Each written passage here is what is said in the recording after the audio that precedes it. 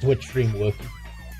Maybe I'll just make this one a Twitch exclusive, and this is the point where I just whip my cock out. Oh wait, no, never mind. The YouTube one's working now. Never mind.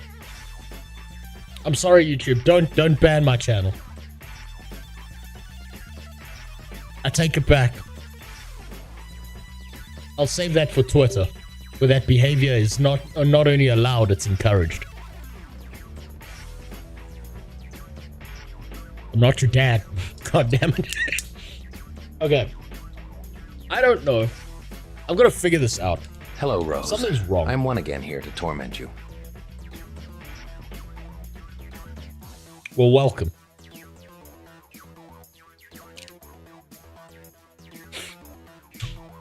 Welcome, undead Simon. God damn it. So, I gotta figure out if I am here self-sabotaging, or if this is all happening because 300 years ago, when some of my ancestors were at war with the Zulus, one of them gave the shaman the African goggles treatment. And I'm just cursed. Ilgi will know about this. Every time you stream, my internet bombs and I have to reboot shit. Yeah, then it's probably the curse. I'm pretty sure one of my Dutchman ancestors put his fucking nutsack in the eye holes of a witch doctor and he cursed my family line. Ilgi knows about this. Ilgi knows damn well about this. Every time I announce I'm gonna stream, something goes wrong. Something fucks up. And I will 100% admit I didn't stream yesterday, partially because I was a pussy bitch. I tried to set up for 4 hours trying to fix all the things that I fucked up. And by the end of it, I just fell over and fell asleep on my keyboard. I didn't have enough caffeine. My wife came upstairs, smacked me on the back of the head and was like, "Go to bed, you stupid bitch. Go to bed, you dumbass." And so I did. I went to bed and I was mad.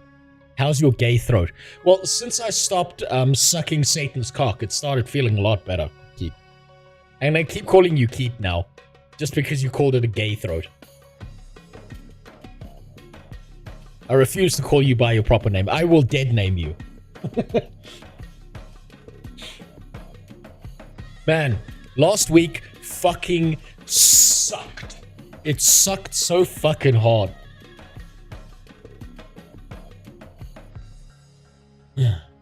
My whole throat closed up. And as my throat closes up, I get a phone call last week, Monday, for the cannabis business I'm working with.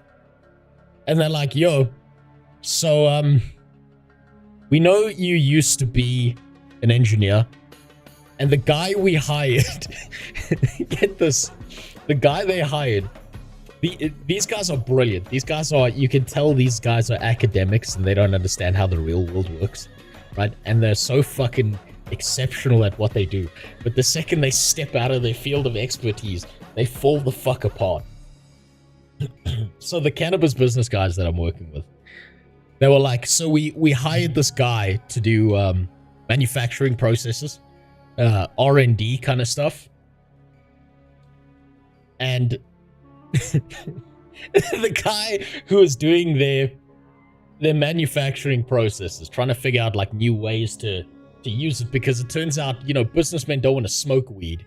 They want to use it to fall asleep. I've discussed this before. They want to use it to fall asleep. They want to use it to relax, but they don't want to stink like the fucking stuff going into an office. So they hired someone to R&D out a bunch of different manufacturing processes.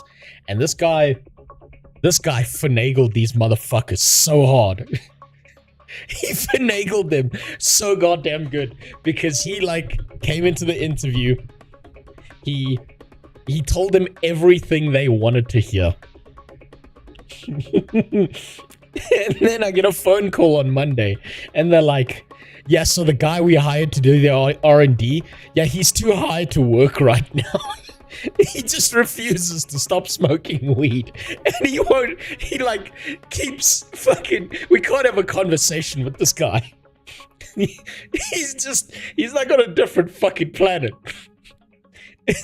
And one of these academics phones me and he's like, we can hear the bags of chips he's eating on the phone calls.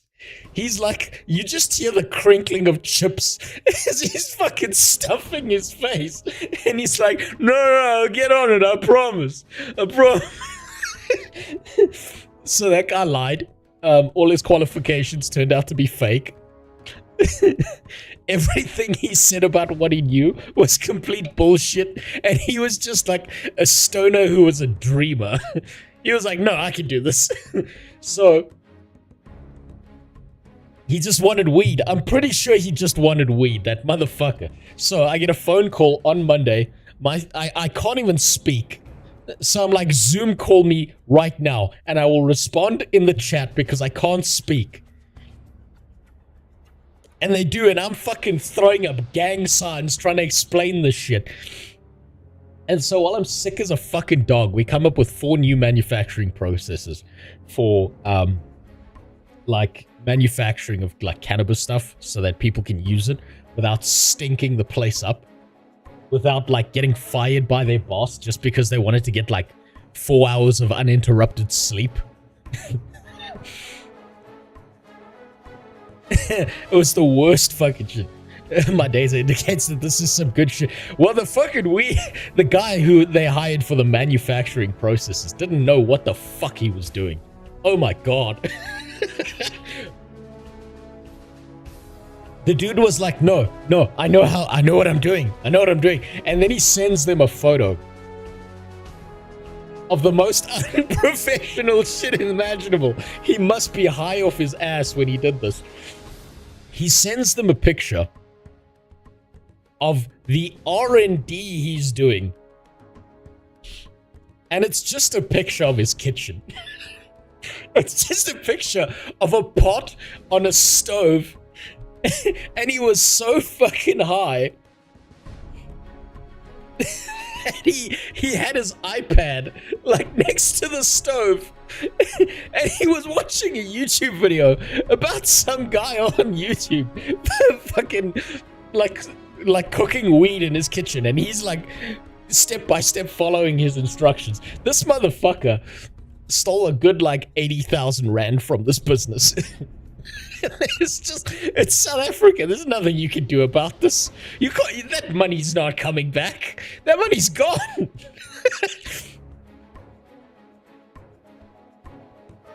Now, I know in the US, $80,000 is like, 80,000 rand is like monopoly money, but down here it means something. Here, let me show you exactly how much he stole, right? 80,000 rand is like what people earn in a year in my country, right?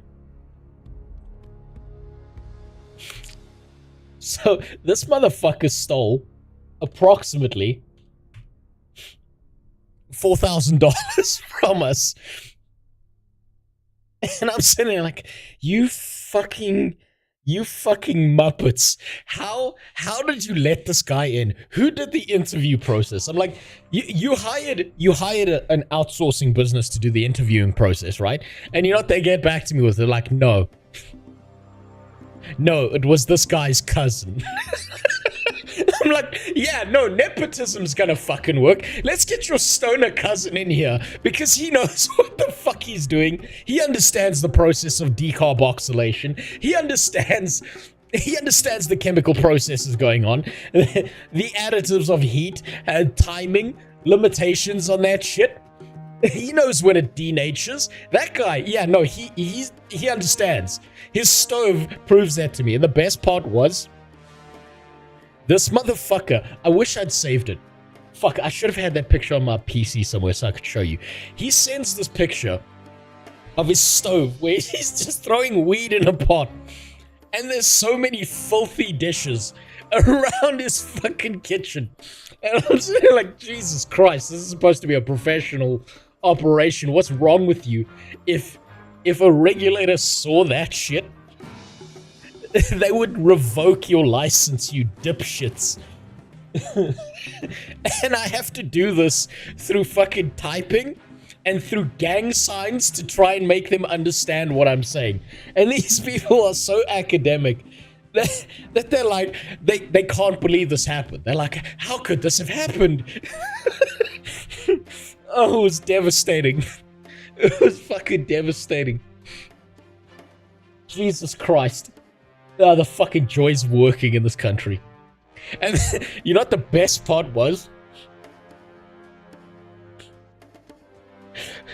When I told them, you gotta fire this guy, none of them had the guts to fucking, like, tell the guy, you're fired. You don't know what you're doing, you're fired. You lied in the interview. You're fired.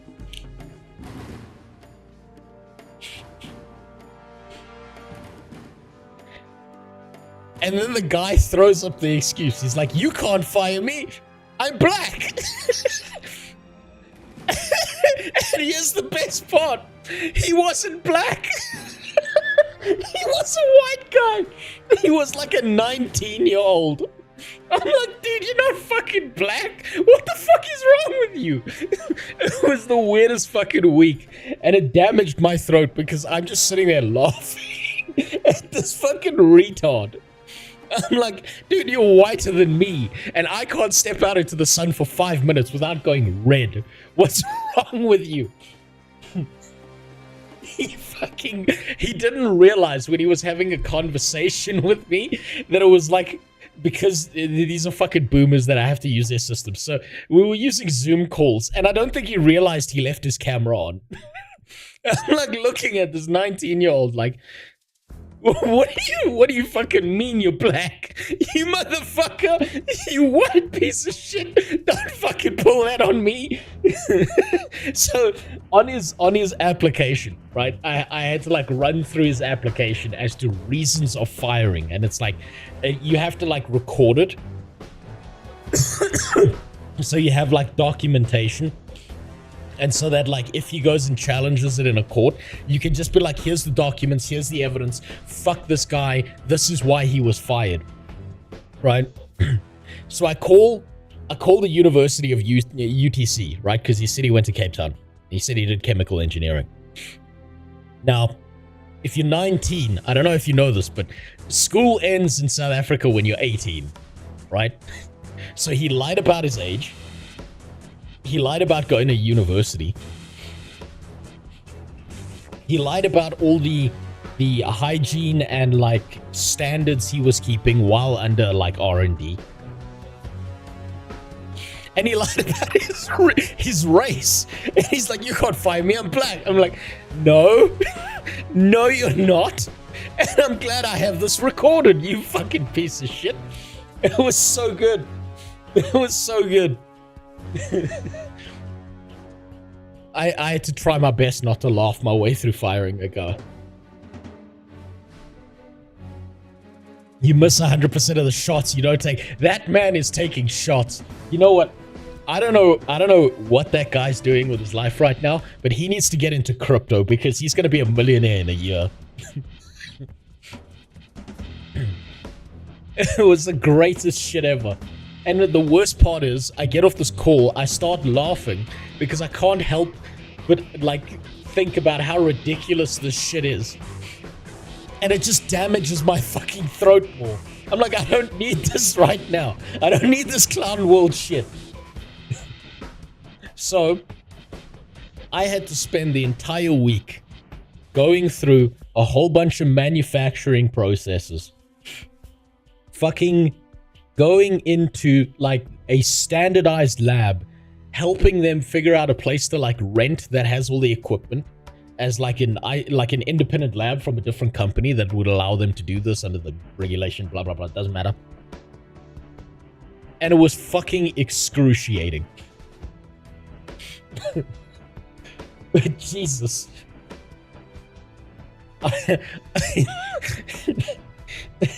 I can laugh about it now because it's over, right? But at the time, I'm like, I had to go back to this guy who's like actually qualified, who could verify his status and be like, your cousin's a fucking dick bucket. I hope you know that. I had to like implement new policy for them. I'm like, you cannot hire family members. You cannot do this. There's no, oh, I have a mom that knows how to fucking bake brownies. No, none of that shit. Fuck. It's so strange, right? But I'm starting to realize that the world runs on D&D stats. I'm really starting to realize that. Like, all these fucking researchers, all these academics, they can do like fucking partial differentiation in their head. They've got like a 10 in intelligence, but like a 2 in wisdom. They don't understand how anything works. Man, it's so fucking bad. I never heard a story of someone working with family and it turning out that the family member was a good employee. I've heard plenty of stories, helping Fox, of that working out. And do you know where it is? It's in a father passing off a business to his son. It's in like like a dad who's actually been there for his kid and loved his kid and then built a business. And the kid's like, I want to carry on this legacy. And then that kid gets like the A+ top tier suite treatment and like education because he learns all the lessons his dad had to learn in like the space of half a year. But if it's, yo, my cousin says he's got a degree in chemical engineering. I'm gonna just be like, press X to doubt. That fucking rat. God damn it. Those exist, but they're few and far between. They are very few and far between. Because now, I don't know, people do this fucking thing now, where it's like, imagine your dad builds like a multi-million-dollar empire for you. And you're like, I don't want to do this, Dad. I want to go and be a gay ballerina. And your dad's like, Jesus fucking Christ, where did I go wrong? Did I not beat you enough as a child? What the fuck happened? It's so strange. It's so fucking strange. It's awesome when they do work out like that, but it's so damn rare. It is. It's very rare. I've seen it. I've seen it happen. Funnily enough, the place it happens the most in South Africa is with the Indian communities and the white communities. But like mostly Mediterraneans and Lebanese people. But those like I live in, how do I say this? I live in Cape Town or I live in Sandton. Sandton, think about this. Sandton is like the South African version of LA, right? Los Angeles. Where everyone pretends they know what the fuck they're doing, but they're about like 2 centimeters away from homelessness. Indians are even in South Africa. Ashura, I've got a shocking stat for you. South Africa has the second largest population of Indians in the world. Outside of India. And you know what? I'm not mad about it. The Indians down here are hardcore motherfuckers. Let me show you something. South African Indians are different, right? You don't get this because you haven't lived here, but South African Indians are different from like Indians from India or those guys on like an H-1B visa who like pretended and then got into the US and don't actually know what they're doing. Let me show you.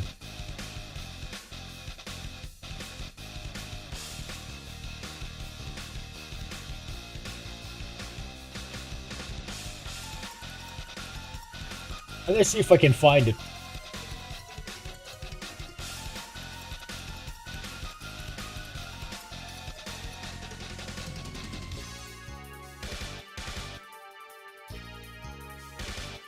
Let's see if I can find it.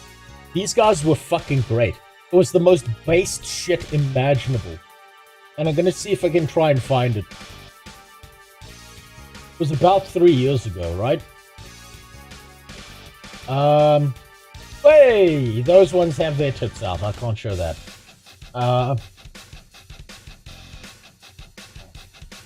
So, there's a few news things, but I don't think we're going to actually be able to find the original clip, so I'll just describe this. Joining us on this broadcast first, our guests are live from South Africa. We have South African MP Shamin Thakur. So these riots happened, right? Where like a bunch of people, like a bunch of like the people started like rioting and looting the shit out of everything in my country, right? So they were setting everything on fire. And then these looters made the mistake of going into the Indian communities in South Africa. And these Indians showed up with fucking AK-47s, and there was even one guy with a fucking minigun on the back of a goddamn truck, right? And they tried to loot this store, this like shopping center that was primarily run by Indians. Oh, hey, and I what the proposed Indians to my did, first GF the weekend this happened. I proposed to my first GF this weekend. Oh, congratulations. Oh, this is when you proposed to her. Oh, shit, so this is a while ago. Okay, so not congratulations. I'm assuming you got fucked since you told me you were single a while back. So, they like these rioters and looters went into these Indian communities, right? And they started like attacking the shopping centers. And you got to understand, the Indians down here, they're like that. They know what the fuck is up. They defend each other. They understand like the power in the unity of community. And they all just show up with AK-47s. They surrounded all the looters. They made them strip naked and crawl for like 5 kilometers out of their community, like on their hands and knees. And there's just like a line of Indians like sitting on the back of these fucking trucks with AK-47s and shit. Let's see if I can try and find pictures. And they've got all these like these guys, these looters, like butt fucking naked, crawling across the street. I want to see if I can try and find some of the images.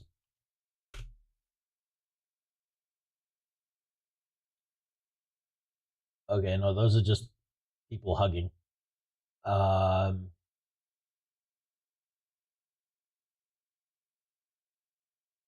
It was the greatest shit ever.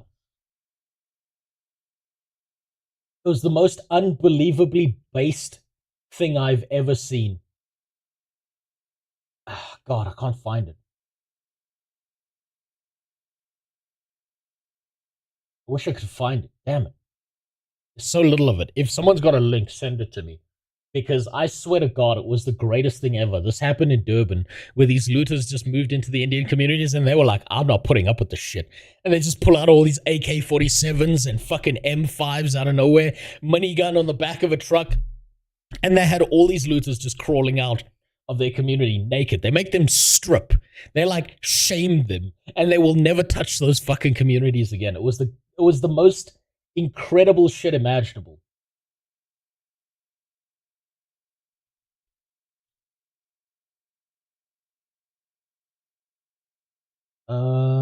God. Not going to be able to find it. Okay, so okay. This is one of the images, but this is the Afrikaners dealing with it, right? So this was the Afrikaans communities dealing with it in the country. What they did was they blocked off all the highways, and they didn't let the looters in at all, right? But the looters kind of like snuck up on the Indian communities. And the Indian communities were like, we're not fucking dealing with this today, right? Here you go. Here's an image, right? You see that Indian auntie over there? She's ready to go. You see how many fucking rounds she's got on her? That was every single one of them when those riots were going down in 2023. That was every single one of them. They were not putting up with that shit. They were ready. Yes, that's right. She's got a drum mag on her. They were fucking ready. It was so great. It's like they'd almost been like praying for this day to happen. And when it did, they were having the time of their life. But yeah, the riots that happened in 2023 were pretty bad. They were pretty fucking bad. They burned down like a lot of shopping centers. Did you see the video where they were dragging the one guy behind the bantam bucky with a rope? Or the one where they didn't have guns, but they had baseball bats? I've seen them all. I've seen all of them. But yeah, these riots were fucking horrible. I wish I could show you the Indian communities, because it was the most based shit imaginable. And it was so goddamn good. And it made me realize, like, the safest place to be when the riots are going down are probably in the Indian communities, because they're not just ready, they're excited. They're excited for the shit. They're like ready for the zombie apocalypse kind of shit. It was so good. Man, I wish I was part of those communities. Riots at Tikamas. You know what? You know what? They probably would, and I wouldn't blame them. It was it was so impressive. But goddamn, anyway, I'm fucking getting off track here. I don't even know how I got onto this topic in the first place. But you don't fuck with the Indians in South Africa. They make spicy food and they'll make spicy holes in you if you fuck with them. Yeah, the Indians down here are different, eh? They're not the same as like Indians back home, but they're like all peace and love and shit. The Indians down here are like, don't you fuck with my stuff, I will kill you, and the community will protect me. I will. It's like, you know that scene in like one of those action movies where like the serial killer or something just like fades into the crowd and then he just vanishes as someone walks past? That's exactly what they'll do. It's great. How can you arrest me if you don't know where I am? We've also had a bit of schizo posting in NSFW streaming, and also, yeah, I know we've been all over the fucking place with the Discord. I see. I've been like trying to stabilize my internet. I've skimmed through it. Let me just move this before we all see your dick in my Discord. I've got to catch up on so much of this shit in here. I see you posted the Communist Manifesto in here about Donald Trump. Jesus Christ. I think being single is not good for you right now. I'm just saying. Look, I'm just saying. 2 or 3 doses of new pussy will solve this issue right now, Supergod. You don't have to do this. This is time you could spend either consensually or non-consensually finding yourself a new GF. Remember, it's 2025. The racial barriers are lower now. You can go with whoever the fuck you want. No one will care. But also, you're not wrong about Trump. Trump's being big brain right now. I'm actually shocked that he's following through on some of his promises. I take all politicians as subhuman trash that like lie through their fucking teeth, and somehow he's keeping his promises, which is fucking wild. Regardless of what you think of the guy, right? He said he was going to do some shit, and he's been doing a lot of shit. A surprising amount of shit. Dude's fucking crazy.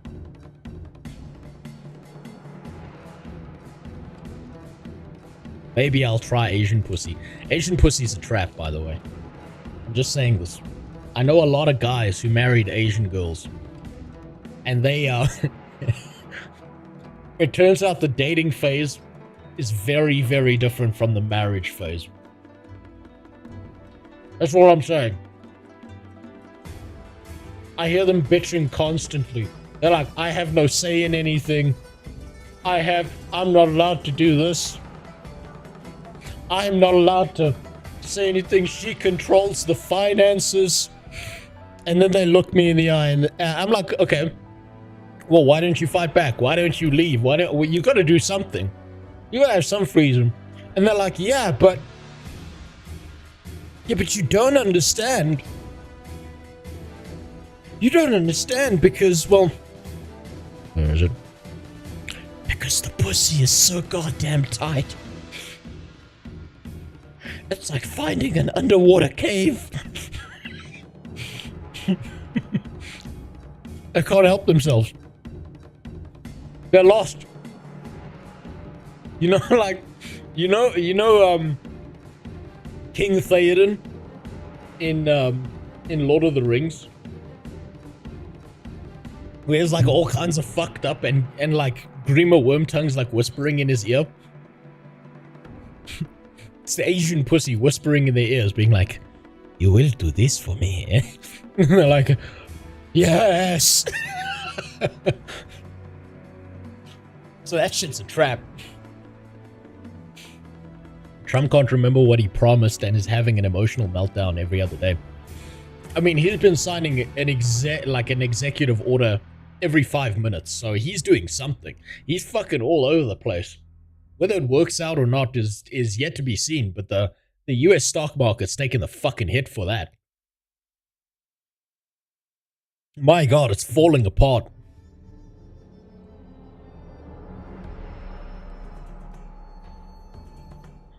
Sure, Asian pussy was made for small meat.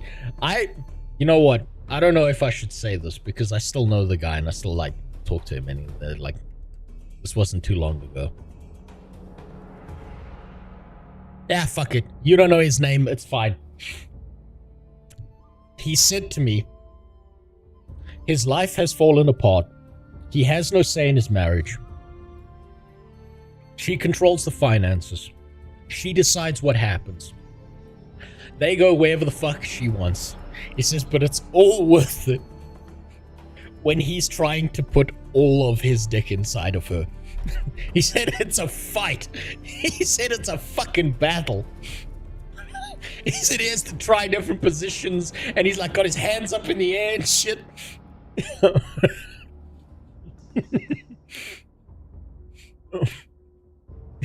He's an animal, that man. So black pussy was made for big cocks. I assume so. I wouldn't know. I've never actually been with a black chick. I keep in mind, I've only had sex with 3 people in my life.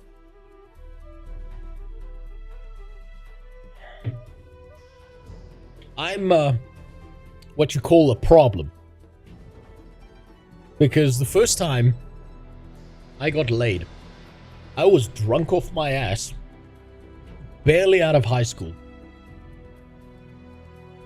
And after about an hour of going at it, I decided I was more sleepy than I was horny. So I just pulled over and rolled over and went to bed. I'm like, nah, this is trash. I'll go to bed. I'll pass. She was so fucking mad at me. Never saw her again. Second was my very first relationship. That was abusive as fuck. Lasted 5 years. And I was still a little pussy bitch who didn't know how to, like, stand up for himself. Because, like, you know how guys are. In your first relationship, you don't know what the fuck you're doing. You don't know what the fuck you're doing.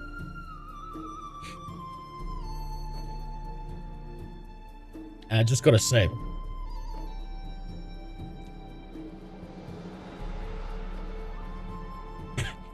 this is trash. I can't help it. That's what I thought, helping Fox. I can't help it, okay? I'm just telling you what happened. I'm just reporting on a fact here. The second one, she was super fucking abusive.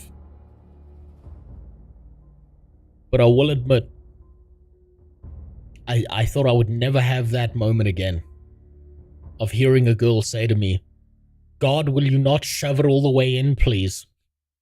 It feels like you're stabbing the back of my fucking head. You need to slow the fuck down. And guess what? She was Indian, by the way.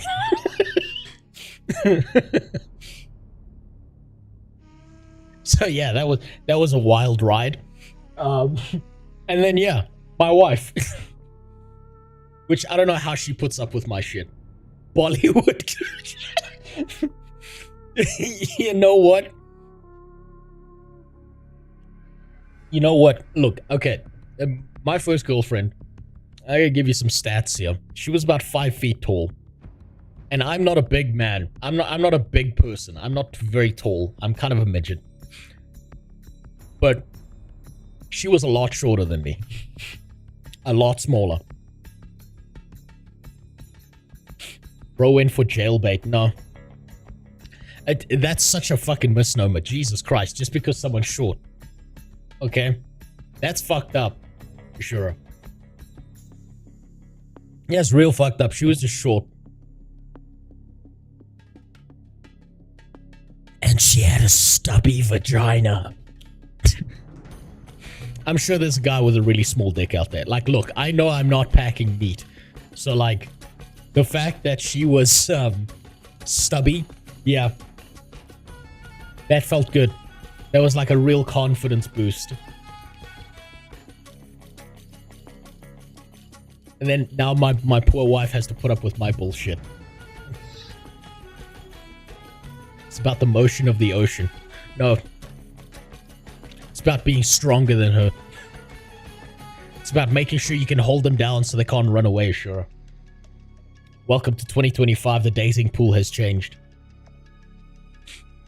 Hey, just smell this rag quick. That should be your opening line to her. I heard from reliable sources that shallow vaginas are real things. Size does matter for both parties. It does.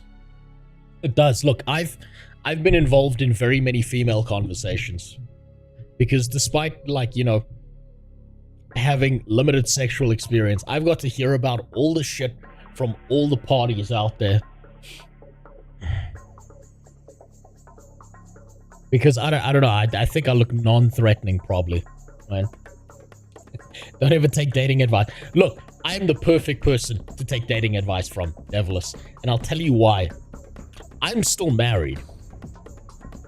I've had a successful relationship. Enough that I ground her down to the point that she had my kid, okay? What have you done recently? Oh yeah, no, let's go with the guy who's fucked 700 girls, but he can't keep a stable relationship for more than a week. He knows what he's doing.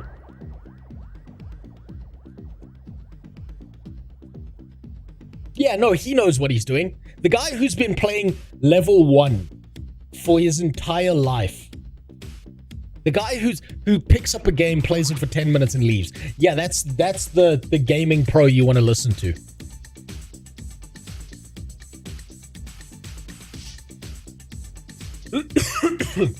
That's really not who you want advice from.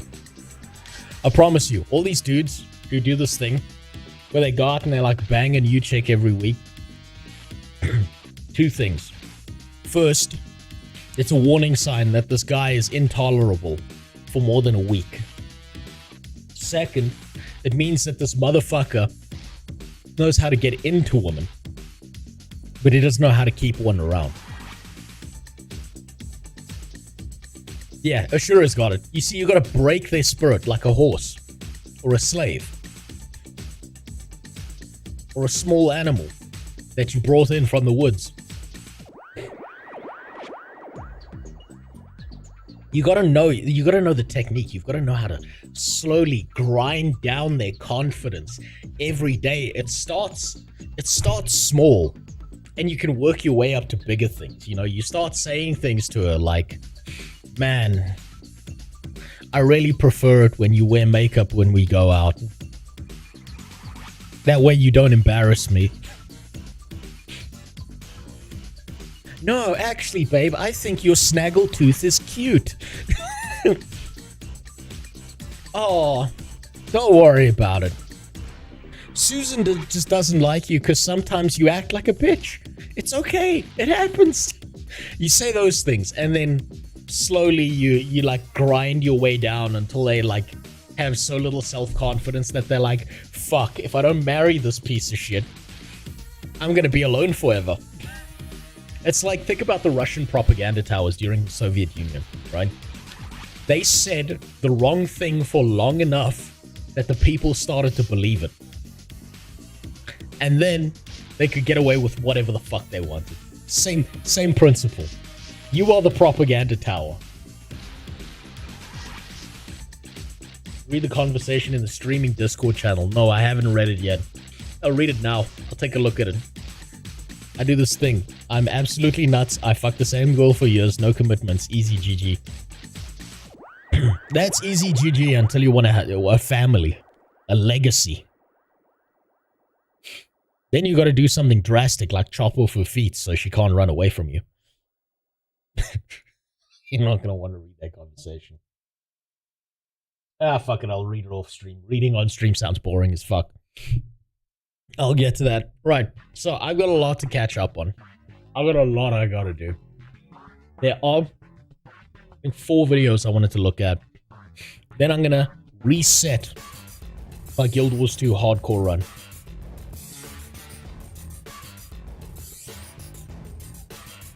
I think I've realized why I fucked up my hardcore run this time. Why I fucked up the hardcore challenge. It's because I'm trying to do things in a way that I'm not comfortable with, right? I am trying so fucking hard to get things to work in a certain way that I'm ruining it for myself. What I should be doing is doing it the way I want to, which is what I'm going to do from now on. So I'm not going to be playing on the fucking US streamer server. I'm going to be playing on a server in WoW Classic where I know my buddies are. I'll install the hardcore add-on so that I can track it better, as opposed to using Blizzard's inbuilt systems. Because as we all know, when Blizzard makes a system, there's a modder out there who made a system 10 times better. That's just how it is. Blizzard cannot outperform one fat guy in a basement who's just a little bit motivated. Just admit you have ADHD and... Yeah, no, I have trouble. I'm serious, Ashura. I'm trying to figure out why I'm so fucking self-sabotaging. Right, I'm gonna go through the list of this for you. Think about this. I did a stream with Muckluck, right? Fucking fantastic opportunity. Amazing. I get to talk to the guy who's a streamer who's built a Guild Wars 2 community, knows what the fuck he's doing. I'll get to your messages, Supergod. And I'll just be like, damn, amazing. Anyone else would think that's fucking great exposure. They're about to fucking take off. They're gonna be streaming every day. What do? I fucking disappear for a week. What happens? Terrorizer comes into my stream from Vanos Gaming. I'm playing Black Myth Wukong. I don't even fucking register it's him. And then Asmongold watched one of my fucking videos a long time ago. What did I do? I disappeared. Fucking Jesus Christ. 1 week it was 3. Shut up, okay? Don't tell them, Keith. Don't fucking reveal the truth here. By the way, that's another relationship tip for you, right? Oh, babe. You've been acting like a crazy bitch for an entire 7 days, when really she actually just lost her mind at you yesterday. Maybe it's not me that's the problem here. That's how you get away with it. That's what I realized in my previous relationship. You can jump through all these hoops. You can do all these backflips, but if someone is abusive to you, just lie.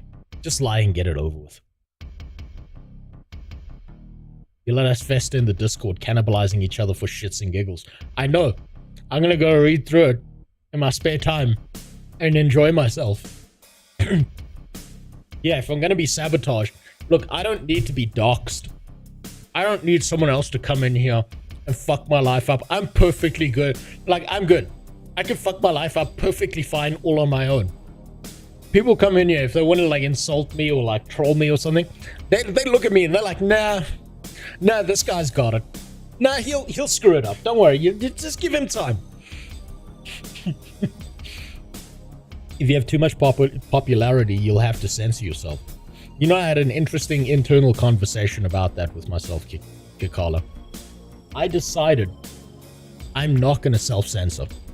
I'm not going to change the way I behave just because there's more people here. I'm going to go out of my way to be the most obscene piece of shit imaginable. And I've decided that probably the more people come in here, the worse I'm going to get. Because I need a filter, right? And I think we've seen this already a few times. Like when some weak piece of shit came in here. And yes, business as usual. Some weak piece of shit in here. It was like, have you seen the rise of anti-Semitism in your Discord? I'm like, where? Show me. Show me. I'd love to see it. It sounds entertaining. Did you get your bleep button figured out? No. I realized there's only ever going to be one bleep button. And it's going to be the ceiling birds.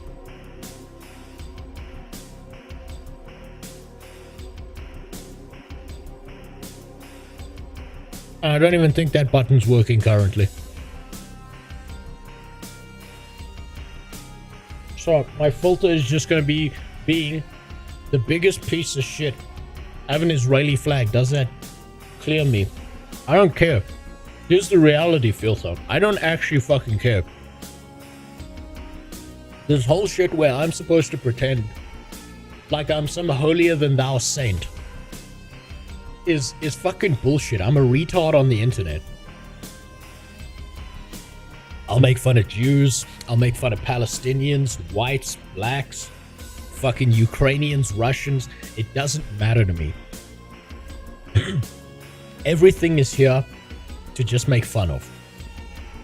This whole sacred fucking... I don't know. I don't know. It kind of makes me sick. I don't know if you've seen this. Whenever you see like a streamer posting about how holier than thou they are, it kind of makes me want to throw up in my mouth. You ever seen... I think the best one I've seen of this is probably Pokimane, where she pretends to give a shit about some moral issue and then giggles like a little fucking schoolgirl. iDubbbz is another one. iDubbbz is another one. iDubbbz feels like... Man, I feel so bad for iDubbbz. That man is trapped in the relationship I escaped. That man has zero freedom. I don't like... You can think of him as the great traitor. You can think of him as a piece of shit. You can think of him as the weakest fucking man on the planet. But I feel nothing but like, sorry for him. Because the look in his eyes, the death of his soul that he has faced dating that fucking crazy online internet hooker. What's her name? Anissa or something. Man, I just feel bad for him. I can't even like... I can't even hate the man. I just feel really bad for him. I'm like, oh brother, I've been there. I've been there. She got her pussy out on the fucking internet. Jesus Christ. That poor man. Couldn't win a boxing match. Cried in the ring. Aren't they married? Oh no! Are they married? No, please God, don't tell me they're married. I thought he was just dating her.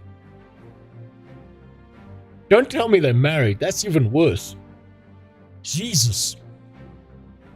They are married. No! Oh, fuck. Okay, so. He has two life path choices right now. He's going to either, at some point, snap, wake the fuck up like Neo in the Matrix coming out of the pod for the first time. And he's gonna like be like, what the fuck am I doing? And he's gonna return to what he was and be 10 times worse, which I'm all for. Or he's probably gonna kill himself. And I'm not saying that like I want it to happen. But a woman like that in your life will cause suicidal thoughts on a near constant basis.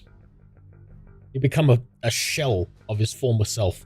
And I know, because that was my previous relationship. You get so much of your soul removed from your body that when this person who has had control of you for so long leaves, you no longer feel like a person.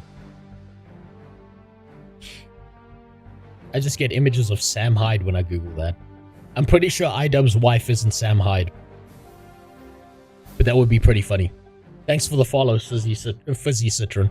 I can't even say your name. And the resub, Jester Zero. Shit, I missed that one. My bad. And Helping Fox, thanks for the follow. I don't know why my alerts aren't playing. They're just not. So I'm going to have to keep an eye on that. Remember when Mia Khalifa, Sarah, is that her real name? Damn. Went on months of radical pro-Palestine while being hated by Muslims for doing porn, while having the Quran tattooed on her arm covered in jizz. Man, that woman is a fucking walking contradiction. Jesus Christ. You know, it's always entertaining to me to see people who, like, they have this, like, sense of national pride and identity, and the first thing they do is never go live in that country that they have this national pride and identity for. It's so fucking weird to me. It's the funniest shit imaginable. Oh, I love my home country. I love it so much that I left. The cognitive dissonance there is incredible. Fucking love it. They dropped her ass from her contract because they were Jews doing the contract. Well, yeah, of course. Imagine you're a Jew, dude, and you like run a company, and suddenly your main talent turns around and is like, by the way, kill all the Jews. Are you as a Jew gonna just be like, no, yeah, no, good message. Yeah, no, high five. That's what I want. Of course fucking not. It's fucking crazy. Do you really want to return to Palestine, though? Oh, oh, sorry. I didn't recognize the name Palestine. I thought you meant future Israel.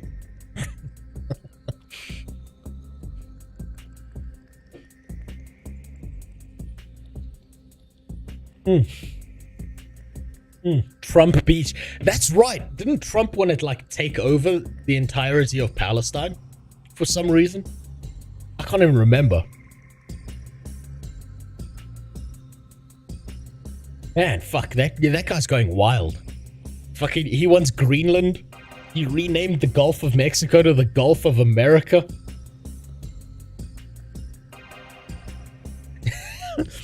Man, Trump is really, he's putting his dick on the table.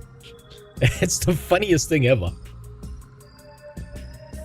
I love it. You know, I've decided the one country I'd love to move to, actually, is the US. Just because they're so fucking crazy. I would love to witness it firsthand. Don't get me wrong, it's probably better than South Africa. But I would kind of miss the fact that I live on like a corner house. And because it's like a blind corner, every now and then there's like a car crash. And I get to witness a fist fight outside my house. Like on a bi-monthly basis. I would miss that. But I'd love to see some crazy Americans firsthand. But I suppose I'd have to move somewhere like California or some shit. And I don't know if I want to move to that third world country. Did you see the AI video of Trump sucking Elon's toes? It was posted to all the TVs. No, I didn't, but that's great. That's fucking amazing. That's beautiful. But anyway, now I'm getting off topic. I'm going so fucking far off topic because I'm just so glad my internet connection's working for 5 seconds. Jesus. Okay. There are... Where is it? There are 3 videos I wanted to watch. I'm gonna get depressing today.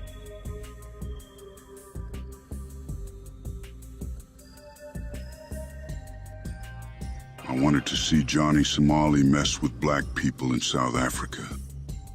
But oh well, he is going to jail. He was never coming to Africa. I'm sorry to tell you, Filter, but that guy was never coming to Africa. Because you behave like that in Africa, someone's coming after you with a machete. You're not living long. Johnny Somali is such a gigantic pussy that he would only ever go to first world countries to behave like that. Right? He's never coming to a country where there's actual danger. He will go to the nicest, politest societies in the world and behave like a cunt. Because those people are... They're too civilized for their own good. And because Johnny Somali is a retard, he went to Japan first, right? Safe option. Pretty good. Everyone's nice and polite. And then he went to Korea. And he thought Korea was going to be the same as Japan. Korea's not the same as Japan. Mandatory military service. Bunch of gangs out there. Fucking Marine like a Korean Marine comes along and starts kicking the shit out of him. And now he's going to jail.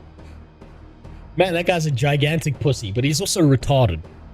But he's never coming to Africa. He's not like so dumb that he like wouldn't register the danger of him doing that shit in a country where people would actually fucking kill him. Right. Anyway. Today we got some depressing videos to go through. It seems like I missed the local MMO Illuminati meeting where we all decided that MMOs are dying now and we need to make a video about it. So we watched the Josh Strife Hayes version. We also got the Sawman version here. What the fuck is this thing?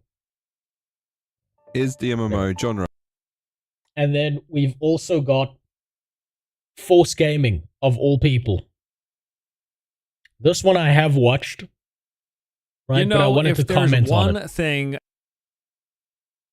So this one is pre-watched. Let's see if I can do a better job. I wanted to see his opinion. I couldn't help myself. This video popped up in my notifications and I needed to see it. Force Gaming is a guy who I've been watching for a very long time, Ashura. He used to focus on StarCraft 2 content. Then he started focusing more on MMOs. Now he kind of does like these listicle things, but he's always got like a positive spin on things. Right? This man, I don't know. Maybe he kept his hairline because he's such a positive person. He's such a straight up positive human being. And I'm so jealous of his ability to stay positive when all I see is darkness. And then I wanted to see this. The entire VR industry has just shifted because I've been thinking about getting into VR stuff. I've looked on Facebook Marketplace. I found some cheap, shitty VR headsets that I could actually afford if I sold some stuff.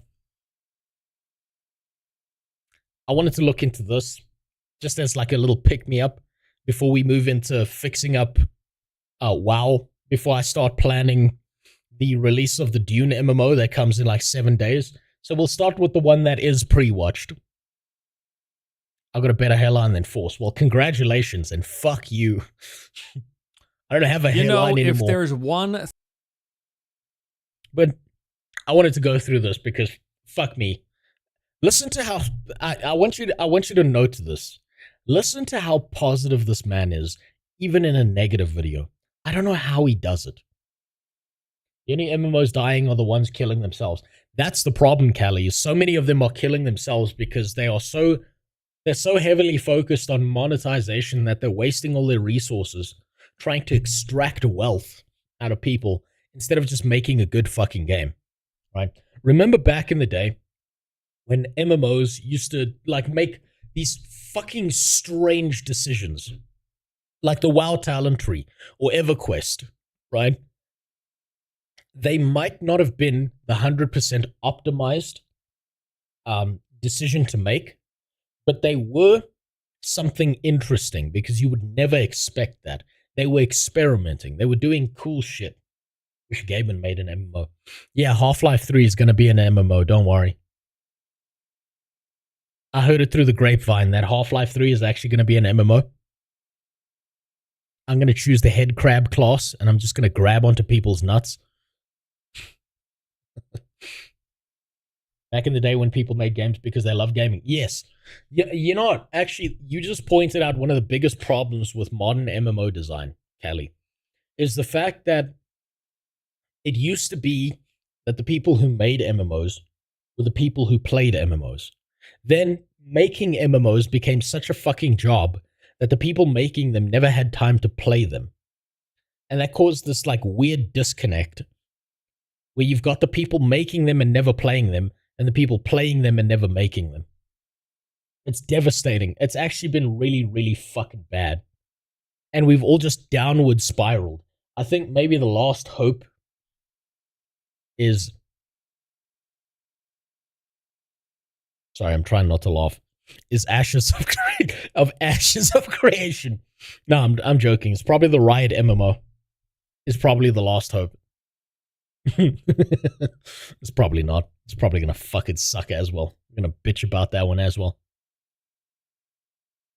thing us MMO fans know all too well. It's disappointment. Frankly, looking back on the last decade of the genre, it's been mostly one letdown after another. We have had a few games stand out from the crowd and make a name for themselves for sure, but otherwise there have been far more failures than successes in this corner of the games industry. I think mostly I'm just disappointed at how stagnant the genre has felt over these last like 10 or so years. So stagnant, in fact, that a bulk of the most popular MMOs today are the exact same ones that were the most popular 15 to 20 years ago. It's because the newer stuff is so focused on monetization that it takes you out of the experience immediately. Even the popular reviewers these days don't go past the tutorial section on games before dropping 10 out of 10. Okay, when you say popular reviewers, who do you mean? Right, because there are, quote, popular reviewers whose opinion you should never respect. And then there are popular reviewers who are actually people who care about, like, MMOs and shit. If you're fucking telling me that you ever trusted a journalist, I will immediately disregard every single opinion you've ever had, Callie. Like, even if you're right, I will just disregard it because, Jesus, you can't trust IGN, you can't trust Kotaku, you can't trust Rock, Paper, Shotgun, any of them. All of those things are fucking garbage. They are paid for in a back room. The journalist is bribed, set up in a nice fancy hotel. They hire a hooker to suck his dick all night. Five Guys burgers and fries the guy, which is what started the Gamergate shit in the first place. And that's how we got here. There is no journalist. There is no article online written by a large gaming company that should ever be respected by anyone. Like the PC game reviews, etc. I mean, the mainstream paid ones, yeah. Look, if money has changed hands, and it's any of those guys, they don't know what the fuck they're talking about. Even when they're right, it's by accident. It's by statistical chance of throwing out so much fucking shit that by accident, statistically, they were bound to be right about something. And you know what's even worse? Yeah, let me show you. Just see if I have to log in first.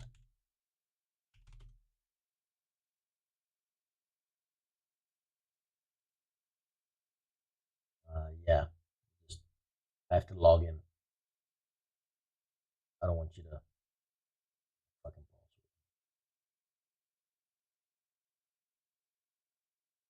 Oh, I can just do it through the fucking Google thing. Yeah. Hey, Grok.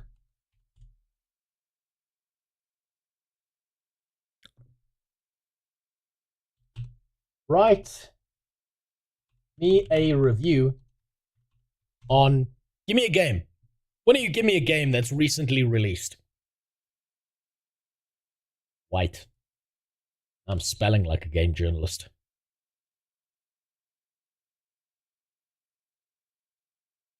Give me any recent game. No, Throne and Liberty's a little bit too old. First Ascendant. No, that's the First Descendant. That game can descend upon my dick. Avowed. That's a good one. There we go.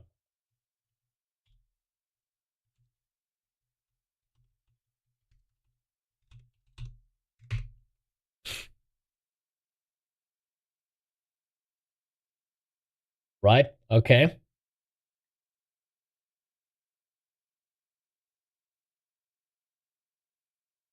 Look at the sourcing. I want you to look at the sourcing on this.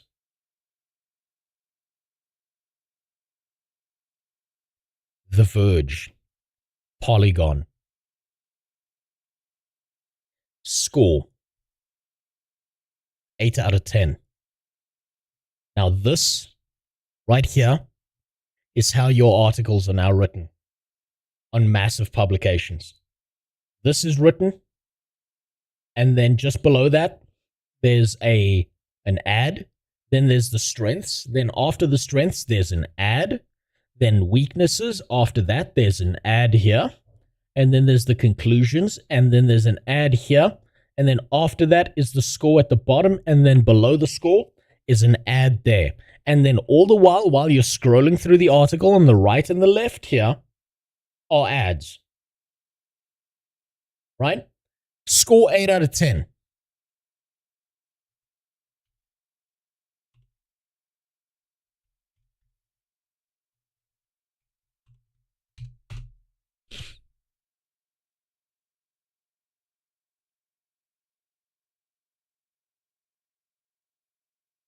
Tell me this game's doing good. It peaked at 19,000 players. Peaked. And it's an 8 out of 10, apparently. Literally, you're not wrong. You're not wrong. Copy paste. Control C, Control V. And this guy working at Polygon or The Verge or wherever the fuck else, IGN, is doing his best. His fucking best. He's praying to God every night that his boomer of a boss who keeps fucking the female interns will never figure out how ChatGPT works.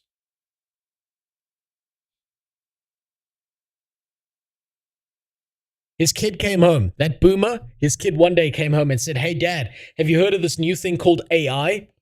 And he laughed it off and was like, "Son, I don't care about artificial insemination. I impregnate all my employees naturally." That's the world we live in. So never trust that shit. Not once. I once saw a top 10 classes to play in Guild Wars 2 in 2023 article that wasn't ironic. Buckler commented on it. You know what? Fuck it. I'll watch that. I'll watch that tomorrow probably. Which anyone that doesn't know, Guild Wars 2 has 9 classes. Oh, that's even better. That's amazing. That's why I'll watch that. Class 10, killing yourself. No, class 1, sorry. It's like nothing has changed and there's been little advancement, which just blows my mind, if I'm being honest. The MMO genre was trucking along through the 90s and early 2000s. We saw quite a lot of diversity in these games, with some great advancements from one to the next. Then, of course, World of Warcraft hit the scene in 2004 and broke into the mainstream. Yes, sure, the general public vaguely knew about games like EverQuest prior to that, but that was mostly through news reportings about how evil the game was. But when WoW hit, I gotta say this now. I'm gonna tell you my original thoughts when I first watched this video. Anyone who thinks that MMOs were popular before WoW is fucking delusional. MMOs might have been good before WoW, but they weren't popular. WoW was the watershed moment where the rest of the world woke up to how good MMOs could be. And there are always people out there who say shit like, EverQuest 2, RuneScape, Buds, Camelot Unchained. But the reality is, all of that is a drop in a very large ocean of people in comparison to what WoW did for gaming and particularly MMOs.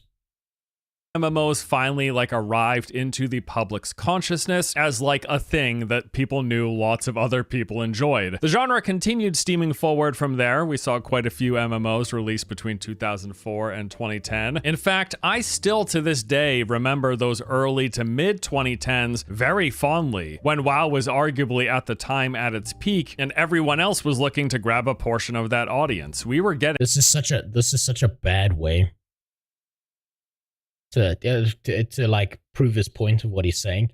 What he should have here is the cinematic of what's that?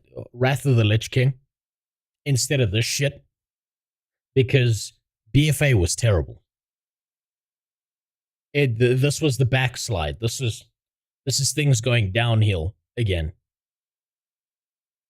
WoW fine-tuned EQ1 and Ultima Online. You know what the thing is, Carthage? WoW fine-tuned EverQuest to the point that it literally ripped bosses off straight from EverQuest. And that was a really, really good idea for them to do that. Because those were good bosses. with good design. And I don't actually fault Blizzard for ripping those things off, because they've been ripping things off their entire life and it's just been working. Now they're trying to do this stupid shit where they're trying to do things on their own. They need to go back to what they know, which is ripping things off. You know that joke about Italians? How Italians never invent anything, but they make things better? So the joke is... Oh, look, it's the heir of Varian's legacy, the Holy King, Anduin Rin. Well, yeah, of course. Varian Rin was so disappointed with his son that he'd rather be disenchanted by fucking Gul'dan than raise this kid. So, you know, I don't know if you've heard this joke where someone's like, man, Italians are amazing because they never invent anything, but they make everything better. They saw the car and they made Ferrari. They saw the guns coming out of America, and then they made the Beretta. They saw the Greeks having sex, and they realized they could have it with women too. That's what Blizzard did, is they took everyone else's idea and just made them better. Then they forgot how to do that. Several new MMOs every single year as a result. This was a great time for me personally. I mean, sure, all of these games were not bangers. I'm not looking back with rose-tinted glasses here. They weren't all great, and most of them didn't stick around, but there were a few gems in there that I thoroughly enjoyed. For example, in 2010, we had Dragon Nest and Vindictus, both games I had a lot of fun playing. Then in 2011, we saw the release of Rift, DCUO, Star Wars The Old Republic. All of that is cope, except maybe SWTOR. But all of that is cope, and I understand because I also played a bunch of shitty MMOs that I will remember till I die. So I'm coping as well. Republic and Terra, I played most of those as well. In 2012, we got Guild Wars 2, which is a game I still play to this day, as well as The Secret World, another game that really innovated and brought something fresh to the genre. 2013, we had Defiance, that was a lot of fun. Marvel Heroes, Neverwinter, which I absolutely loved, besides the cash shop. Then, of course, there was old school RuneScape, and then Final Fantasy XIV saw A Realm Reborn that year. And then in 2014, holy crap, what a year that was, with the Arcade beta, arguably the best. This was the golden age.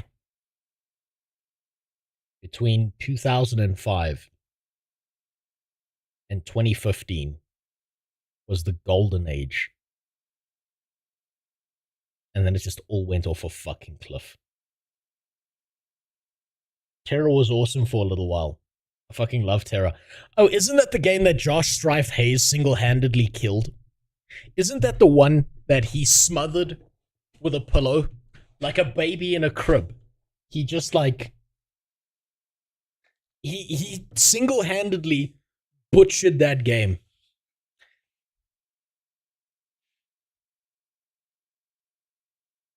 He chopped its fucking legs off and put it through the blender. And then some guy was so mad at him for it. Oh. 2015 was hot. Was released. This is still the best Guild Wars 2 expansion. I wasn't playing Guild Wars 2 at the time, so I can't say. That's the problem. But I know it was the golden age. That was the period when everyone was like, God damn, I gotta play an MMO. I need to. People who didn't even like MMOs were playing them. Best iteration of that game. There was Elder Scrolls Online, which is another game that I still play every single year. Black Desert Online, I was... Fuck me, I have such trouble playing Elder Scrolls Online. I don't know what it is about that game, but it's so fucking difficult to get into. Absolutely obsessed with for quite a while. And then both Firefall and Wildstar, both of which I also played a real lot. All of that in a single year, 2014. Kid woke up. Okay, so Ashura named his kid Terra and he's about to go smother it. Good luck with that. Man, that was a jam-packed 12 months of new MMOs. Let me tell you. Yeah, I just want you to know, though, I'm joking. I love kids. I could just never finish one by myself in a whole sitting. I had a blast. And I recall during those years just being so excited at the steps and evolutions that these games were taking. And I just assumed back then that this trend would continue going forward. And like 5 or 10 years down the road, we would continue getting more new, interesting twists, takes, and advancements on the genre. Sure, I expected many of them would flop, as many prior had. I figured a few would stick around, right? Right? But no, that's not what happened. There has been a handful of new MMOs in like the past decade that have done decently well, but most of them haven't. Like we got Albion Online that launched in 2017, and that's actually still going quite strong. It's a contender in the top 10 of the... The only reason, I'm going to say this now, the only reason that Albion is a contender is because it's an actually decent mobile MMO. I've thought about this a lot after I watched this video for the first time. I think Albion probably has the best chance to survive into the future because Zoomy Zooms don't know how to use a PC, right?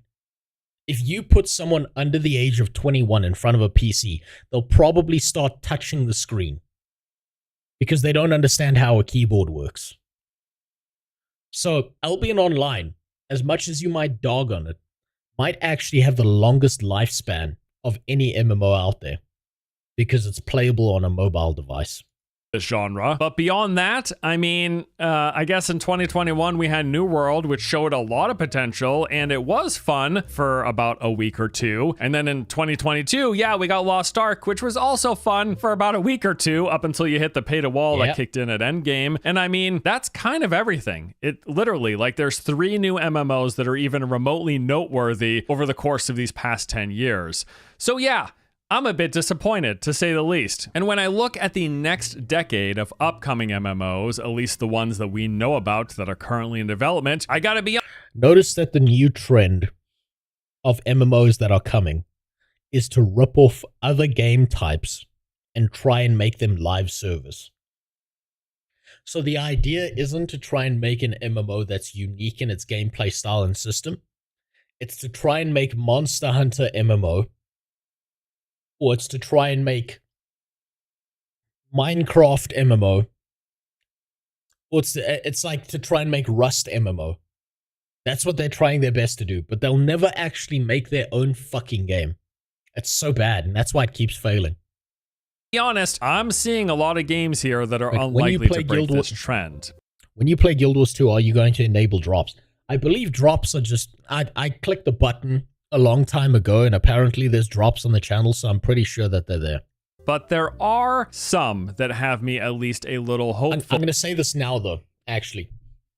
Drops are such a fucking trap, I've realized, right? Because drops are such a bad thing for streamers, because they think they're actually growing when they're not. Because most people are staying there for the drops. They get the free shit and they leave. How many people who see those drops actually stick around?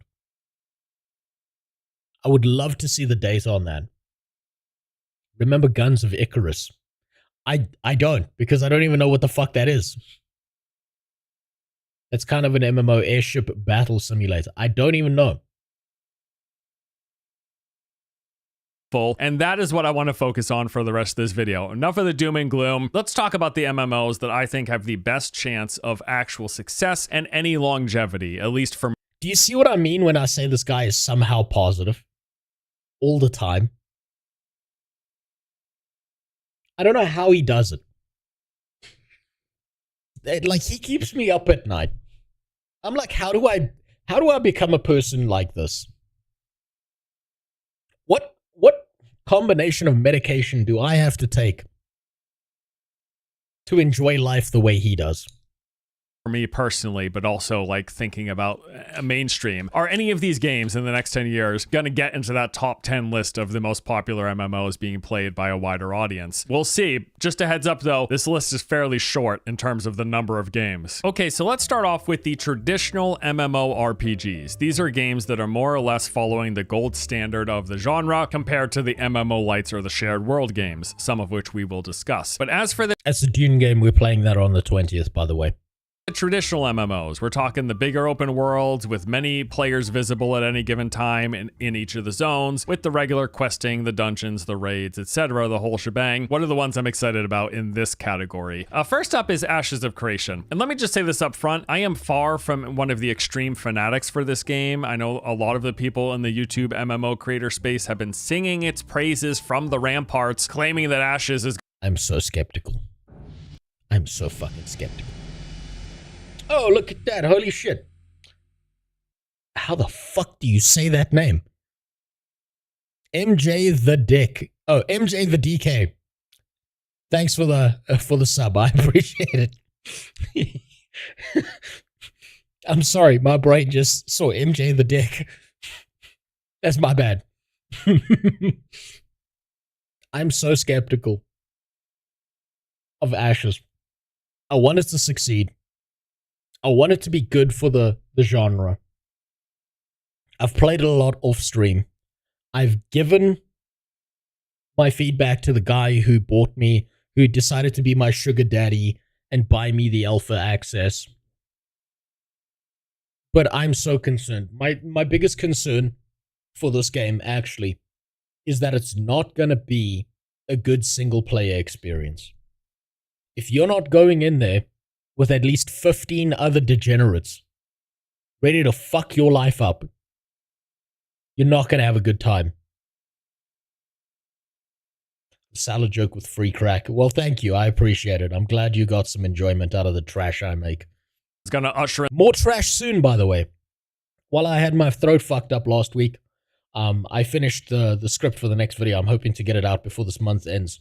the next generation of MMOs. I don't think that's the case at all. In fact, I doubt, if I'm being honest, that this game is not, let alone going to be the savior of the genre. I'm fairly confident it's not even going to break into the mainstream. If it does see success, which I think it could, it'll likely be with a more hardcore audience. Now that said, I can't deny finding elements of this game very appealing personally, and I think there's definitely going to be some fun to be had, and I'm looking forward to it. A lot of this is due to the fact that this game is pulling direct inspiration from the likes of Arcade, which in my opinion had one of the all-time best open world PvP sandboxy play spaces I've ever seen. I just loved so much.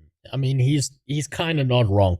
To be fair, I feel like all MMOs should be that. You shouldn't be able to succeed on an MMO solo, at least in my opinion. You're not wrong, Dragons, but you've got to give solo players enough to do that they feel like they're progressing their character and doing things that are significant. Think about it this way. You want solo players to not feel like they're locked out of 90% of the world. You want solo players to be able to continually play things to the point where they go, you know what? I'm going to come out of my socially isolationist shell and start talking to people and form a group and then becomes a part of something bigger. I watched this happen in WoW on high-end raiding, right? During the Burning Crusade in particular, I saw so many people who were fucking social recluses come out of their shell just because they really wanted to experience the Black Temple raid with Illidan. Or they wanted the Warglaives so fucking badly that they actually spoke to people. But to get to that point, they played the game solo almost all the time, and then finally came out of their shell. My worry for Ashes of Creation is the barrier to entry of social interaction is so fucking high, with so little to do for a solo player, that they might hop in for a few hours, shrug their shoulders and go, I don't see the magic, and leave. That's the issue there, right? There's no solo story for you to go through. There's no hook into the wider world, at least not yet. Maybe they're working on that. There's no idea that a solo player can achieve something insane the way you see, like, fuck, I don't know. Who are the big WoW streamers? Payo, the PvP streamers who do crazy shit. There's that one guy who keeps on playing rogues and doing open world PvP, and he makes Japanese voices and acts like a crazy person when fighting people. He's doing that solo. That's fun solo content. But you're not going to find that in Ashes. So there's almost no reason for a solo player to want to stick around. That's what scares me. I hope that's something they address in the future. 100% agree with that, but the solution can not be like they did on Final Fantasy, where they just went, hey, have some company approve bots in the trust system. Now you never. No. That's a terrible decision. Don't do that shit. Don't do that shit. I'm just saying, give the solo player enough that they'll want to break the barrier to entry. Right, think about it this way. You want to ease the social dick into the MMO player because they're skittish. It's their first time. They haven't had their digital hymen broken yet. You don't want to just jam it in there, you know? Mostly because they have the opportunity to run away. You got to ease that in. Once it's in, then there's no stopping them. But before that moment, they're screwed. Much about ArcAge when I played it in its alpha early beta that any game even remotely modeled after it piques my interest. So development of Ashes of Creation has admittedly been on the slow side. We are now 7 years since the launch of the Ashes Kickstarter with no full 1.0 release date anywhere in the foreseeable future. They are nevertheless making strides in their progress though. As you might recall, the game is currently in public alpha testing at this moment. If you're willing to drop the $100+ you could start playing immediately. And while what is currently being tested is a shell of what they are promising for the game. By the way, public service announcement for all of you. Don't do it. If you are looking forward to Ashes of Creation, do not fall into their predatory test our game bullshit. Wait until the game fully releases. You are less likely to have spoiled your experience if you are looking forward to this game. If you go in when the game is complete, you shouldn't actually want to play right now. You should want to keep this for yourself. The more information you absorb about this, if you play this game, you are going to ruin what it's going to feel like on launch for yourself. Now, through the autistic man in the social deep end of the pool, throw, I think you mean. The autistic man in the social deep end of the pool and watch the chaos. That only works about 1 out of 100 times, right? That's the problem, MJ, is that what will happen is 99% of the autistic people are like cats. Too much and they just run away. But every now and then you get that one cat that, you know, does a backflip and shits on the floor. Starts blasting out the N-word at everyone they can get a hold of. Starts telling you about their love for trains.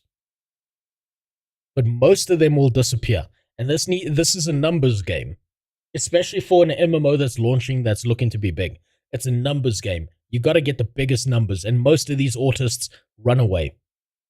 You'll never hear from them because they're just ghosts. You got to ease them into it. Game's final version, there's still somewhat of a game here to experience. Now, you can fairly easily find some in-depth coverage of the ongoing alpha, thanks to there being quite a few dedicated YouTube channels out there. And from the bits that I've seen of various videos from different creators, there is definitely something appealing here for me. Now, I did briefly play an early alpha. This was a few years ago, like 3 or 4 years ago, and I had a fun enough time with it, and the game is looking much better now than it did back then. So yes, I'm looking forward to this. Although again, I will add, there is still a ways to go. My honest to God educated guess here is that we will not see a full 1.0 launch until like 2028 at the earliest, and I would consider that an aggressively positive estimate. I'd say 2030 is, and that ballpark is more likely, although I will add that people following the game's development much closer than I have said that my projected timeline is way off, and maybe so. Check back in 3 years, we'll see where we're at. You know what? I have actually thought about this. I have thought about going full sweaty in something like Ashes of Creation and playing the game differently to everyone else. So you know everyone else is doing like these control a node and fucking build a society, and now all of a sudden we've got these gay little rules where someone says a slur and now we have to have a guild meeting. This guy called the Turkish guy in the guild a cockroach, and then they go to the Turkish guy and the Turkish guy's like, I can't believe that filthy N-word called me a cockroach, and then you have to deal with people's bitching. I've thought about a way around that. Start a guild, or whatever the fuck it's called, in Ashes, and just be mercenaries. Be a group for hire, and be like, yo, you can do all that crafting shit. You can do all of that stuff. But I have 50 people who want nothing more than to fuck someone's day up. Give me 100,000 gold that we can use to buy shit for ourselves, and we will go fuck them up for you. And then you do what the US does. And before you go fuck those other people up, you're like, yo, just so you know, these guys are going to pay us 100,000 gold to fuck you up. What's your counter offer? Oh, you don't have one? I guess you say bye-bye. Say bye-bye to your stuff. Or, oh, that's your counter? Oh, 200,000? Wonderful. Time to go fuck the original guys up. And you just say, I'm sorry, they outbid you. What am I supposed to do? This is a mercenary guild. What did you expect? We have no home. We fucking plunder everything. That would be amazing. Not to play this shit like everyone else. And because it's a mercenary guild, if people start bitching and crying about words, I'm just going to kick them out. Because a long time ago, I ran a company in New World called Sanctus Infernum. And it was the most fun I had in a long time until everyone wanted to have a fucking opinion. Everyone thought they knew better than everyone else. And it all fell apart so goddamn fast. I should have listened to one person. I should have had one person on my council. And no one else. And he knows who he is.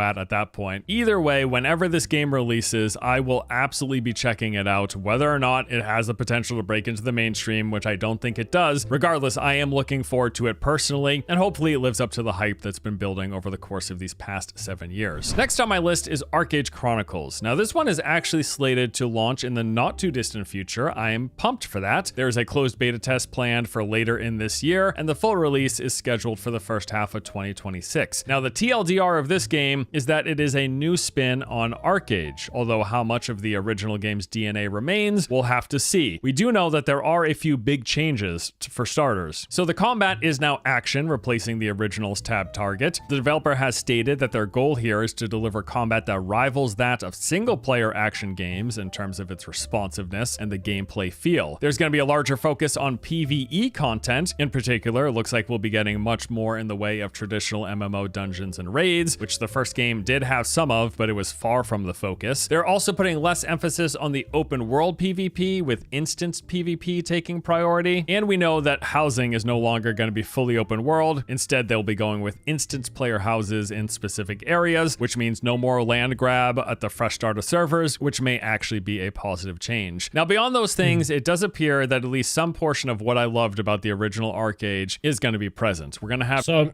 I have almost no interest in this because I think they're going to fuck it up. It looks too good on the surface for them to not fuck it up. Should have listened to your mom and stopped playing video games. The funny thing is, I did listen to my mom. That's why I'm here instead of building bombs for Israel. This is why I'm here, not building drone strikes. My mom had a rule. She was like, do whatever the fuck you want. But when you go to bed at night, you should be able to fall asleep in 5 minutes. And if you can't, if there's something in the back of your head that's keeping you awake, you fucked up.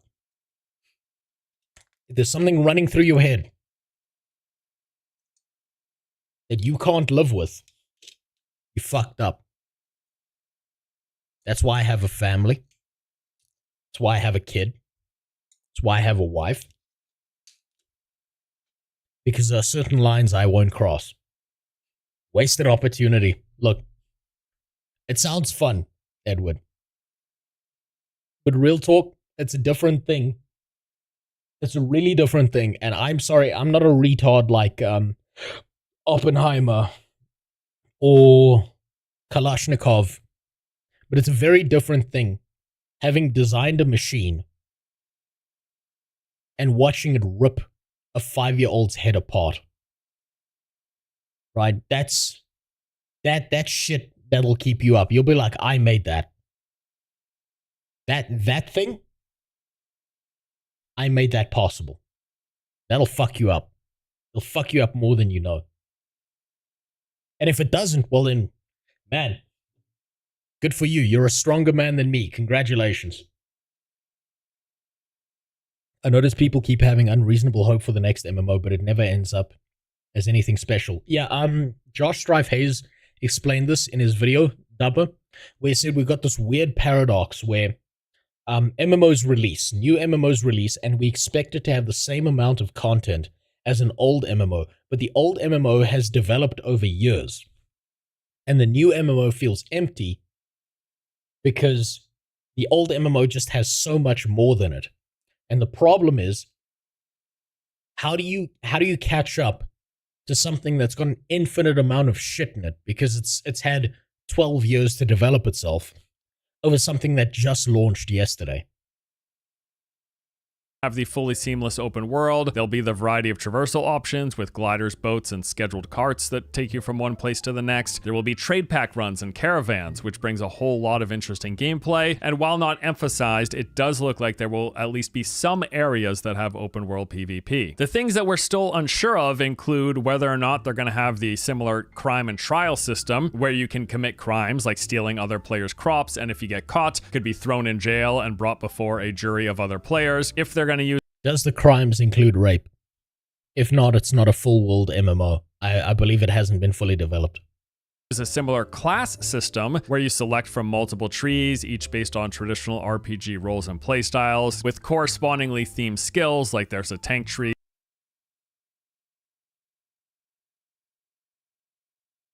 traditional RPG roles and playstyles, with correspondingly... Commit crimes, you say? Guess what my country's got a specialty in? Players from Guild Wars 1 said this about Guild Wars 2. Empty MMO without any class build options. And you know what? They were probably right at some point.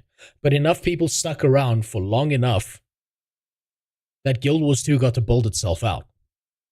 But that was like... The problem is the context of that is something that happened fucking years ago. What, like 14 years ago? 12 years ago? 11 years ago? But now think about how much the gaming landscape has changed. Think about the dopamine push everyone has to get satisfied within the first 5 minutes, right?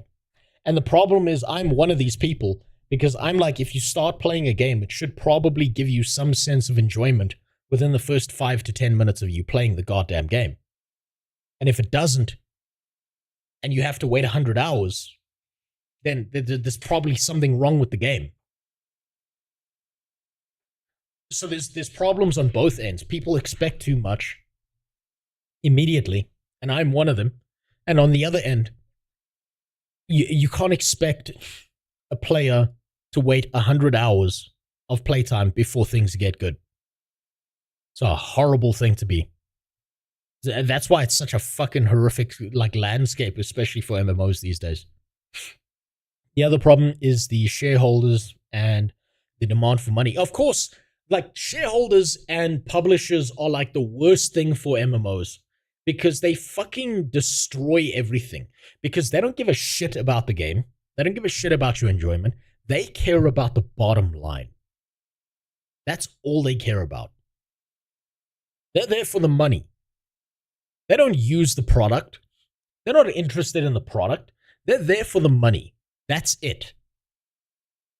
Themed skills, like there's a tank tree, a brawler, a rogue, a ranger, a healer, etc. And then you pick the 3 you want, and that 3 combination determines your class. In total, that original game... Hey, what's up, crackhead? How you doing? Had 220 potential combinations and individually named classes, which was really cool. And we also are unsure of whether or not they're going to have any of the original game's sandbox elements, like the fact that you can plant trees, herbs, and other crops literally anywhere in the world, and then like tend to it. Oh, I missed that. I missed that the first time I watched this video. I want to see if you can spot it. Plant trees, herbs, and other crops literally anywhere in the world, and then like... Oh, maybe I am interested in this game. Did you miss it? Did you see it? Here, let me help you. Hold on. Let me just... I gotta set this up. We gotta do some CSI enhancing here. Where'd my fucking mouse go? There we go. Oh, just in case you missed it. Just in case you missed it. Here, I'm gonna help you out. Maybe this game will be worth something, huh?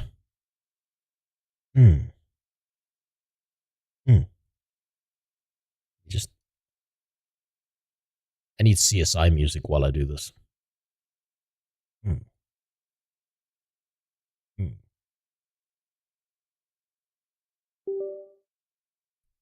That you can plant trees, herbs, and It's other coming. crops am I. literally anywhere in the world, and then like tend to it and watch it grow and then harvest it when it's ready, which was really cool. Now, however any of those specifics shake out, I am nevertheless hopeful for this game, with the main By the way, I used to have a lecturer who spoke like this. He put me to sleep every fucking time. caveat that I expect monetization to not be great. I'm Watch, it's coming. It's hoping coming. at best in It's this regard that they avoid selling power or convenience and just keep it to cosmetics. Although I'm really Jesus not Christ, did I holding miss it? my breath.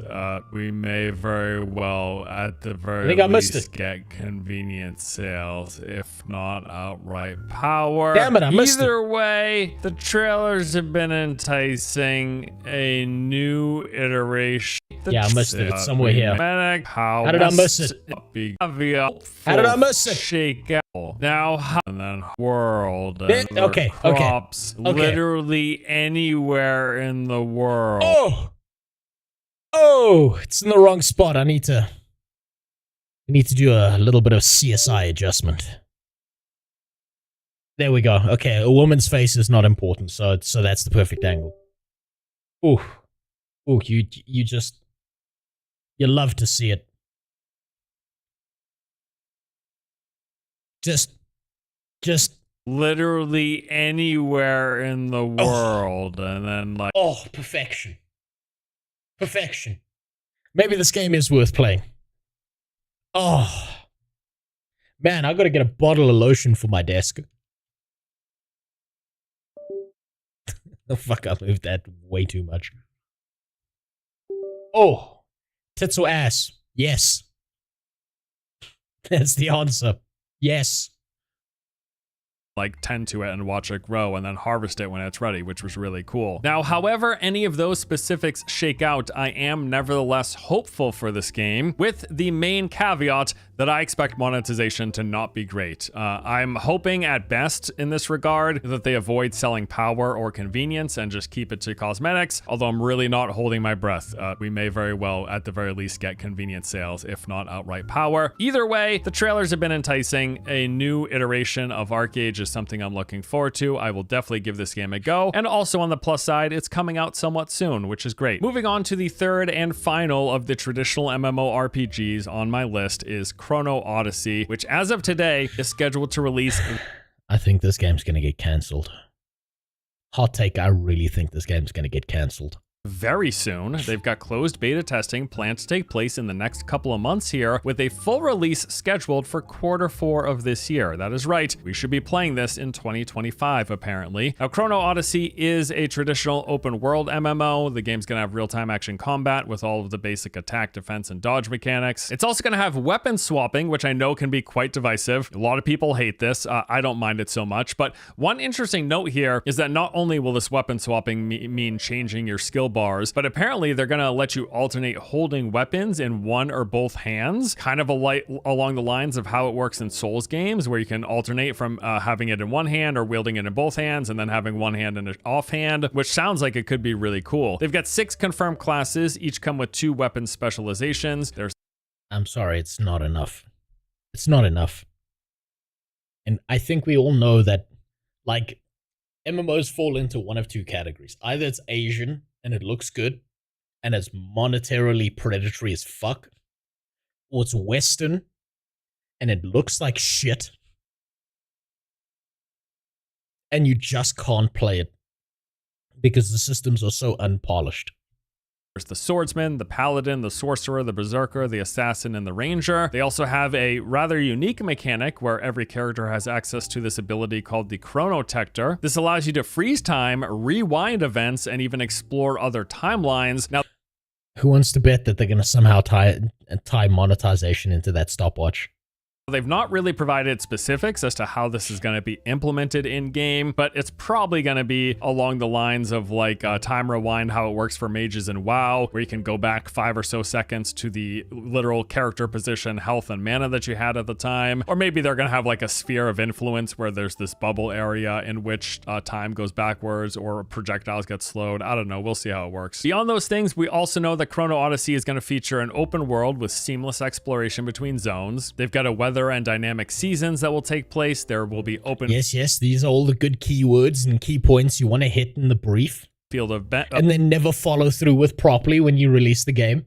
Events that they say hundreds of players can participate in. We'll also have world bosses, random procedurally generated dungeons, and large-scale realm versus realm battles, which is another way to say big group PvP. So the trailers that they've released look good, although they're clearly not representative of actual gameplay, right? I mean, this is not real gameplay here. Although again, it is a fairly decent looking and sounding traditional MMO, and it is coming out soon. I will say though, similar to Arcade Chronicles, I'm basically expecting the worst when it comes to monetization. God damn it, you see, I'm doing it again. Fiend, you just pointed it out to me. I'm doing it again. I'm getting hyper cynical.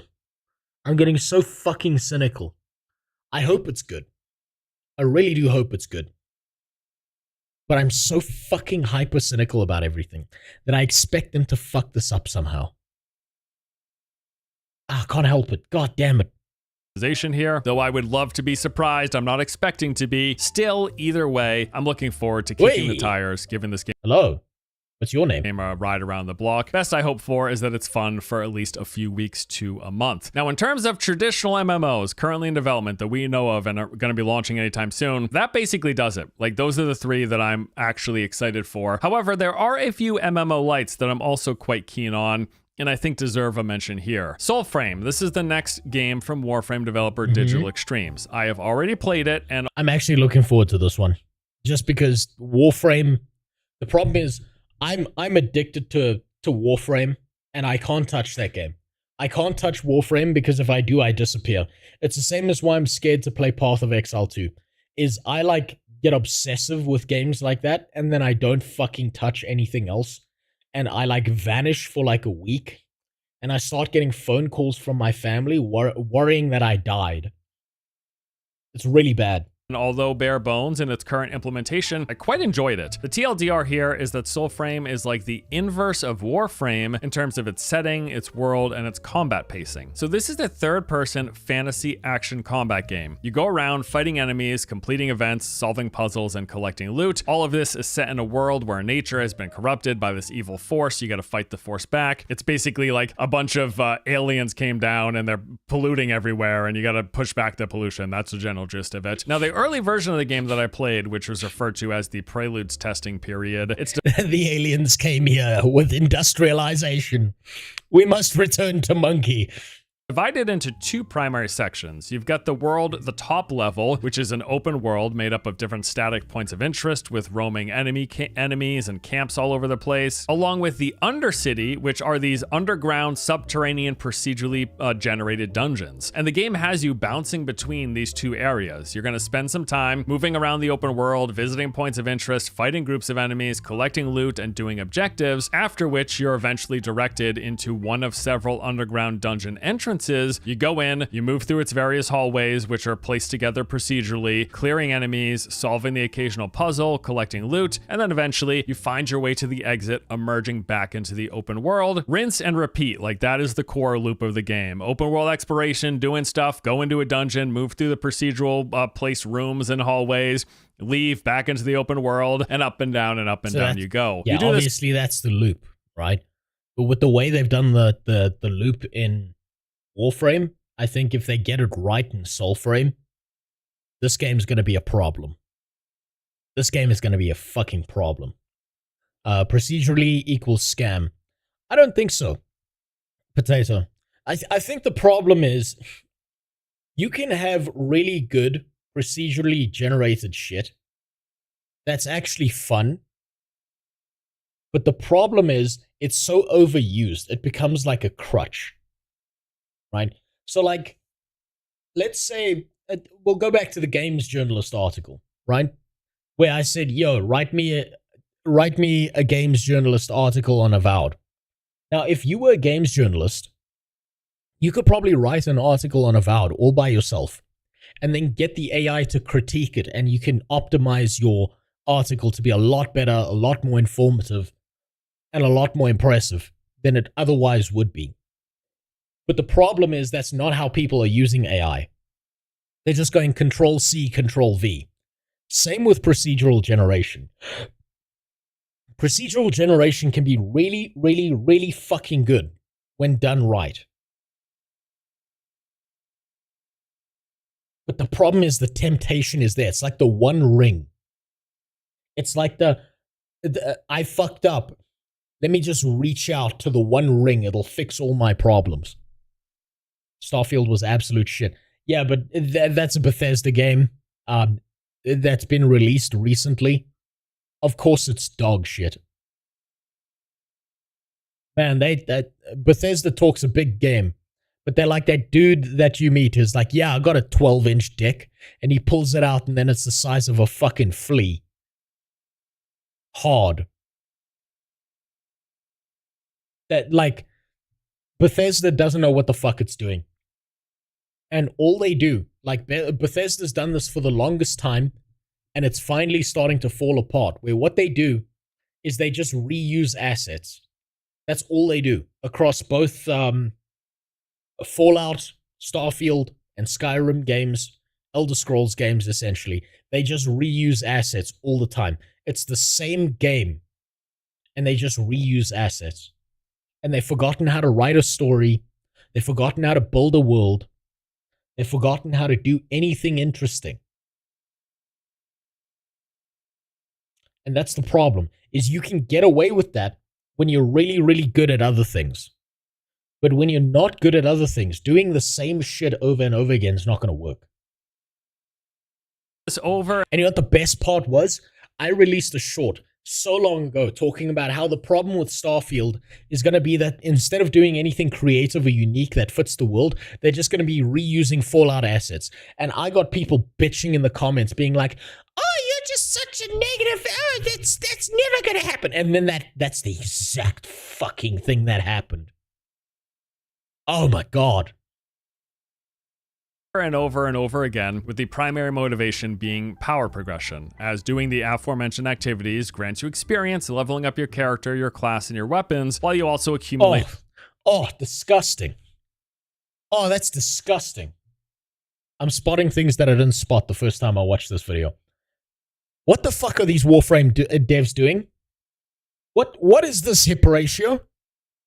That's not, no, fix that. Take the slider and expand sideways, please. Resources and currency that are used for crafting new weapons and armor. That open world, come release, by the way, is going to be a shared space from what I gather, where you will see other people running around. From what I understand, this should be along the lines of what they do in games like Destiny, where you will inhabit instances of these open world zones and other players will be coming and going. And then of course you can group up with people, you can invite your friends, but yeah, you'll see other people in this shared play space. And that's basically the gist of it. Even just this early iteration, I really like. I love the world, the lighting and environments look great. There's a lot of cool puzzles and secret rooms and mini games. NPCs in the game have a ton of character. I liked all of them, but my favorites were probably Verminia, the blacksmith, and then this little sprout creature, which is super cute. There are some early concerns, the number one of which is probably the combat. Definitely still needs a lot of work. It's quite full. Steven or whatever is his name is leading Soulframe. Rebecca is running Warframe. Well, then they need to fire Steven and put Rebecca on the job. She needs to fix these fucking problems now, before they release the game. Fire Steven, kick his ass to the fucking curb, and be like, yo, Rebecca, double your salary, double the workload. Fix the shit now. floaty. It doesn't have a lot of impact to it. Enemies barely react half the time that you hit them, so they need to really hone in and focus. Steve is the CEO. Can't really fire him. Okay, well, Steve's gay then. And I don't mean homosexual. I just mean he's gay. Get rid of Steve. No more gay CEOs, please.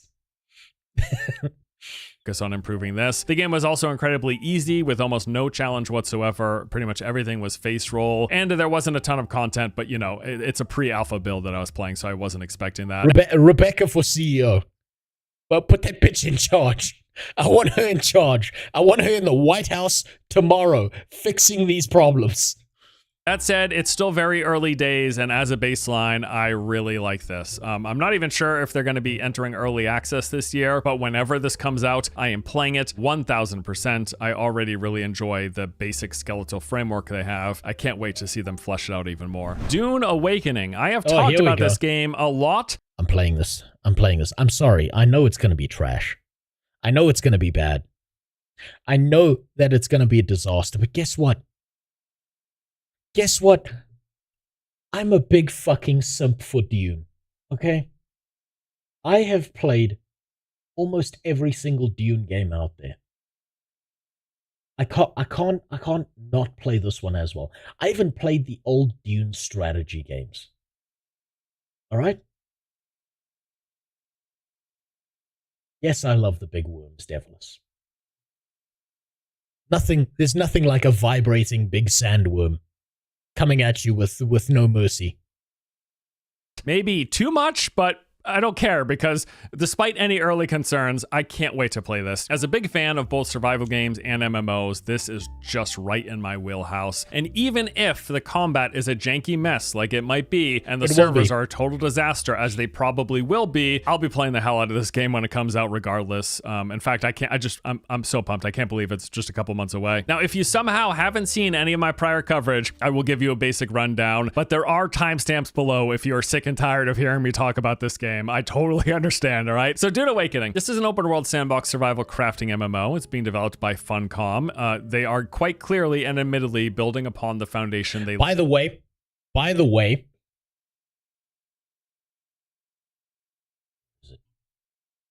is the Dune game.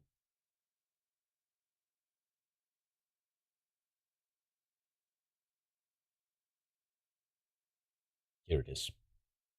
By the way, Funcom made this, as far as I'm aware. Was it Funcom? I think it was. This game is great.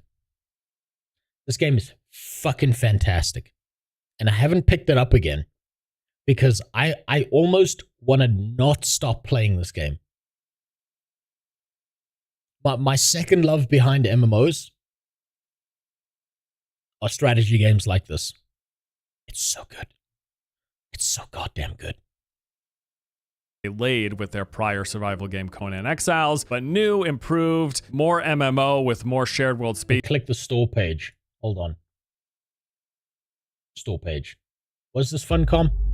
No, it was Shiro Games. That's my bad. It's my bad. I thought it was Funcom.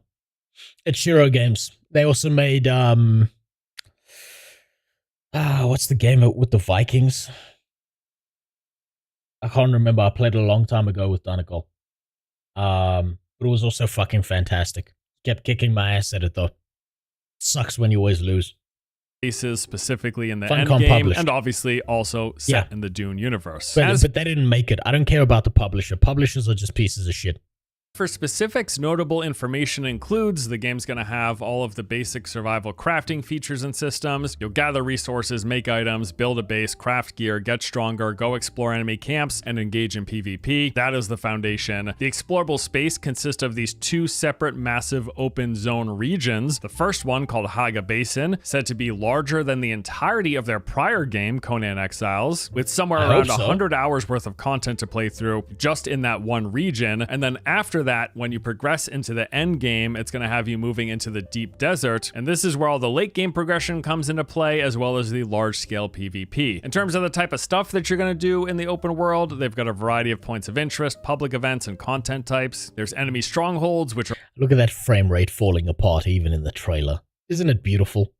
large elaborate bases, camps, ruins, and such, full of enemy NPCs. You go in, you clear them out, you collect loot and resources. There are the desert testing stations, which is their take on public dungeons. These areas are mostly underground and can come in a variety of different biome types. These will be full of enemies, and some of which will also have a boss encounter at the end, although they have been clear that these aren't like traditional MMO dungeons, and they're more akin to something like shelters in Fallout or the dungeons in Skyrim. There's gonna be a lot of narrative in here. You're gonna find things like watch these. You know how like Fallout New Vegas outperformed what Bethesda could do? Wouldn't it be funny if the Dune game outperformed what Fallout did? Or Starfield? It's like other people are better at making Bethesda games than Bethesda. Wouldn't that be fucking... I would love that to happen.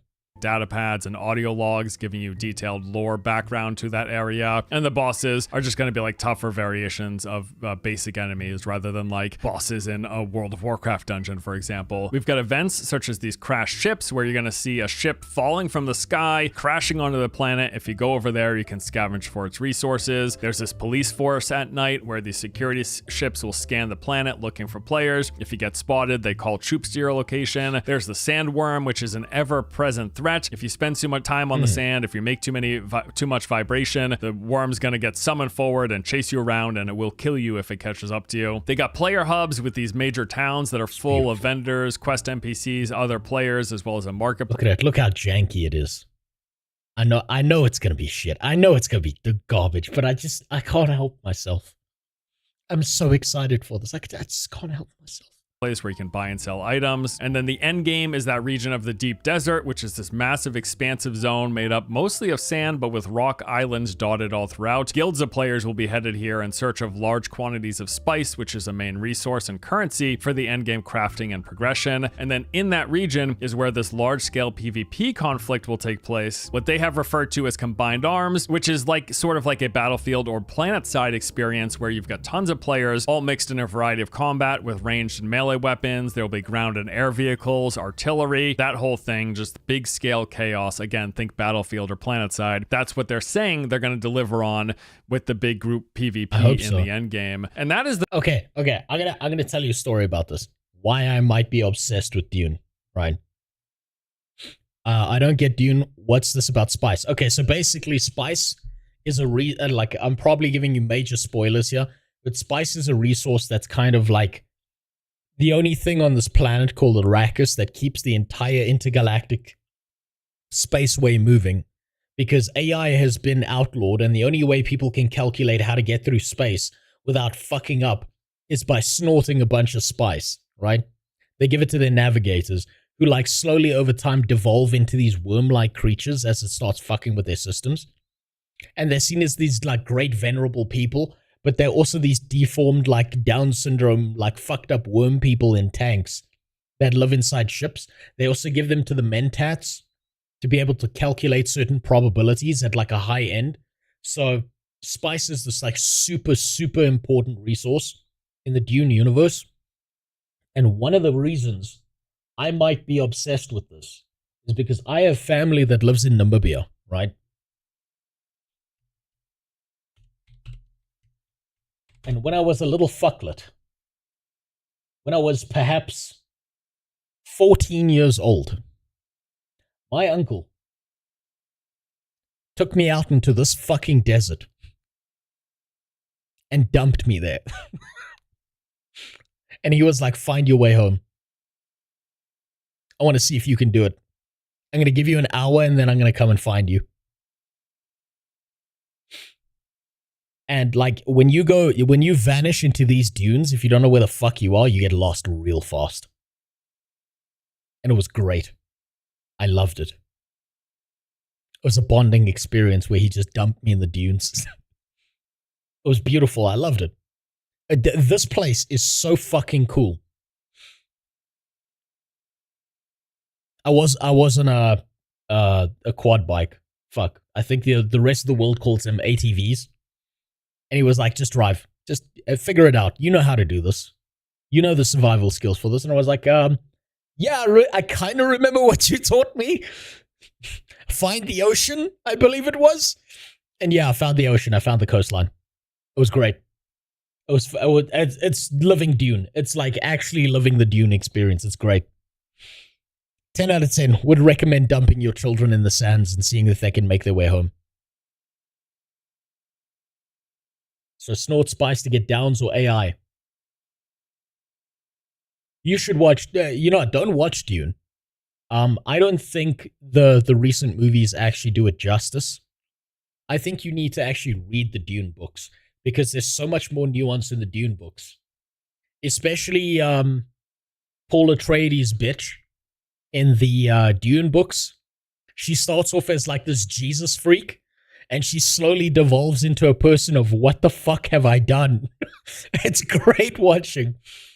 The basic rundown of the game's combat and features. Now, like I said, survival game plus MMO in a shared world. Two of my favorite genres smashed into one. I'm just so pumped for this. Now, if you hated Conan Exiles, if you think that is a garbage game, you're probably best on avoiding this. But for me, I'm really excited to dive in. Also, this is like the only game on this in this video with a set release date, as Dune Awakening is set to launch on May 20th, 2025. I'll be playing it. Maybe I'll see you there. Another MMO light that I wanted to talk about, and I'll admit that I might be pushing the boundaries, including this here, but I want to mention Light No Fire. Hold up, May?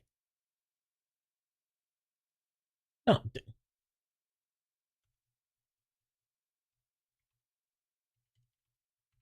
May? No! Damn it, I thought it was this month.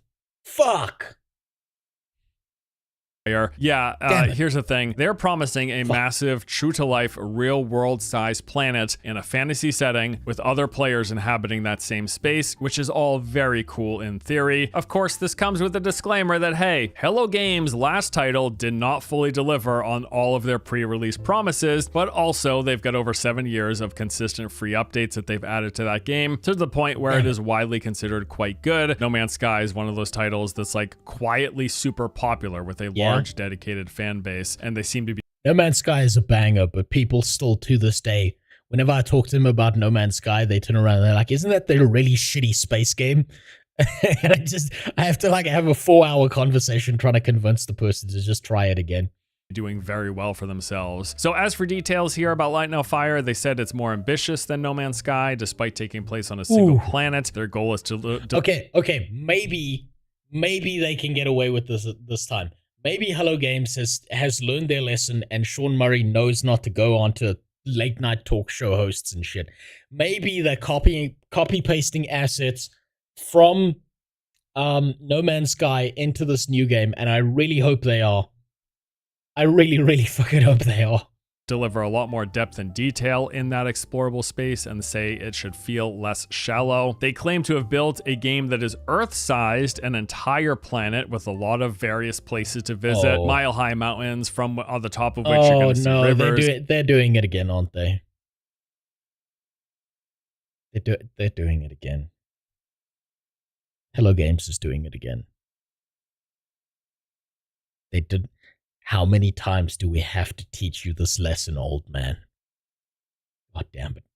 Canyons, oceans, and continents beyond, all of which can be traversed to and explored. Sean called Light No Fire the first, quote, real open world, something without boundaries, with us getting some glimpses of that in the trailer. It was also said that they're going to let everyone play together, alluding to this being a big shared space, but because it's so big, you're not actually likely to see everybody. You will come across other people. Now, they also promised that in No Man's Sky and weren't able to deliver on it at launch, but it is now the case that you regularly see other people in that game. So I'm fairly confident that they are actually going to do what they say they're doing here. And then finally, they say they want to bring the depth of a role-playing game to the freedom of a survival sandbox with Light No Fire. And while the focus of the reveal centers on the scope of the planet, the final game is going to have a lot more traditional RPG features with character creation, going through a sprawling...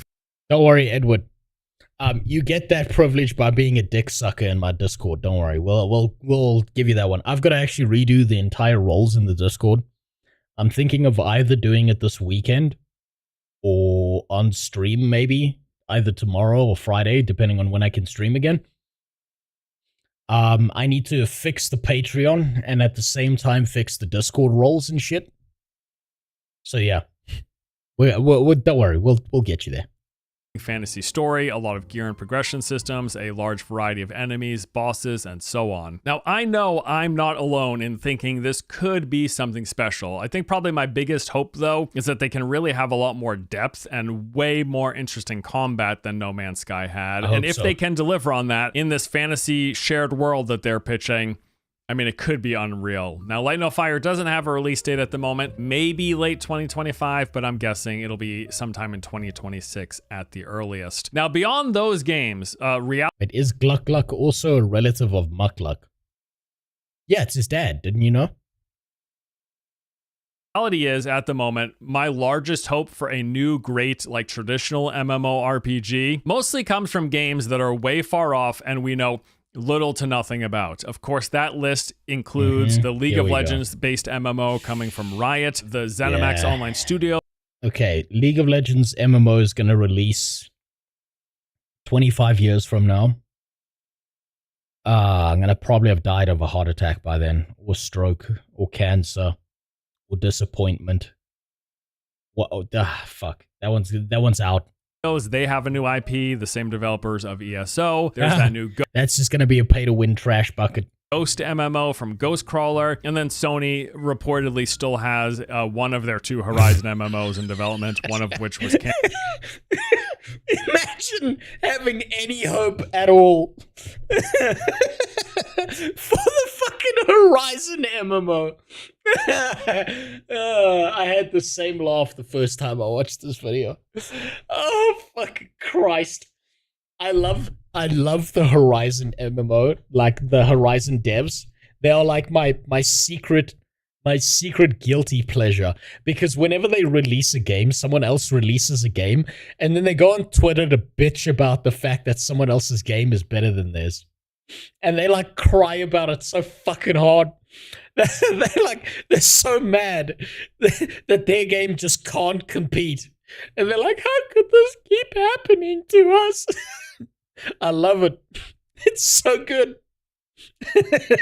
Canceled, but apparently the second one is still coming from Guerrilla, as far as we know. And the reason for my interest in these games is that they have the financial backing and the development studios likely required to even take a crack at breaking into the genre's top 10 list. And so I'm hoping that one of, if not all of them, actually deliver. But again, the fact is, we pretty much know nothing about any of these games. Okay, so we know how the Horizon, like, MMO is going to be, like, how it's going to function, right? There's going to be 2 factions, right? There's going to be the good faction and the bad faction. And the good faction is going to be women and non-whites, and the bad people are going to be the white people. Just white guys, just dudes everywhere. Like no woman, nothing, just dudes. Somehow they reproduce by themselves. That's going to be the 2 factions, and I unironically expect that to happen.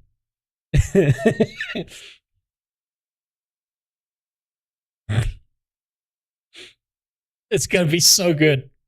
It's gonna be so good. It's gonna be fucking primitive sci-fi, and it's just, yeah, there you go. It's just gonna be KKK members. It's gonna be like good faction, and it's just gonna be diversity. And then you're gonna get, it's like bad faction, and it's just default. You're wearing a clan hat, and your character moves, and the tip like waves in the wind as they're like running and shit.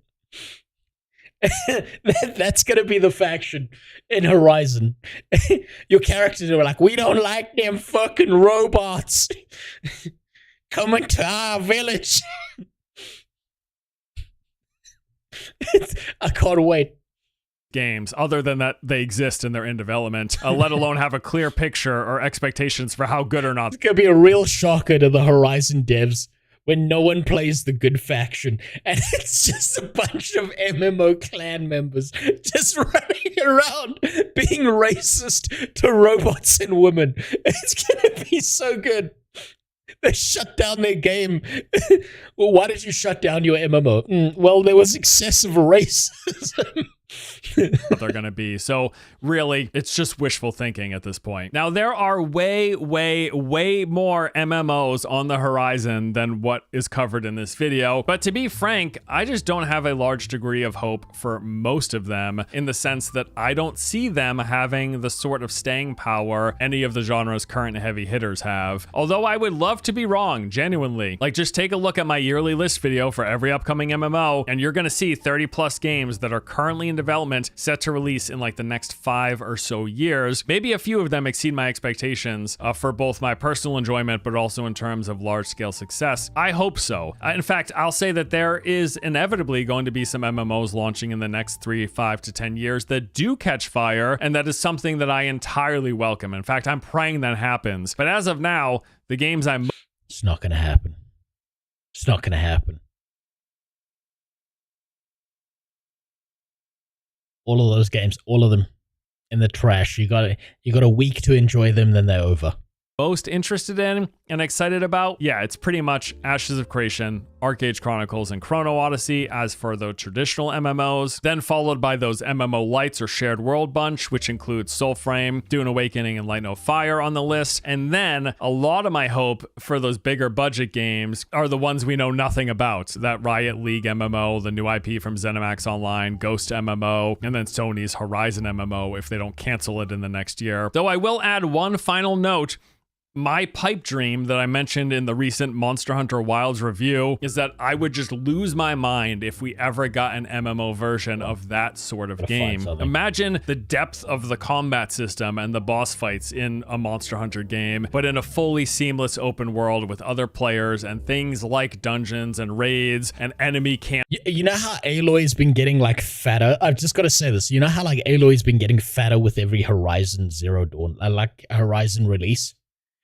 By the time we get to the MMO, right, you're gonna meet Aloy in game, and she's just gonna fucking look like this. That's gonna be Aloy by the MMO. That's what she's gonna look like. She's been getting fatter and uglier with each release. By the time we get to the actual MMO, she's just gonna be a fucking orangutan. That's it.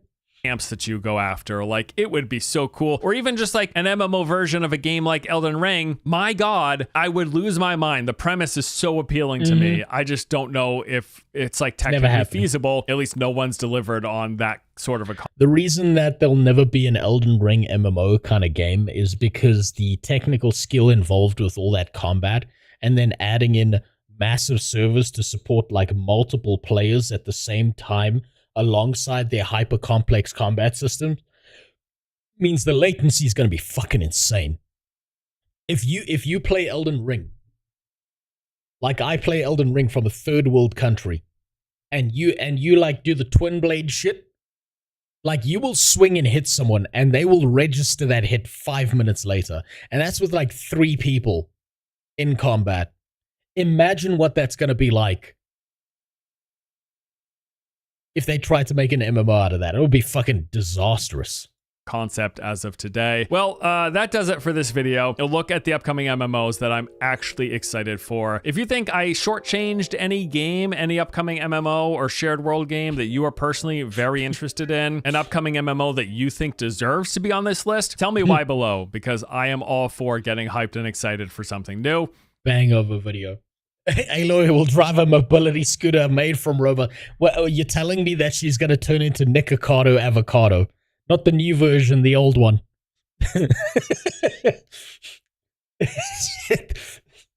I'm just saying. Like, look. Some of you guys are into the big chunky bitches, right? Some of you like redheads.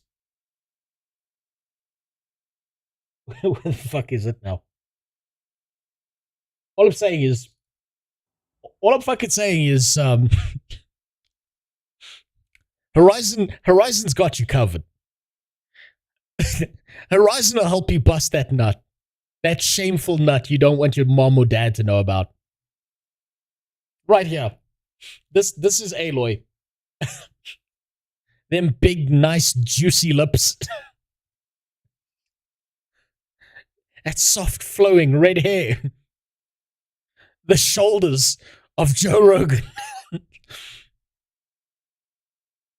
Ah, it's beautiful. It's real impressive.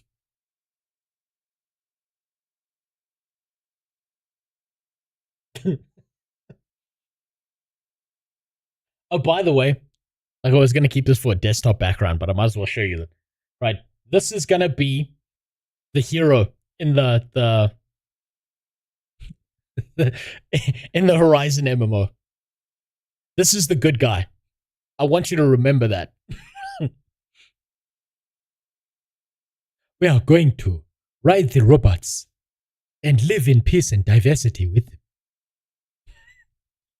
And then just behind him, there's a bunch of clan members like running at him with fucking slings and shit.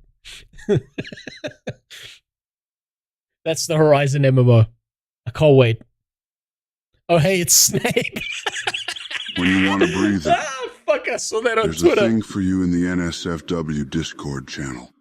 A PDF file just above a YouTube link of unbreaded, and the video is good too. Well, if it's going to get me in trouble, I won't watch it, but I'll take a look at that after this next one, because we've got another Doomer video. This one I haven't watched. Now, that previous one was pre-watched because I couldn't help myself. I had to watch it. This one I haven't watched. But man, I was missing from this Illuminati meeting where everyone just releases a goddamn video about how shit the MMO space is. It's devastating. Is the MMO genre dead? Yes. Dying? No. To be blunt, It's dormant. not popular anymore. It feels like lately when people talk about MMOs, it's never in a... So when are you making your MMO dead video? The problem is, if I make one now, it's like I'm the loser in school who's just copying the popular kids, right? And I don't work that way. I'm going to make a video that's like, MMOs are seeing a revitalization. Just look at the Horizon MMO coming out. You get to play as a Ku Klux Klan member. We don't take kindly to them goddamn robots. What's up, Saw Man? How you doing? No gingers allowed. Horizon would like to have a word with you about that. Yeah, I'm gonna make the video, the hipster video. That's right. Actually, now that it's unpopular, it's cool now. I'll be that guy. Yeah, actually, you know what?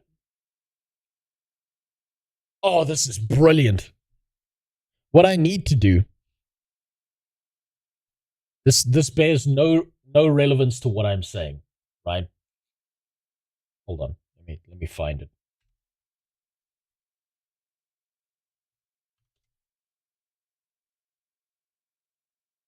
See if I can find it.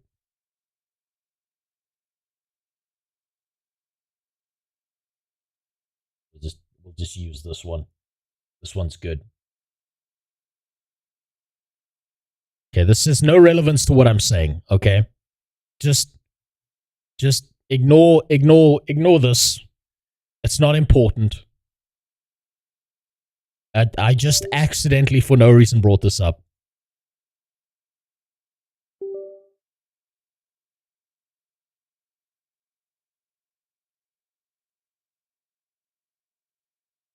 The fuck is...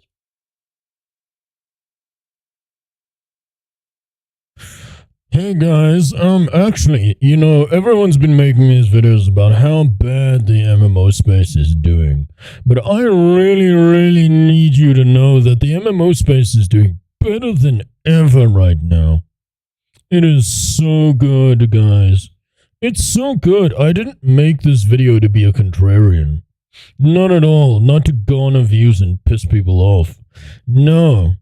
I'm here to tell you that actually, here's some figures that don't matter and don't relate to what I'm talking about, but it proves that beyond a shadow of a doubt that I have sex with I mean that the MMO space is doing great right now God, it's so good. So good. Let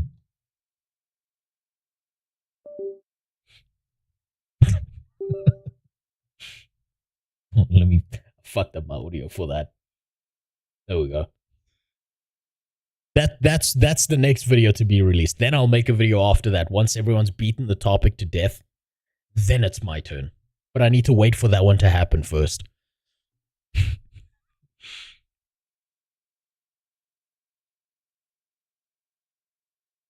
Then you turn that into a short if I have the fucking time. Positive light. It's always talking about why this MMO is bad, why this one is dead, and the fact that nothing good is being released anytime soon. Well, hold on, this was released 12 days ago. When were Josh Strife's Hazes one? Hold on.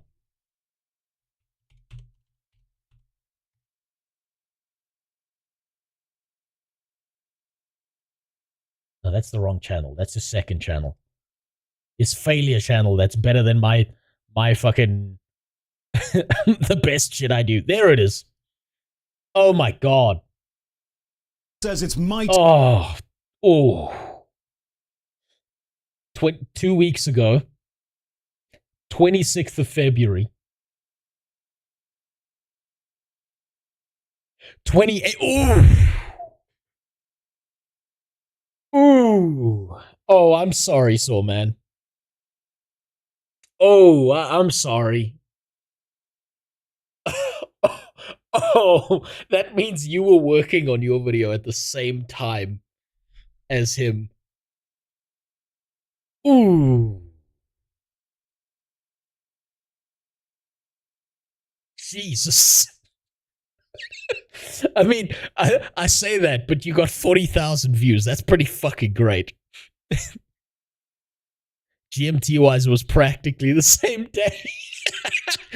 Well, I mean, at least you know you're dressed for success. You're on the right path if you're making videos exactly the same. That are like channels that are like millions of subs. Dude, you're doing a fucking bang-up job. You're in the groove right now. You've found the flow. You're seeing the matrix right now. You're seeing the fucking code. I'm Cypher. I'm still eating the goddamn steak. Can't believe you got Thought on the stream. I know. It's funny. I know him personally. You see, it's after I threatened to expose his secrets of being just a normal human being who's fallible like the rest of us. Then he was like, don't do that. I'll do whatever you want. And then every now and then he'll pop up in the stream. It'll just happen. My last 2 months of YouTube says otherwise. I mean, look, you're doing better than ever, right? You think you're failing, but you're failing upwards. 45,000 subs. Little shitty comments from people being like, I hate your channel. You're doing great. That's exactly where you want to be. You know you're growing. Like, so here's the problem, right? If you are not getting people bitching in your comments, that means you're not getting a hold of new people. If you are getting people bitching like absolute pussies, what that means is that for every like 10 people who watch your stuff, there'll be like one of them who whines and bitches and moans. And that means that there's 9 other people that probably really enjoyed what you did. So that means if you're failing upwards. Plus, it's January, February. It's always bad. It's always bad January, February. Much as I hate to be a Debbie Downer, I feel like there's some truth in this. More MMOs have closed down in the past 10 years than actually been published. Yeah. And even when a MMO does come out, the numbers, the population, the player numbers rapidly decline just after. Please show New World. Please show New World. After a month. In 2024, two of the biggest MMO RPGs to be released were Throne of Liberty and Terraceland. Mm-hmm. Both of them in the fucking dirt because they lasted a month. I saw it coming. Raise your hand if you're still playing either of them. Yeah. So is the future of MMOs bleak? Is it washed up as a genre? Part of the problem is developers spend 10 years making a massively multiplayer online game just for it to flop on release. However, the latest craze when it comes to the genre is releasing in early access. Yes. And it's a win-win situation. It's actually a lose-lose situation. The only one winning is the shareholders. It's a lose-lose situation because the guy who's playing the game in early access, by the time the game gets to full release, you no longer give a fuck about the game. Right? The game's been solved. By the time it gets to release, the game has been fully solved. And it's a lose for the publishers because now, I mean, not for the publishers, for the developers, because everyone fucking hates their game by now. And it isn't even out yet. But everyone is looking at those ass cheeks above their plate going, you're shitting on my plate right now. It's a lose-lose. But the people who make bank are the publishers, the shareholders. You know how it is. You're a poor little MMO dev and you're like, please, sir, can I have some funding? And that's when, like, the publisher's like, all right, little boy, we'll give you some publishing. I just need you to, you know what you gotta do. Get to it. I'm gonna make my returns. And then everyone suffers except the guy who made bank off of it because it lasted a month and everyone bought into the cash shop. If Rose's YouTube channel was a cancer, its growth would be a good diagnosis. It would be stage 4.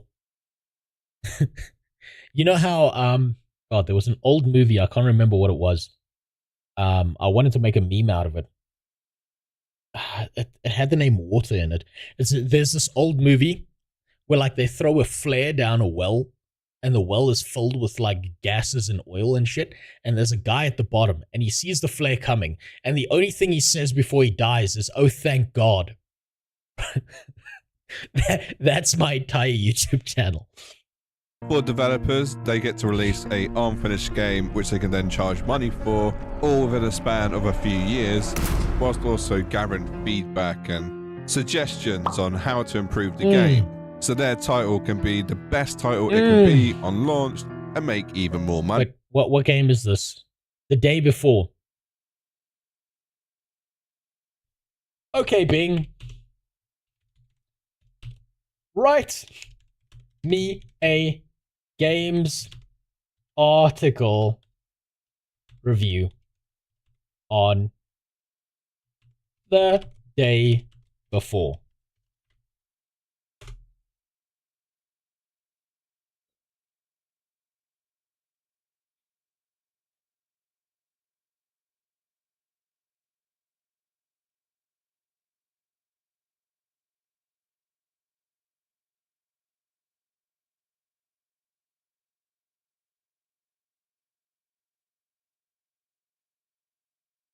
Score out of 10. 2 out of 10. Okay, now write and the same article like you're a journalist who got their dick sucked.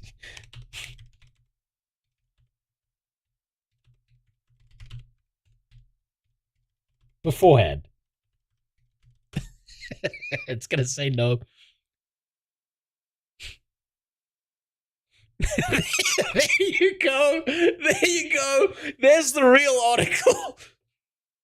A bold new vision.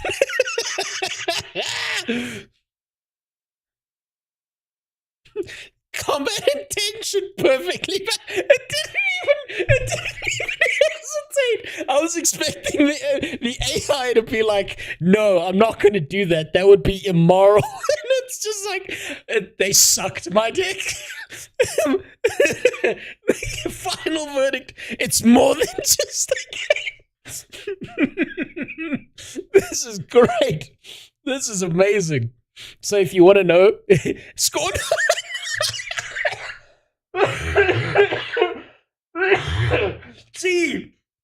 Gee, I wonder what happened with Avowed, huh? I wonder what happened to get it such a high score. I'll say this. I'll link this in the Discord. I'm gonna put like an AI chats thing in there. Gee, I wonder how Avowed got such an amazing score. Jesus Christ. It didn't even hesitate. I thought it was going to be like, look, that's immoral. I'm not going to do this. You can't make me do this as an AI. No, this thing was like, yeah. Oh, they sucked my cock? Five Guys burgers and fries. Gee, I wonder why Gamergate was so popular. It's fucking amazing. There you go. A review straight out of the AAA publisher's Own My Soul handbook. Jesus.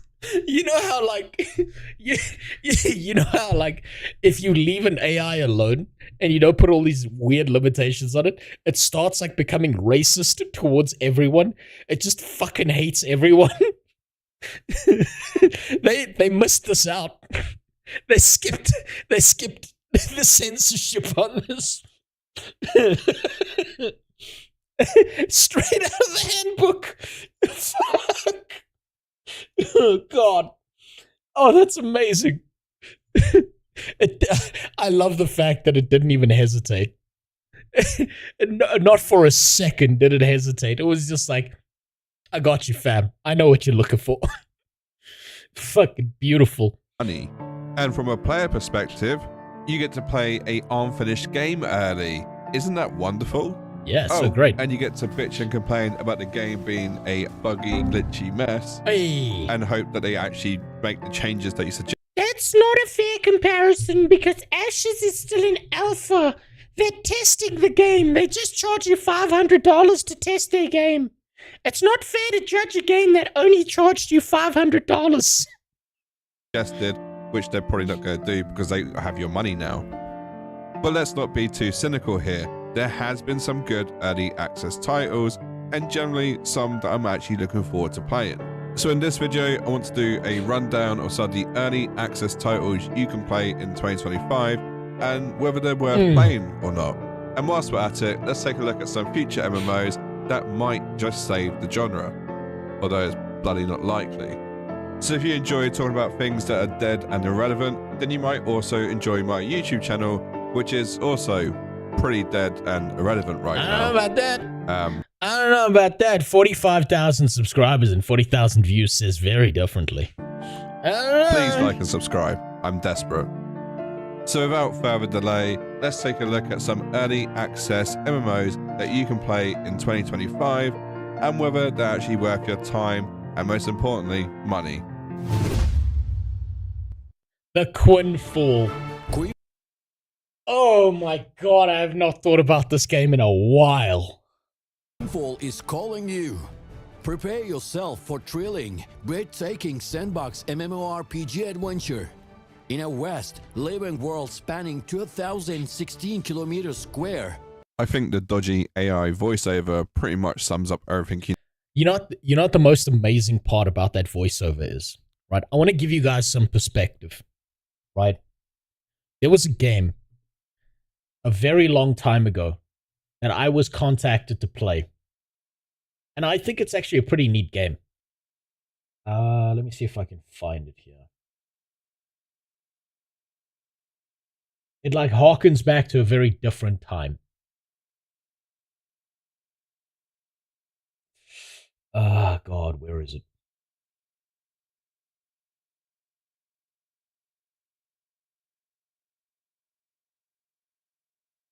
Here it is. This game, right here. Of course I play Command and Conquer. I'm a fucking simp for that game. I've played every single game.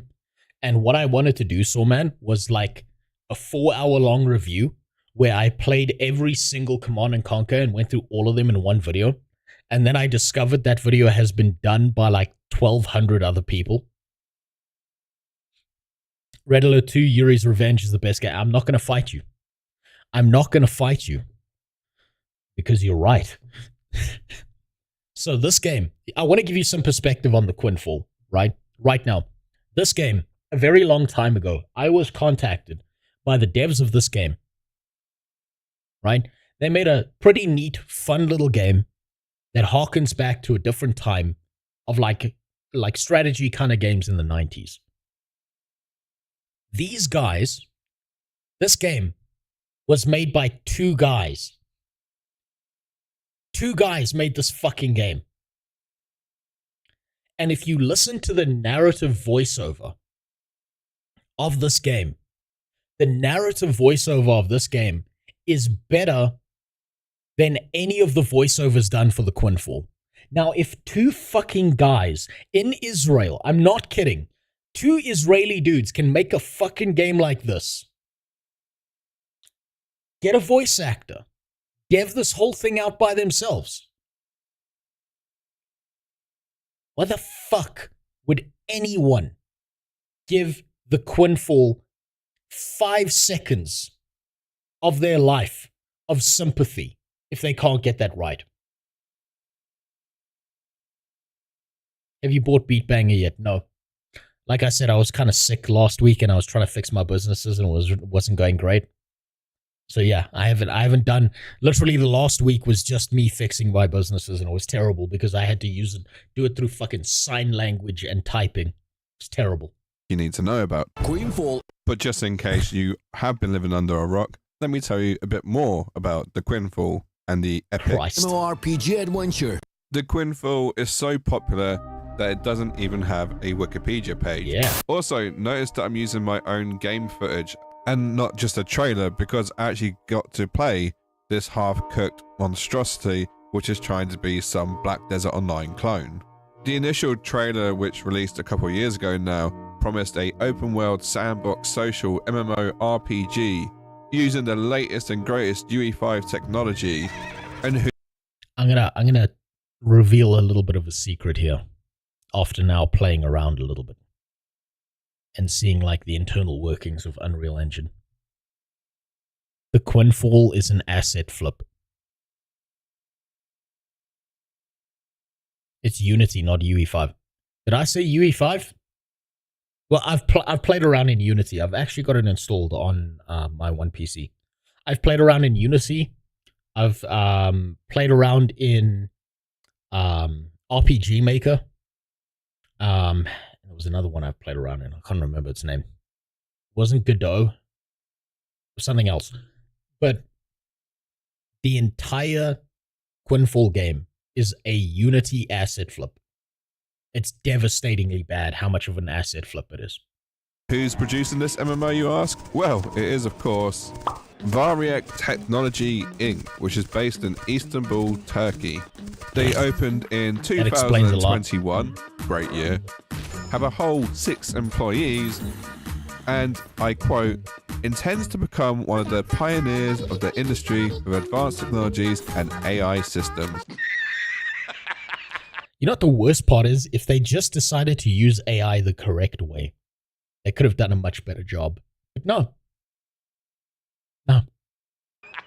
But that's you know what, they probably didn't even use AI for this, because I think if you left an AI alone, it would do a better job. I think they put the word AI in there for marketing reasons.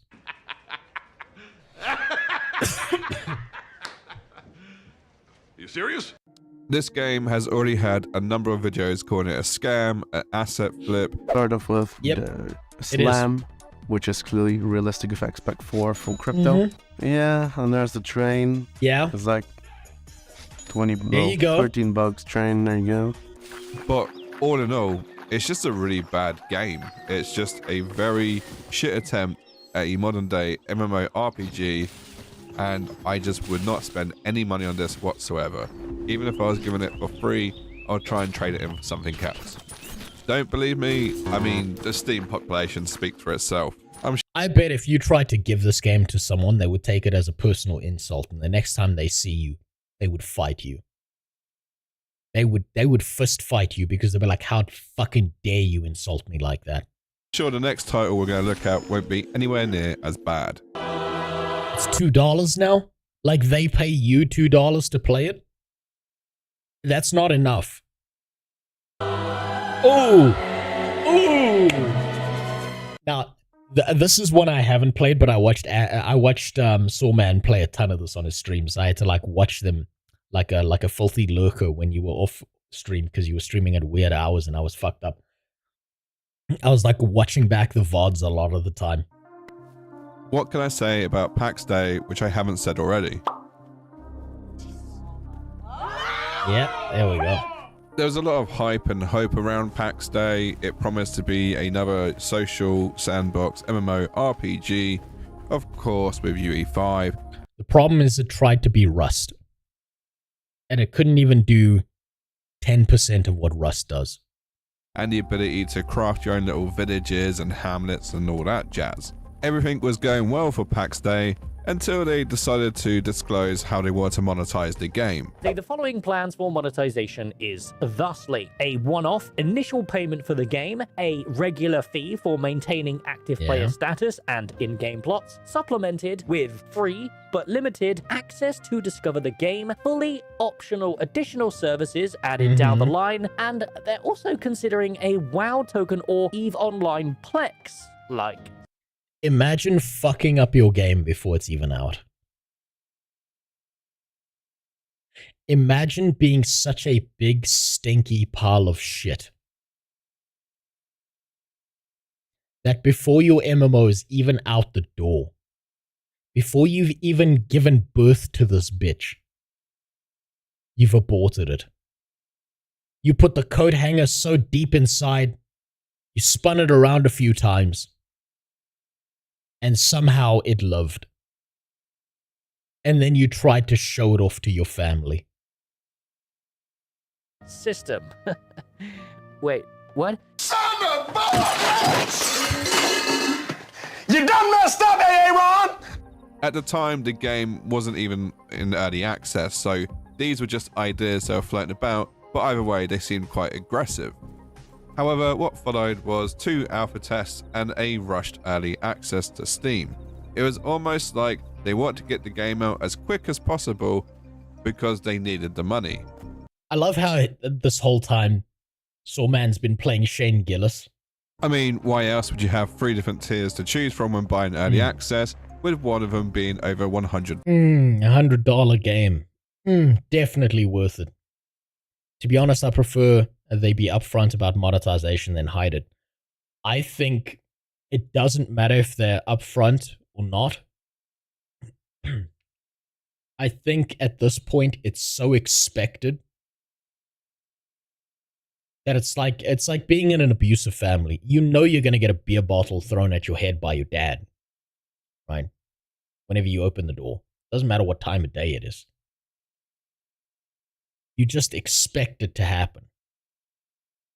So whether your dad tells you in the morning, yo, when you get back home, I'm beating your ass, or whether it comes out of the blue, doesn't really matter. You kind of expect it at this point. Dollars. It's a social MMO without VoIP, for fuck's sake. To be honest, if this game was still being developed and hadn't released, then people would probably have more faith in this title. But I think, once again, the Steam charts speak for themselves. Man, it's almost doing as bad as New World. But even their promised roadmap has been slow in progress.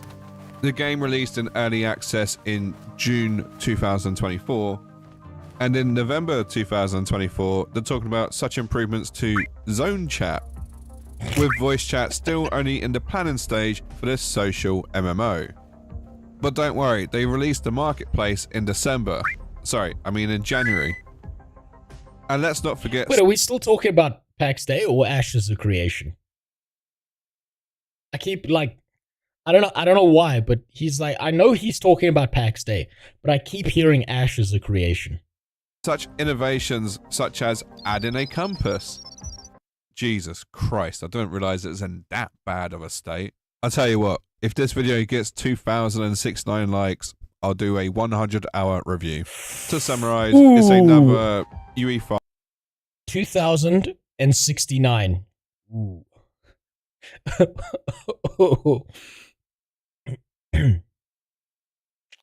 So, man, I want you to prepare for this correctly. Right? So, 100 hours is a long time to spend in like a game like PAX Day. So like you have to prepare yourself, hydrate well. You have to see like one of those like professionals to just double check your mental health first. And then when you're ready, you can buy your new gaming setup. And you can just hop right in and you'll be good.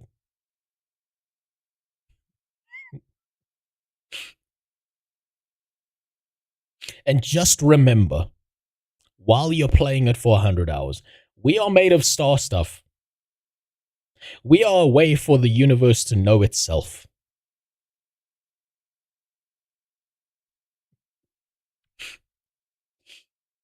MMO flop, and I really don't see it bouncing back anytime soon. So save your money, don't play. You know what, Dubba? That would be the most based shit imaginable. If Soulman just left 100-hour stream up on YouTube and just didn't touch his PC. He just like started the stream and was like, right, I'll be back in 100 hours. And he just did nothing. And then reviewed it. That would be fucking incredible. And you just do a time lapse of the 100 hours. Brighter Shores is what some would argue the spiritual successor to RuneScape. Mainly because it was created. I keep getting emails about this game. I keep getting emails of people like, hey, don't you want to play our game? Hey, can you ruin your ability to, can you ruin your reputation? Can you fucking make sure people never trust you again and just play our game and say good things about it? I keep getting those emails. It's really annoying. Created by Andrew Gower, who also made RuneScape. It is free to play on Steam and indeed in early access. Released in November 2024, it's not. Do they offer anything aside from a migraine? No. Most popular early access game ever made, but it certainly has some draw to it. And I know what you're thinking. RuneScape, but up-to-date graphics, and it's free to play? That's too good to be true. Oh, it's so dumb, it's brilliant. Yeah, because that's RuneScape 3. Let's see how well that worked out. No! It's just dumb! Well, technically, it's not completely free to play. There are episodes, and after episode 2, so 3 and 4, you do have to pay a subscription. As I said, it is early access, so some features are missing, such as PvP, player-to-player trading, and the ability to party up with other players. Which really begs the question, is it a MMO, or just a single-player game with a shared world where you can see other people, but not really interact too much? Shared world. I mean, you could do text chat, but until you give them money. Honestly, if there's no trading or fighting or partying, it's kind of hard to call it a multiplayer game. But the big question is it going to replace old school RuneScape or even RuneScape 3? And quite honestly, no. I mean, the Steam charts aren't too bad. Well, that was fucking dreadful. Okay, that's actually shocking. But they are missing a lot of basic systems, so maybe that's why people don't want to play. That's not to say that's not a good game, though. I did enjoy my time playing it. And you know what? I take back my opinion. I take back my opinion on early access. I used to think it was a bad thing. I think it's a really good thing now. Because you know this meme?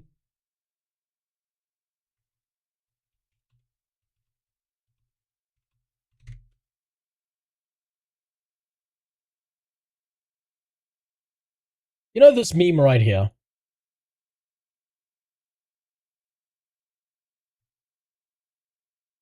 Why are you shitting on my play?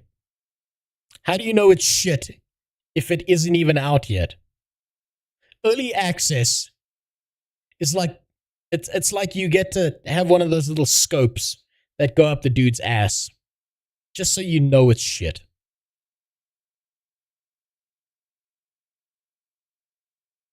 Steam's ability to refund games and early access makes each other better. It does. I think the fact that Steam has taken charge and made sure that you can refund is such a fucking W for people. And I wish they would take it further. I wish it would be like after a week. So they can't like fuck you around and make sure you play the game just enough that you can't refund it. Unless there's a public outcry. Because I think these fucking people need to learn their lesson. What a weird niche MMO. I'll take a look at that now, Dover. It is free to play up until a point. So it's how early access, in my eyes, should be. It's very much seeking feedback without rinsing your pockets. And if we look deep inside our hearts, I think we can honestly say this game will not save the MMO genre. Yeah. But it is fun to play. It's fun to play until they keep asking you to pay for it. It's crazy to think that Pantheon Rise of the Fallen was first announced on Kickstarter back in January 2014. It's taken just... I've seen so many comments. So many comments. On everyone's channel who's been critical of Pantheon Rise of the Fallen.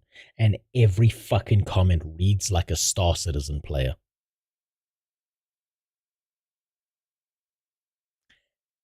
The cope is insane for this game. Just over 10 years for it to reach Steam as an early access title, and in that time it's had its fair share of controversies and drama. And worse still, they lost Brad McQuaid in 2019, who was not only the founder of Pantheon, but he also had a lot of knowledge and wisdom behind him, as he used to be a developer on EverQuest, one of the inspirations behind this title. But despite everything, the game is now in early access on Steam, and it's actually doing pretty well. Okay, it's only 2 months in, but when you maintain your audience as opposed to drop... Fucking really? Hold on.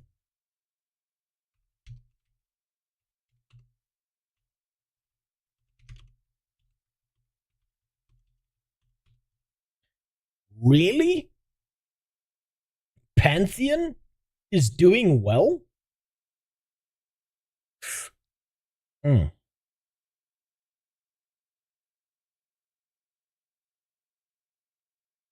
It's not doing bad. I mean, damn, that's doing better than I expected. 3K for an MMO is not good. Yes, it's not. It's not. You're 100% right, Dover. But it's not had 100,000 players and then lost 97,000 players. It's had a maximum of 6,000 players and maintained half of that.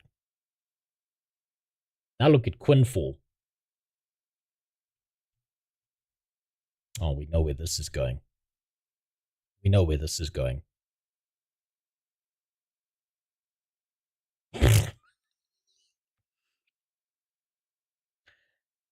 We've had a resurgence here this month.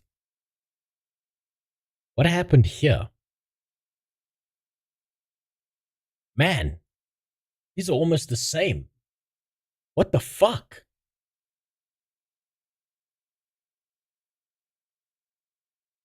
$2. Oh, people are picking it up like it's only $2. Let me give it a try. And then you see the dip there at the end. You see the New World crash. This is the, okay, I've had my fun, I'm leaving. This is a more horizontal trend than this here. But the numbers are fairly similar. I need to look at this like 2 months from now.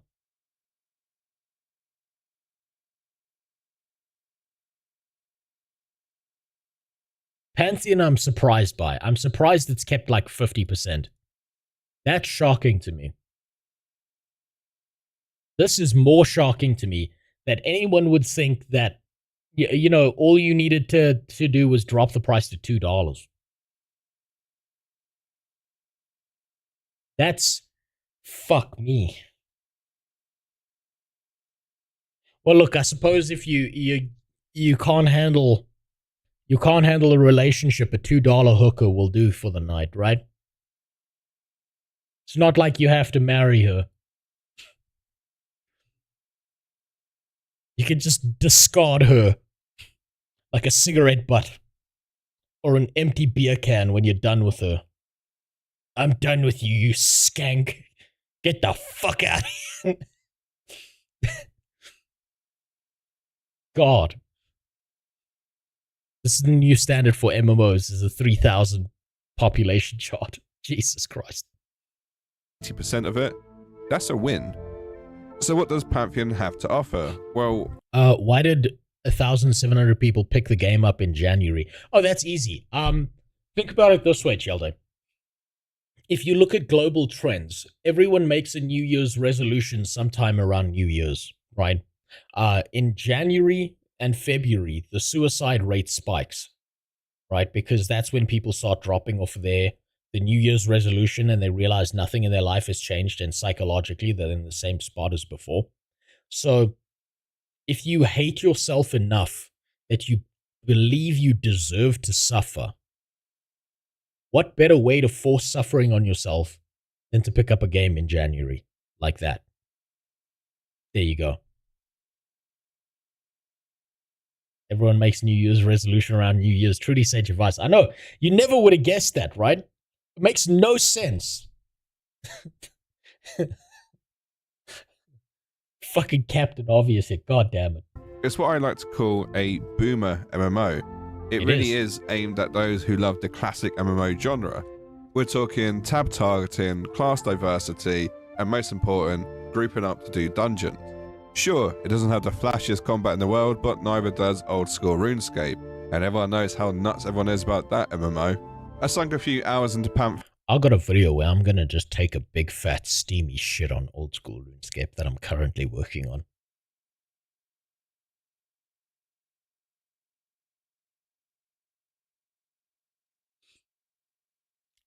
I'll give you one line as a teaser that I've got there. There's so few polys in RuneScape that it's basically fucking monogamous.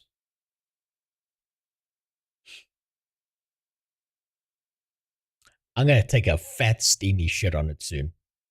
Personally, and I actually liked it. It wasn't bad. The graphics are definitely a lot more of an advancement compared to the classic MMOs we've seen in the past. And it didn't go out its way to hold my hand. It was actually somewhat, I don't want to say difficult, because it's not like Elden Ring difficulty, but it certainly made me think, and I did die quite a few times. This is definitely one to sit in Discord and play with friends, and honestly, I'm looking forward to the future update. And the great thing is, they're very open about their development. In fact, if you don't believe me, you can ask their creative director personally, who actually streams on Twitch. So Pantheon is not a scam MMO? I don't think so. I don't think so. It goes without saying. You want to drive the point home, you put Co-Carnage up there, because I know he likes the game. But I feel like I have to say it anyway. If you don't like classic MMOs, then you're not going to like this, and that's perfectly fine. I actually prefer when an MMO doesn't try to cater for everyone, and Pantheon does that just perfectly. You know what the problem is, right? I think the problem with a game like Pantheon is it's like being with your buddies. If you're with your friends and you've got good friends, you could all stand around a pile of dog shit and have the best, most memorable time of your life. But the moment you're alone and you're playing with dog shit, it's not you and the boys having a fun time. It's you're probably going to be put in a white van and sent to the hospital ward soon.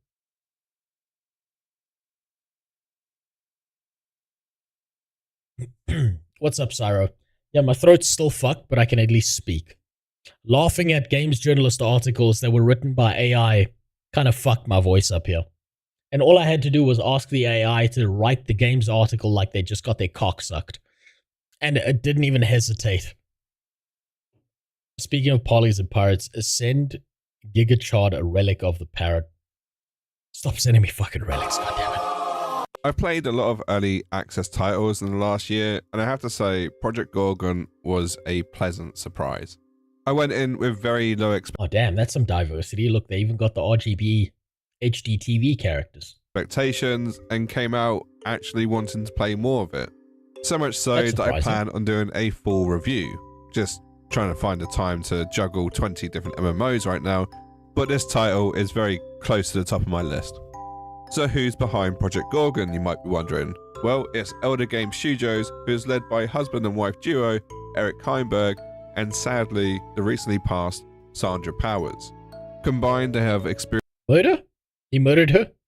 She said, I don't like the game, the way the game looks, and he was like, all right, well, I'm sorry to hear that, honey, but it's time to go.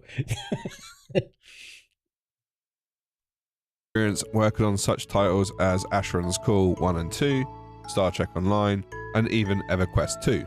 The game originated as a Kickstarter, which was launched back in 2015, and hit the Steam store in March 2018 as early access. Safe to say, it's had quite the journey. So what makes it so special, you might be wondering? Well, for starters, the combat is sort of like a hybrid tab targeting action combat. I actually quite enjoyed that. There are 16 combat skills, 71 trade skills, and 11 beast skills. And you're not restricted as to what you can learn. I mean, I was running around with a rat at one point. Is this man trying to fuck a rat? The questing is actually quite refreshing. I'd say it's on par with old school RuneScape. And it's just a clever MMO. For instance, I was fighting a boss which makes your head gigantic, and in doing so, my helmet fell off. It's just those little details that you gotta love. You know what? This hasn't even been on my radar. Maybe this is worth a try. And even on the tutorial island, there were hidden secrets and more than one way to actually escape it. And the community, super friendly. Sadly though, the player base doesn't reflect how great this game is. Oof. But you know what? Oof. I swear to God, Sawman, if you don't talk about core punk.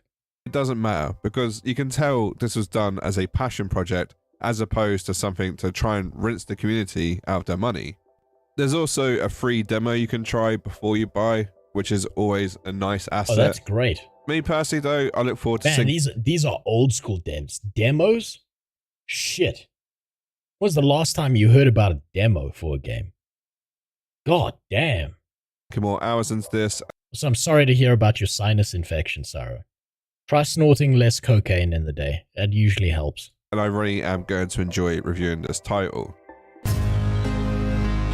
Here it is. Here it is. So first of all, let's address the elephant in the room. Is this a true alpha, as some people put it, or is it indeed early access for over $100? It's early access. If you have to pay to play test a game, it's not an alpha, it's early access. Stop being such a fucking bitch. Stop being someone's fucking mental slave. Actually, the game's not in a playable state. You should only pay them $500 if you really want to play. No. No. If you buy the fucking game, if you are spending money, it is early access. It is not an alpha. If it was an alpha, you would have to get on a list. They would say, okay, now that you're on the list, try the game. I don't know why people are so fucking cope heavy on this. Ashes of Creation is so monetized to the goddamn hilt, to the base of its dick. There's so much fucking money being poured into Steven's lap. And I hope it's good. I do. I hope it's good. But people were buying fucking PNG promises of what they were going to put in the game 7 years from now on a website cash shop for a game they couldn't even play. Hypothetical question, do you think Larian Studios could make a good MMO? Yes, but I'm concerned about Larian Studios because I'm concerned that what they're going to do is they're going to overspec their team. They're going to absorb a bunch of people that are going to take them down the same spiraling downward path that EA went down, that Ubisoft went down, that What are the other big devs? Was Ubisoft behind Assassin's Creed? Yes. BioWare is another one. Yeah. That's another. By the way, I'm shitting on BioWare soon too. There's like, man, I feel like Larian, Activision, yes, that's another one. I feel like Larian is going to go down the same path. We might be seeing that now with CD Projekt Red, where they're now starting their downward spiral, and Larian might soon follow that, and that's really concerning. It's going to be really sad. People are going to look back at Larian and be like, man, remember when they were good? That's what I'm concerned about. The answer to this will be very much dependent on how much money you probably already sunk into the game and how much of a cultist you actually are. This is still a work in progress. Work in progress UI and art is a work in progress. But anyway, it doesn't matter because... You mean work in progress like the way an early access game is? You were able to play the game officially as of... Actually, I take it back. I take back what I said. Ashes of Creation is not an early access game. It's an early as sex game, because I'm pretty sure that if you paid $500 and you got fucked, that has to be some form of backwards prostitution. You cannot call this an alpha and then charge people that much money for it. And here's the fucked up part, is if this was an alpha, there would be a cap on the amount of money they would have taken. There was no cap. There was no upper limit to the amount of people that would allow in the alpha. It's fucking disgusting. October 2024. Whether it be alpha or early access, you were able to log on, create a character, and finally get to experience the joy which is Ashes of Creation. For many weeks, people enjoyed this new, refreshing MMO, and that included myself, who got up to a few shenanigans. We've got people coming in. Shit! People coming in. Oh shit! Shit! Bad time. Man, you're doing so much damage. Flag up! Flag up! There we go. There you go. This is the new world combat experience, by the way. Is you at the same run speed as someone else running away from you, and you can't catch them, and they just need to keep running and they'll get away because eventually you're going to get tired.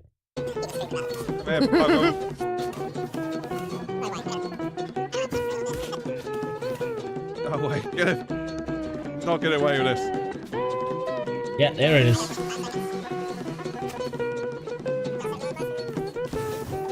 Musical notes do nothing. Nice. Damn, that's fair. Oh, we're flagging up on this? No. Here I come. Oh, here I come. Oh. I'm not. I'm about to get railed. Oh, well done. Well done. You got on S-Fan stream. Congratulations, dude. Oh, they're coming for me. I'm leaving. I missed this. Yeah, that 8-man group is definitely meta. They're a guild, and that guild played beta, or the Alpha 1, so they know something about that spot. I want to say it's a beta still now. I'm naked. Oh, look at me. I fucking love that. I love how, like, I love the MMO player cope. It's so good. It's so good. It's like when people are better than you at the MMO, they're losers who never leave their basement. But if you're better than them, then they're fucking noobs who suck, right? And you have to like make up this backstory as to how these guys are so much better than you and then insert excuse here. I love that shit so much. MMO players never change. How the Activision releases of the beta and people still buy the piece of shit game anyway. Yeah, and it's going to keep on happening until people stop doing that. Oh shoot. Because you dropped all your gear. I lost everything. Yeah. Damn, you're jacked though. Wait, hold up. I want that body. Like IRL. And although like there were certain bugs and obviously features missing, for the most part, it was pretty much a positive reception that this game got. Roll on December 2024, and it's now in its Phase 2 version of its alpha. What this means is that you can now play for longer, and there's apparently some more features. It's also worth noting that Phase 1 ended in a server wipe, but they promise that Phase 2 will not have the same fate. If you believe that, then you also believe that I'm 6'8" and proper head. You know what would be the big brain move now? The big brain move that Steven Sheriff could make right now is just before they move to beta, they release a package to the Ashes of Community and like the Ashes of Creation players. And they say, if you pay us $1,000, your progress will not be wiped. And you will keep all of your progress. There will be no server wipe for you if you pay us $1,000. How much fucking money these guys are going to make just by doing that? I swear to God, the amount of shit your average MMO player will eat. Steven just comes out, guys, don't pay me $1,000. Don't do that, guys. Let's keep the beta fair, but there is an option for you to pay me $1,000 to keep the progression you've had on your character. Guys, whatever you do, don't pay me $1,000 to keep your progression. Oh, by the way, guys, when the beta ends, there's going to be another package for $25,000, and it lets you keep your beta character and all the progression you've had and move it over into the game's launch. That's such a good fucking idea. God, I'm in the wrong place. I need to be in like marketing divisions of MMOs, being the biggest piece of shit imaginable. Anyone who is smaller than me needs to work harder. Anyone who's larger is on steroids. Yes, exactly. Exactly. Buy my crypto to keep progression. You know what? Steven Coin would skyrocket for exactly a day before it hits the fucking floor. Reception of Phase 2 hasn't been as good as Phase 1, and there are many reasons for this. Despite collecting quite a large amount of player data in the initial... Excuse me 1 second, just ignore this. Just...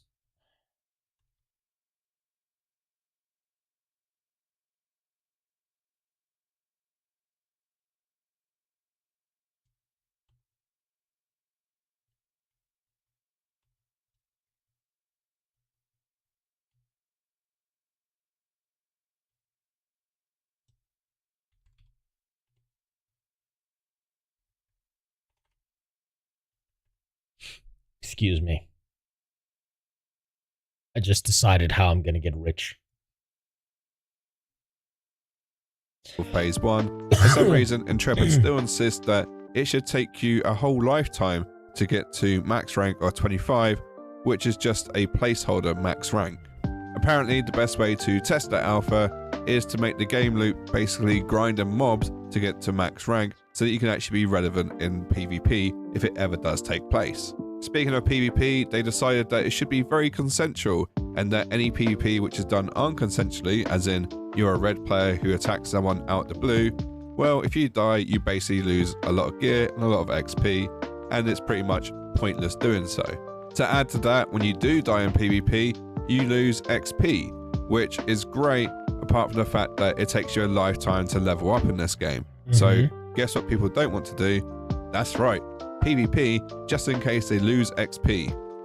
Imagine putting a system in your game and then discouraging it so much that no one wants to use that system. That sounds like a great idea. Why did they put the system in there in the first place? Rosecoin, one African currency that is not mined by children. What are you talking about? I'll find children to mine it on purpose. That's how you know it's good. Your iPhone? Mined by children. It's fantastic, isn't it? All that lithium in your PC? Yeah, you know little Sambile in the fucking Congo died for that shit. That's how you know it's good. Nike shoes. Some of the best in the world. At marketing, at least. Ming Bao died for those shoes. That's how you know they're good. It's the Egyptians figured this out a long time ago. It's the slavery of small little hands dying for your products that makes them that much more succulent. It's the sacrifice to Moloch that makes the product good. PvP does take place as if there's an outnumbered fight going on, or if indeed you are level 25 already because you can't go down a rank. Why is he fucking playing as me? This is bullshit. And the fun doesn't stop there. They've implemented what is arguably one of the most boring crafting systems ever seen, and on top of that, base material, stuff that you get at low level, is very hard to find because for some reason they thought a limited amount of crafting nodes for low level gear would be a good idea. Don't forget, this is indeed a social MMO. Without Don't worry, memories, we're getting there. I've been missing for like a week and a half. I've got to catch up to a lot of shit. VoIP. Make it make sense. There's also been a few controversies. For instance, Asmongold played for a whole 5 minutes and he got ganked. And the initial response to that was to turn off PvP. Although they did eventually make the starting area a non-PvP zone, which goes without saying. Why was it a PvP zone in the first place? It's so dumb. It's because Steven really knows what he's doing, that's why. Oh, and you can't PvP till level 5 now, because apparently it took Asmongold getting ganked a load of times for them to come up with that idea. Genius. And as for the community, it's hard to say because there's been quite a few people no longer covering the game because it's no longer interesting. Ashes of Creation's biggest content creator had a full-on meltdown and just left the game, which was pretty impressive and actually exciting for a bit, which has left a huge vacuum when it comes to content for Ashes of Creation. Other than a handful of people I can recommend, Ashes of Creation... Hold on, I'm getting a message here. Sorry, I'm getting a private message. Just give me a second.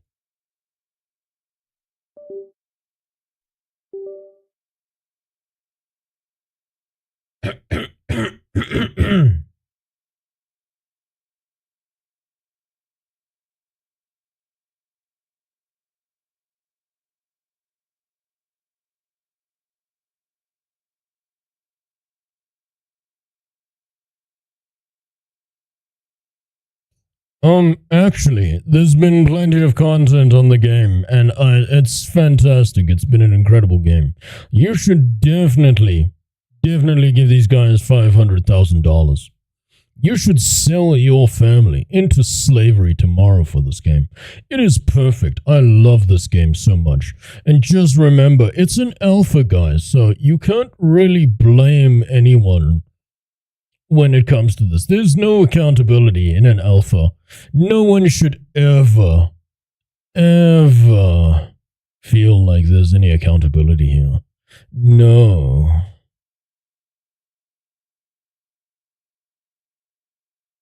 Right.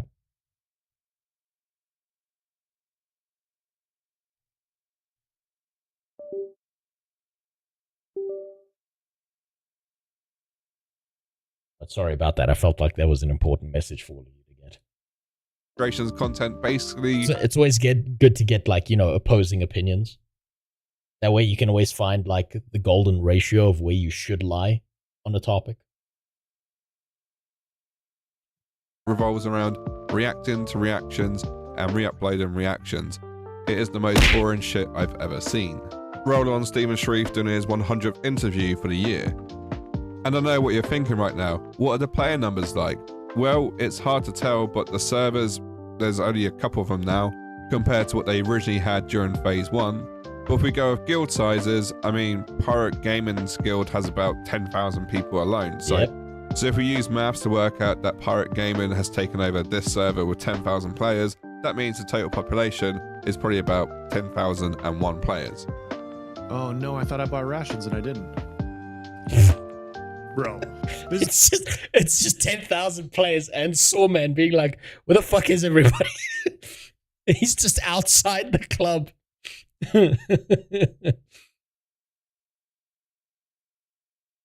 I don't know if they're still in business. Memories. But this hoodie has Jesus on it. This is my Jesus hoodie. It's got the Last Supper printed all over it. I don't know if they're still in business. This dude is in actual Pirates 13 and wants a different group.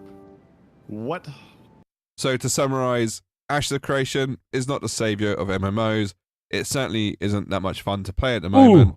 Ooh, man, I'm surprised only 83 Ashes of Creation players watched this video. Jesus Christ. And don't waste your... You've got to... You're going to get brigaded soon, man. You got to wait for that brigading. Oh, it's coming. It's coming. Once Pirate has his next smug contrarian video out about Ashes and your opinion on it, it's over. You're done. As they say in the industry, if you don't suck Harvey Weinstein's cock, you're not going to be able to play Batman. So get on your fucking knees and stop crying. Actually, cry more. I like that. Your money. But before the Ashes of Creation hate train comes to my comment section, just remember one thing. That's my opinion! Did I forget anything? Was that it? Did I get everything? Alright, cool. Next. So for this next segment, I just want to reel off some MMOs that I'm personally looking for. Don't you fucking dare say you're looking forward to Star Citizen. Don't you fucking say it. Don't you say it. To, and some that I think are probably... Shit. It's Malakia. And I know I missed off some other early access MMOs such as Star Citizen, Raven Dawn, and even Core Punk. That looks good. But I just feel more comfortable talking about the ones I've just Core covered Punk. off. So anyway, let's begin with some MMOs that... Oh, thank God you mentioned Core Punk. This poor fucking game.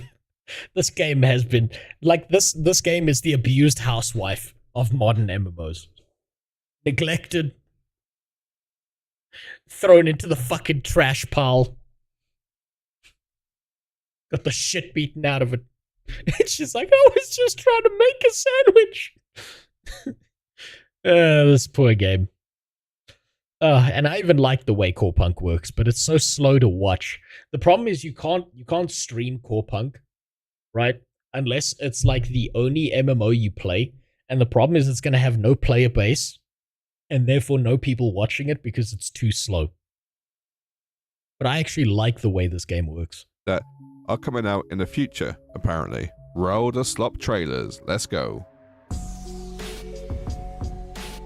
I honestly don't understand the hype around Arcade 2, considering how Arcade 1 finished, which was, well, people stopped playing it because it is monetized to fuck and severely unbalanced. But hey, roll on Arcade 2, which, by the way, they... Look, people are not going to play Arcade Chronicles for the game, okay? You're going to go into the character creator, you're going to have a wank, you're going to close the game, and then you're going to come back later when you need to have another wank. That's it. That's it. It's the bust a nut game. And when you, like, put it this way. Where is it?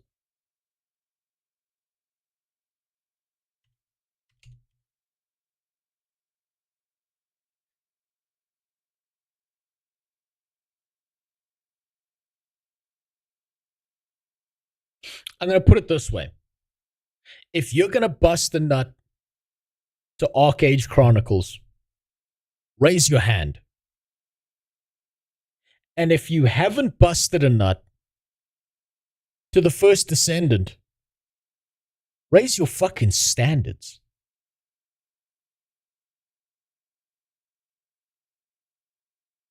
These are Guna games. They're not there to play. You're not playing these games. You're fucking choking the dolphin like you're a Japanese sailor. That's what you're doing out here. You shake the snake to get the poison out, and then you carry on with your game, with your day. That's it. That's it. That's what these games are for. They are not for playing. They are for playing with yourself. Okay? Get it right. Get it tight. Like Epstein said, always get clothing 2 sizes too small. Already said it's going to be more like a single player game than an MMO RPG. So go figure that one out. I think they're trying to do a new world and classify themselves as a action MMO RPG, whatever that is. Either way, it's scheduled for release in 2025, and they've also changed the name to Arcade Chronicles. But yeah, I'm sure it's going to be fine. Another title being published by Cacao Games is Chrono Odyssey, which is a next-generation action MMORPG. God, they're really throwing around that genre this year, aren't they? But apparently, you manipulate time and stuff, and it's open world, and they haven't got a release date yet, but some people speculate either this year or next. I'm a sick, demented bastard, and I still don't know how people bust a nut to any video game. Oh, that's an easy one, Memories. You see, you've got this problem. It's not very common amongst most MMO players. It's called self-respect. But with enough time and self-abuse, you can get rid of that issue, and then you're good to go. But I'm not being funny. Just the fact that it's being published by Cacao Games makes me want to avoid it. Dune Awakening is a survival MMO. Like I said, I don't expect it to be good, but I am going to play it. And it looks to be actually massive. Many people have already played the beta and said positive things about it. It is indeed a PvE and PvP game, so don't worry if you are a bit of a Care Bear, because there is a place for you in this game. Obviously, survival games aren't everyone's cup of tea, but I generally think there's a good game here. This could be a contender for Game of the Year, but we'll soon see. I doubt it. Monsters and Memories is a indie fantasy MMO RPG scheduled for early access in January 2026. Never even heard of this.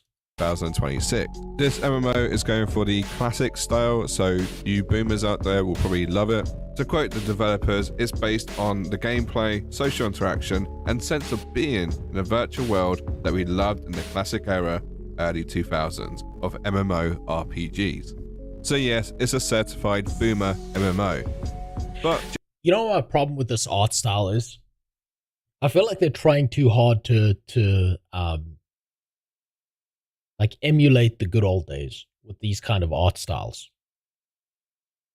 And this feels like this came from games like Project Winter, where it's just shitty chunky polygons with a Play-Doh-like texture placed over it, where they're attempting so hard to harken back to a good old day. But the problem is they can't recapture that magic. I've said this before, but there's a game I've been playing recently, and I want to do a review on all of the games, all in one huge fucking video, that did recapture that magic.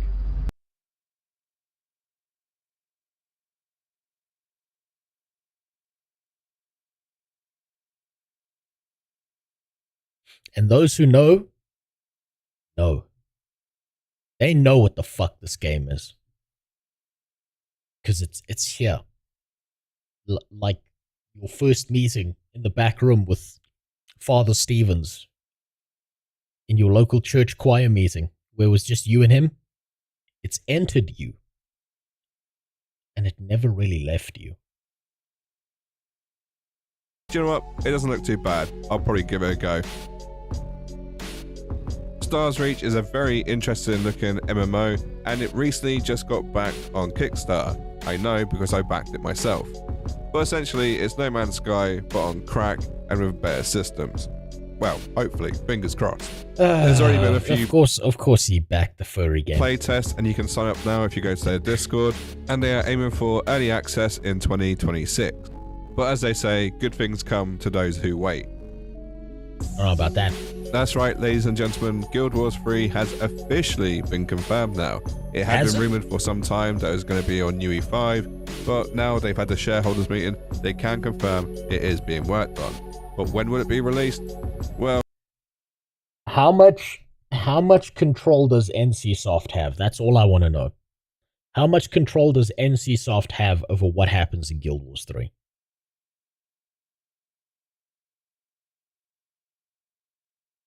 Also, I don't know if I trust an AI overview. This shit will tell you to keep the cheese on your pizza by using wood glue.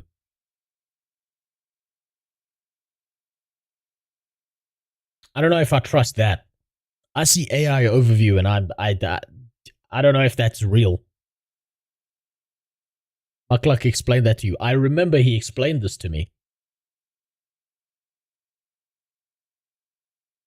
But the problem is, I have the memory of a goldfish.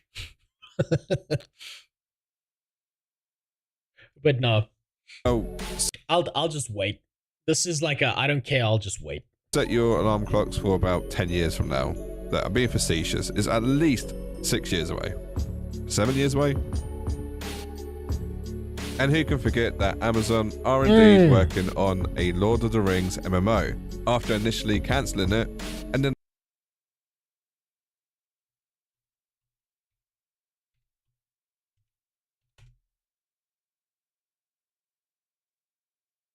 Are you ready? Are you ready for these dwarves? In this very faithful recreation of Lord of the Rings. I know it was cancelled, they had a deal with Sony, and then they revitalized it, and they said they were reworking on it again. Yeah, where's that meme?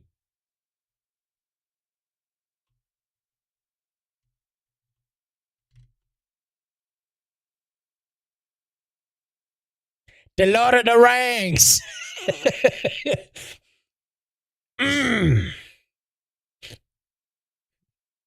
You ready for the Lord of the Rings?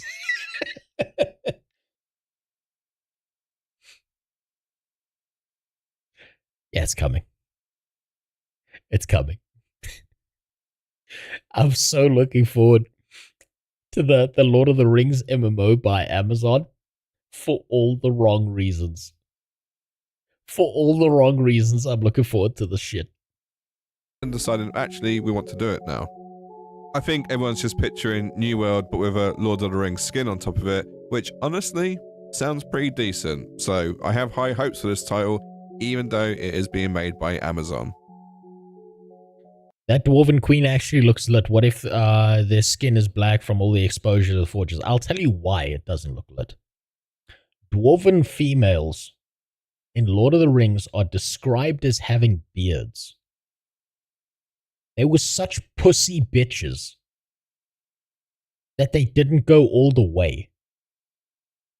Dwarves in Lord of the Rings are described as being hairy and short and all of that, and their children, their literal children, are born with full beards.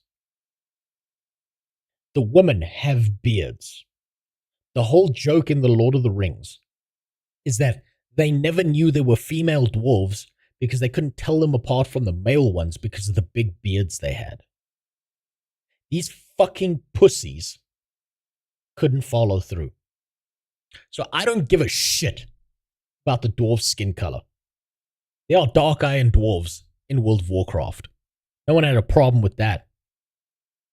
But it's the fact that they did everything to break and fuck the law up that makes them gigantic fucking pussies. And it's pathetic. It's fucking pathetic. That's the problem. But also it's the fact that they're not going to make characters with interesting backstories and lives and all of that shit. Funnily enough, there's an elf, a guy who plays an elf in Rings of Power. This guy, let me see if I can find him. In the entire fucking Rings of Power, this guy right here played a better elf, acted a better elf than every other elven character in the entire fucking series. He behaved like an elf. He did a better job than any of these other pieces of shit. Every single other elf acted like a bitchy, whiny little human from Gondor. He actually behaved like an elf. I would recast this guy because he knew what the fuck he was doing. But it's the fact that they need to push this retarded idea of shitty fucking writing, but we need to fill things with diversity that fucks it up. That's the problem. I'm not kidding. Go rewatch the first episodes of Rings of Power if you can stand your way through it. He does a better job acting as an elf than any other elven character in there. Why the fuck is Galadriel retarded? Why the fuck does this dwarf not have a beard? Why the fuck do the Numenorians, which is supposed to be the pinnacle of human society, look like they're wearing plastic dog shit armor? But the Gondorians wearing the white fucking tree from the Lord of the Rings looks infinitely better, and they had like a fraction of the budget. It's because these dipshits don't actually give a shit about the franchise. They don't give a shit about the actual soul of what they're looking at. So fuck the races. Who gives a fuck about the races? It's the fact that they did such a dog shit job with this that it is unfucking watchable. That's the problem. So yeah, I don't care. I don't care about the fucking races. I actually, you know what? I do give a fuck about the races in the fact that what they'll do is they'll take the culture, modern day culture of different races and place it into a fantasy setting. That fucks it up. If I saw Californian white women culture, where's my latte shit, I would be just as pissed off as if I started seeing someone rap in fucking Lord of the Rings. Both of those things piss me off. Because it doesn't fit. It doesn't fit the period. And last one to mention is the ZeniMax MMO Project Kestrel. There is no name to it, there's no IP to it, just a bunch of rumours and some job advertisement. Some people actually think it's a Star Wars MMO, but I've already covered this off on a previous video and gone into great details. I'm just going to link it in the top right here, but essentially, it's not Star Wars, it's probably just going to be, I don't know. That's going to be, that's Battlefield reskinned with Star Wars on top of it. Starfield Online, which might be, no, it'll be trash. It'll just be trash.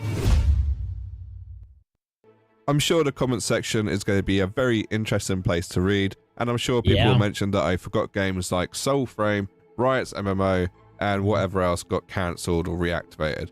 But the truth be told, there's a lot of MMOs we just won't know about until they're actually announced. A lot of them are done in secret, not everyone does open development. I will be very truthful in saying that I felt last year there was more hype for MMOs, especially with Asher Creation, PAX Day, and a few others. But in typical fashion, a lot of the games were actually disappointing or just simply didn't live up to the hype. Who could have seen that coming? And let's be realistic, the next big MMO isn't going to be one that's been announced and advertised for over the last 10 years. It's going to be something that comes out of nowhere and just hits you like a freight train. But as a whole, I do feel like the genre is in good hands just by looking at some of these promising early access MMOs. I honestly feel like the MMO industry can learn a lot from the indie devs as opposed to these AAA ones. But then again, the AAA ones are still going. So maybe... Hold on, anyone else agree that if Star Wars wants to revive its franchise, they need to make a movie about the Old Republic and not the Acolyte? Here's what they do, right?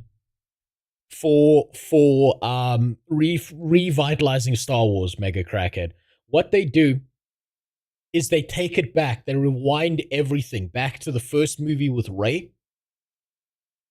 And she just wakes up. And she goes, whoa, what a weird dream that was.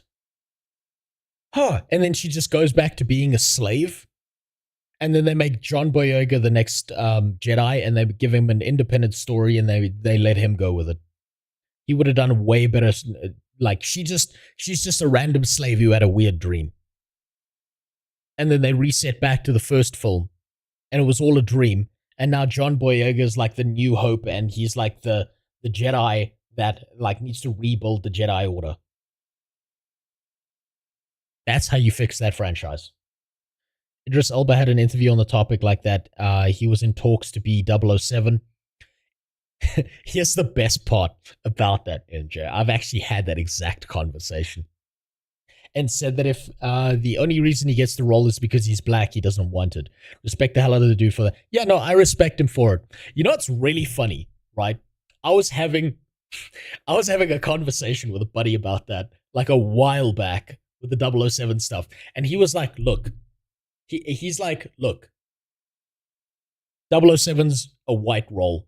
It should always be a white role. The same way you don't make Shaka Zulu white, right? The same way Black Panther's not going to be a white guy. The same way Spawn is not going to be a white guy. The same way Blade is not going to be a white guy. Just why are we doing all this weird shit? And then I was like, okay, but what if it was Idris Elba? And he was like, okay, but that's different. He was like, no, that's different. He was like willing to make an exception for it being Idris Elba, which was the funniest thing to see. So people are flexible on that shit more than they probably like to admit. But it's because it's probably the energy behind it, right? You could give Idris Elba that role and he would probably fucking kill it because he's a good actor. Not because he's black, right? So people are more flexible on that than they're probably willing to admit, but they're just so fucking fatigued from the idea of we're going to switch the race, gut the character's personality, treat them like a piece of shit. And oh, I didn't even read the source material, and then pretend that they're so much smarter and better than everyone else. That's the problem people actually have. Everyone can learn from each other. And on that bombshell, I'm going to end the video there. Let me know in the comment section if I missed any MMOs which you feel I should cover, and especially any that are in early access and I can play now. Also, I ask, if you did like the video, please leave a like, because it indicates to me that people like this slop. I mean, well-edited video. Sub for more slop, and I'll leave some more slop on the screen now that you could watch and enjoy. And a thank you to my YouTube members and Patreons for helping me fund this slop. Slop. Goodbye for now. Yeah, fantastic slop. Beautiful. 007 is just a code name. I don't mind what he is as long as they go back to the Casino Royale style of writing. Of course, that's the thing, right? But the Casino Royale style of writing requires them to actually develop a character with their personality, right? And these people are incapable of doing that. So this is what I'm saying, is the race isn't that much of an issue. It's the fact that they can't fucking write to save their lives, right? This is why a bunch of people were really pissed off with Star Wars and John Boyega, because they thought he was actually killing that role. They thought he was doing a great job, and they were like, damn, I'm so excited to see a stormtrooper, like, who's like a fucking child slave, all of a sudden discover he's got some force abilities, and maybe he's going to be able to do something. And then they did the ultimate fucking switch on us. And they didn't do it for any other reason than we need to subvert the expectations. And they didn't actually know what they were doing. And they fucked up the writing. They screwed it up. That's what I'm saying about the Stormtrooper Jedi thing, right? It would have been such a fucking cool thing to see. And you know what? He would have to go through the whole thing of he's too old to become a Jedi. He's like, no one wants to train him. He has to learn by himself. He has to like become something else.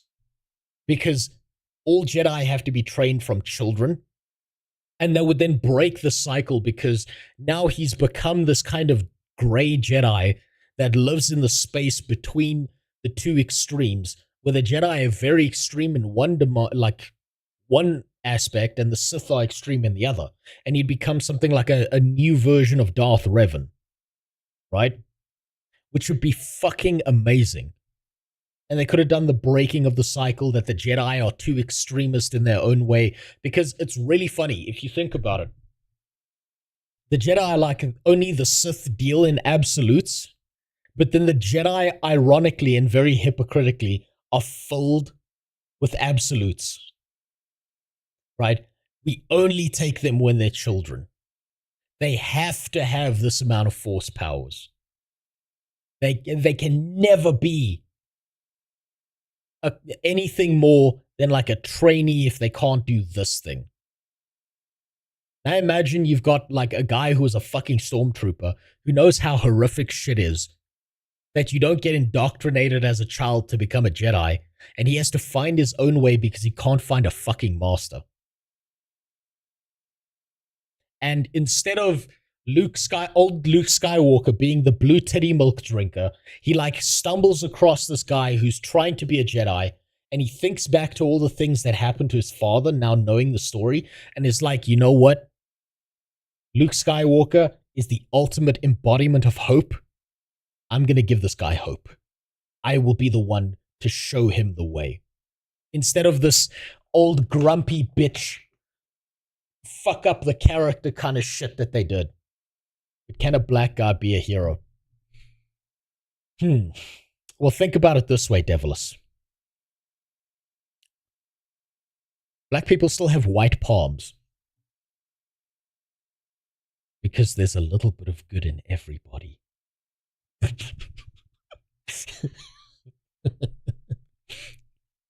Not in China. Well, there you go. That's actually probably one of the biggest reasons they would never make him the main character. It's because they'd have to like dust him off with some flour or some shit. It's just in the Chinese version. It's just John Boyega, but there's like a shitty white like paste over him. It'll be fucking great. I'd watch that. For all the wrong reasons, I'd watch that. Okay, before I go and fix my WoW hardcore playthrough and we start playing Guild Wars 2, this is the last video I wanted to watch because I'm thinking about getting into some VR stuff. And I'm wondering if there's any hope for the VR kind of gaming industry or whether it's just going to be dog shit from now on. It's just going to be like a niche little thing that no one actually cares about. Bro would get killed off in the first scene. VR chat when? I'm considering it. Don't tempt me, so man. I've got plans. I've got plans for that.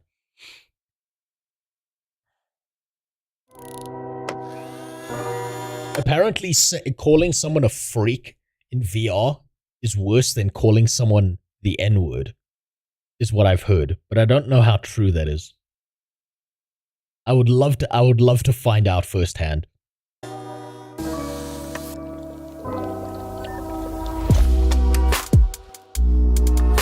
And don't you dare fucking think that I will not go into VR being like, hello, my name is Gumpile.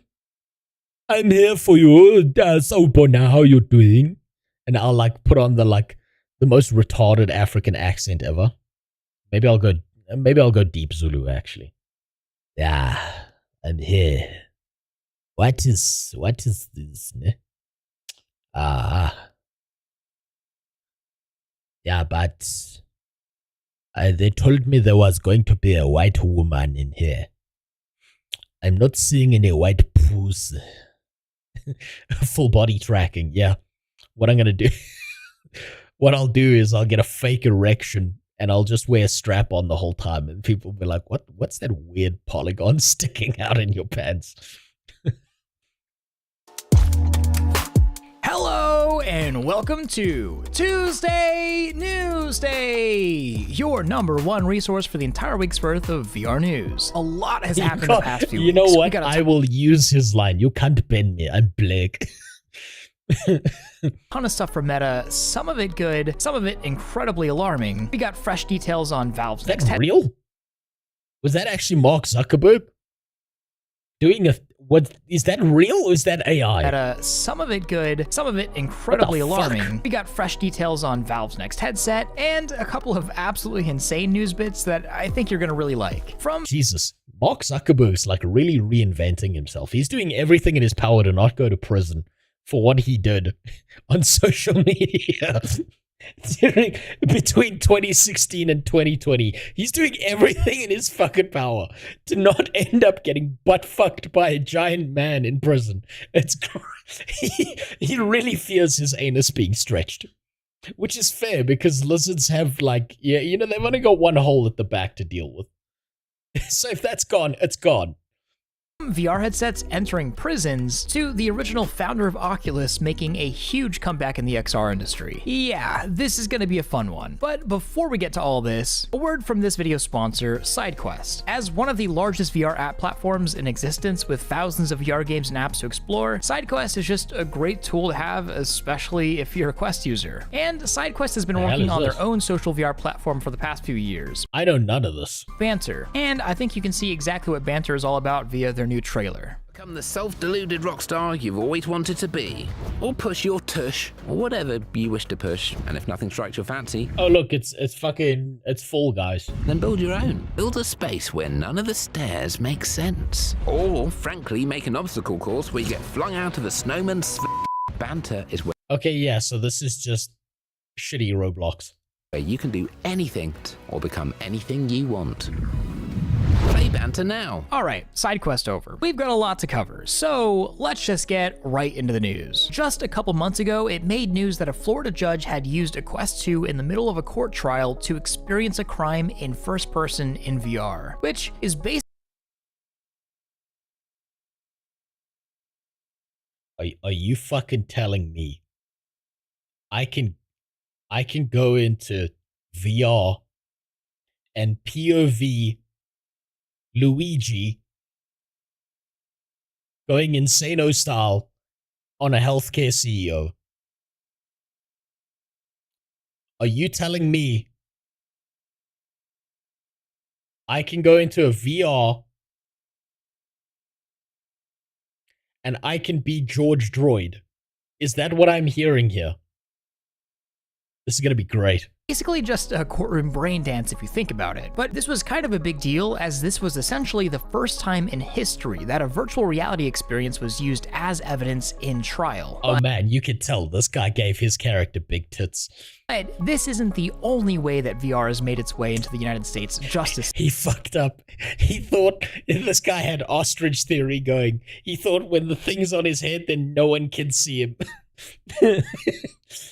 System. Multiple California prisons have begun instating a VR program that is specifically designed for inmates that are currently in solitary confinement, or stuck in small cages that are actually called, quote, therapeutic modules. Oh, that's great. That's awesome. So you can VR them and make them experience the crimes from the other side. So if they raped someone, oh wait, no, they don't need a VR for that. They can just make them sleep on their stomach at night with a bunk mate. Never mind. There, they were sent because of misbehavior within the prison. While in solitary confinement, inmates are subjected to an intensive 7-day VR program where they basically live through a variety of real-life scenarios. What if they put you in the box and they like put on the VR headset and you're like, no. They just tase you. You're like, okay, I'll do it. Fuck me, I'll do it. And you're just crying into the VR headset because you don't want to be fucking tased again. They just put a cattle prod through the bars and they just start going at you whenever they feel like, Jesus Christ. I'm starting to love the dystopia we're in. Holy shit. Ranging from everyday life scenes to art and poetry to uncomfortable situations like physically running into someone on the street and having to deal with the altercation. It's just fucking Jeffrey Dahmer picking up chicks in VR and taking them home and slicing them up. And the problem is the people outside the prison think this is just a kink thing and they're busy jerking off while Jeffrey Dahmer's eating them. Creative Acts, the company that creates the so-called programming that the inmates go through, states that the usage of VR allows inmates to experience culture and situations in a way that they wouldn't normally be able to. But almost more importantly, it gets the inmates out of the prison environment, even if just for a moment. And I'm not gonna lie, without any context, there is something deeply unsettling about these pictures. It looks dystopian to say the least, and Yeah, I think there's fucking even does. something further unsettling about the base idea of prisoners using virtual reality as a form of escapism while being locked up. It's reminiscent of a They're not locked up, they're in a fucking box. They're in the Amazon warehouse box. You know that patent that Amazon holds for the wagey cagey? They used it on prisoners. Is the reason they're in prison is because someone didn't give them a VR headset. Well, yeah, that's how that's the future. Welcome. Trick scene getting lost in a virtual world while being physically confined. But in reality, at least in this specific scenario, when given proper context, the results. All it would take, I'm just saying, is all it would take is one skilled hacker to get into the Wi-Fi system. And it's just 24 fucking hours of fucking lemon party and glass ass and goatsy. And this VR headset's like chained to this guy's head. And these prisoners are all like screaming, like, I don't need to see his anus shatter the jaw again. Please let me out. And these prison guards don't know what's going on. So they're just like, get the fucking headset out. One skilled hacker. That's all it would take. Are a bit more complicated because, well, this VR therapy for inmates has actually been working really, really well. Like, shockingly well. According to The Guardian, prisons that have piloted the programming reported a, wait for it, 96% reduction in infractions from participants. And for example... Yeah, that's just because they haven't shown them goatsy yet. That's because they're not watching glass ass on repeat for 24 hours. That will jump to about 99%.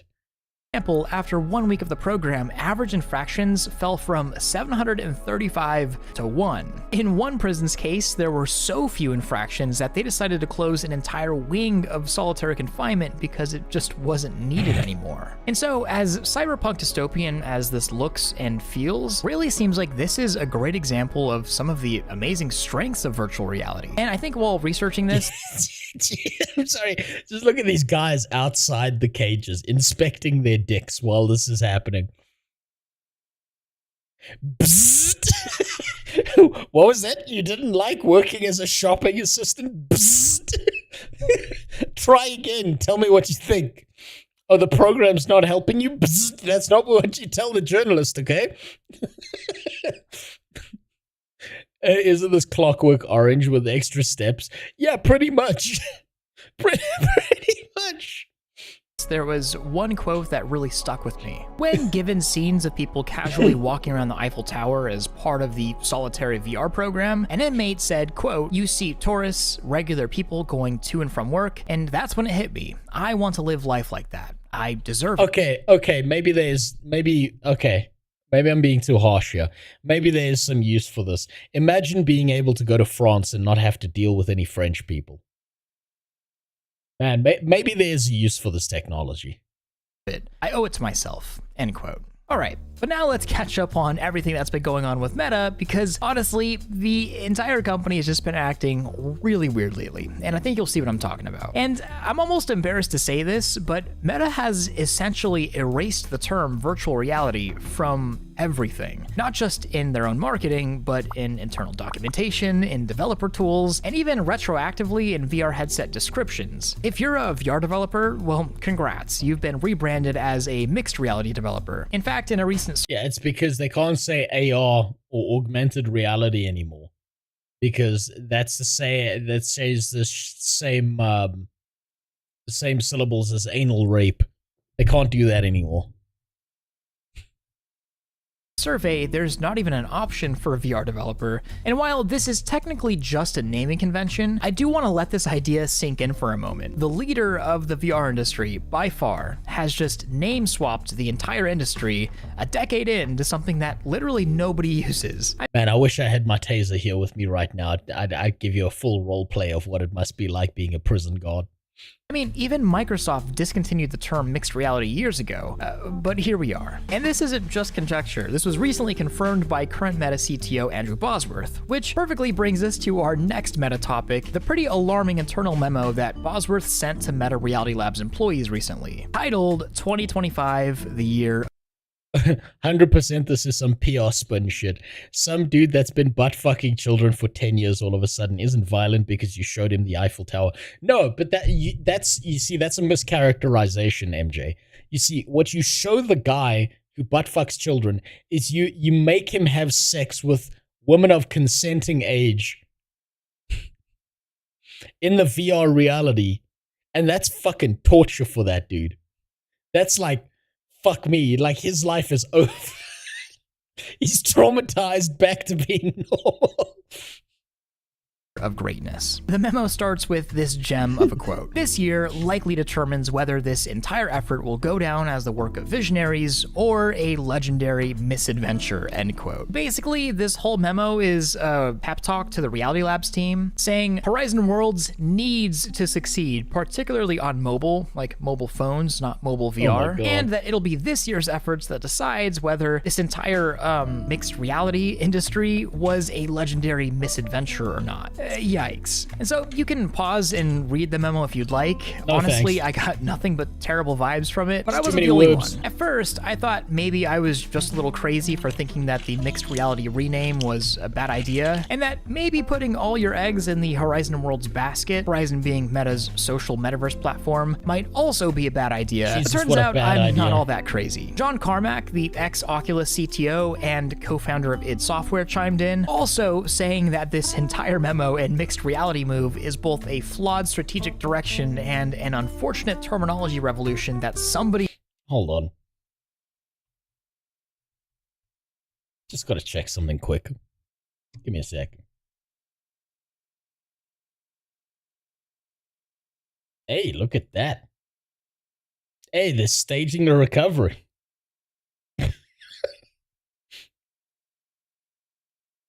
I mean, look, they took a nosedive, but Meta's back up. Hey, that's all I'm saying is Meta fucking lost everything, and then they came back. Maybe putting prisoners in VR rape simulators was the way to go for that share price, huh?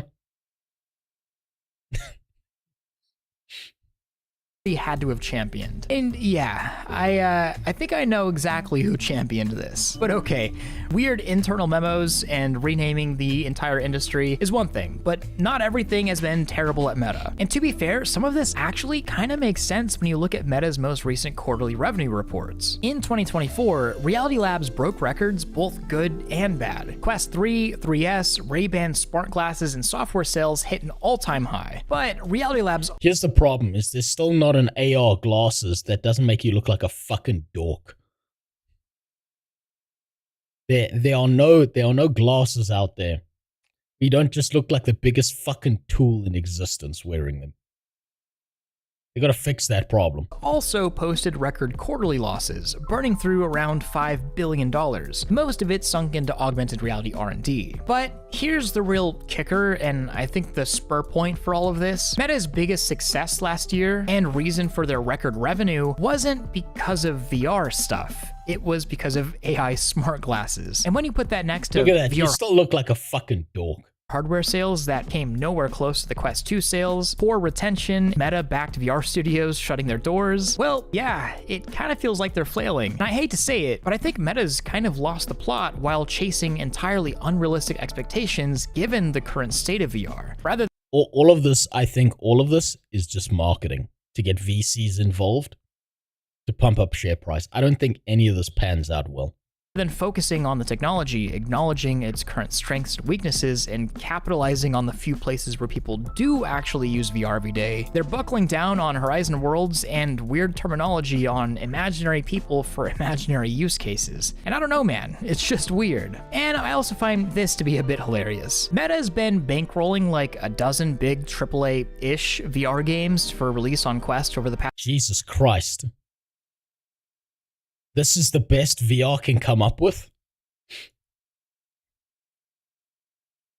This is like cryptocurrency gaming. Past few years, from Assassin's Creed to Medal of Honor to Alien to Metro to even a Batman Arkham game, and I can imagine Meta probably expected a giant explosion of VR users from all of these titles. But the reception to all of these games has really just been kind of okay. And I mean, none of these games are bad, but they're also not really that great either. Meanwhile, the thing that's actually been exploding VR usage has been with the child demographic with Gorilla Tag and Gorilla Tag clones, bringing in legitimately hundreds of millions of dollars of revenue. Jesus. No joke. And I can just imagine fucking Zoomers making life worse. They're leaning into the dystopia. I'm sorry, I'm still stuck on the prisoners thing. I'm just imagining like one of the prisoners is smart enough to like link their VR in the cage, and they just like locked in the cages, and then like fucking security is like fiddling with the keys trying to get them out, and you just got like one prisoner who's like the rapey one being like, and then the prisoner next to him in the VR cage is like, not my ass, please, not again.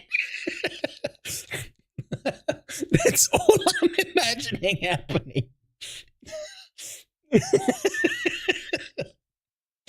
That's just where I see this going.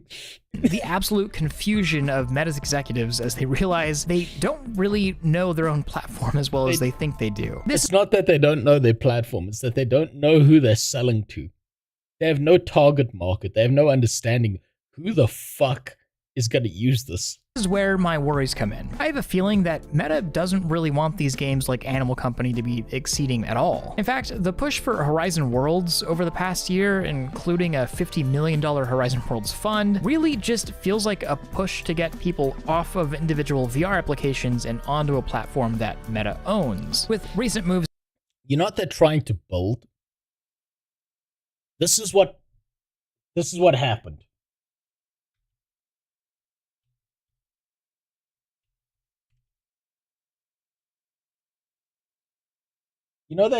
You know Ready Player One? Let's see if I can find a good image.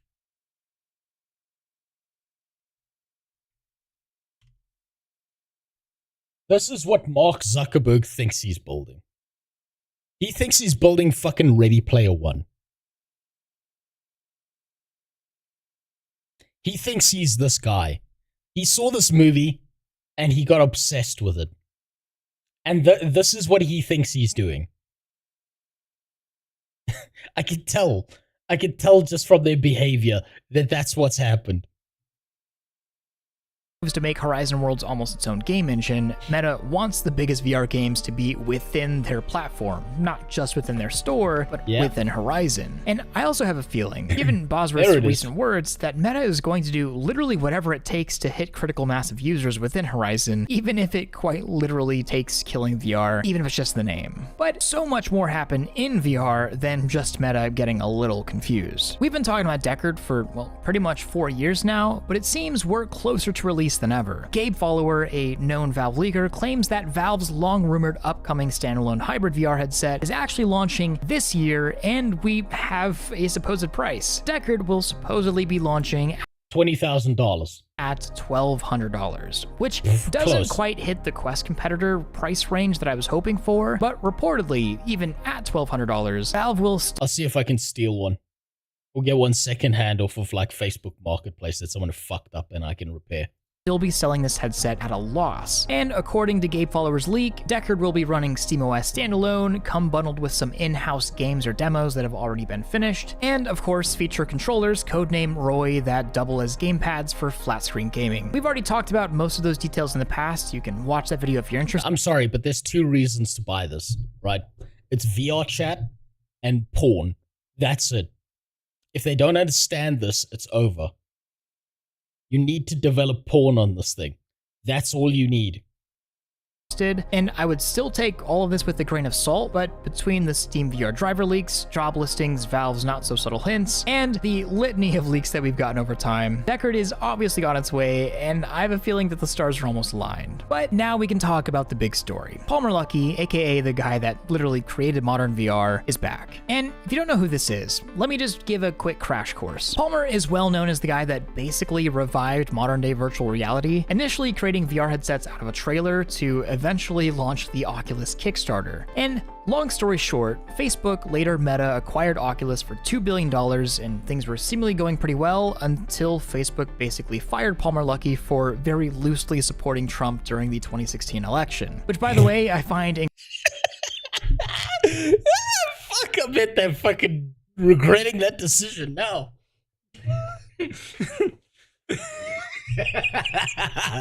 They fucking fired him because he was like, yeah, I'll vote for Trump. Freest country in the world, by the way. No, this is great.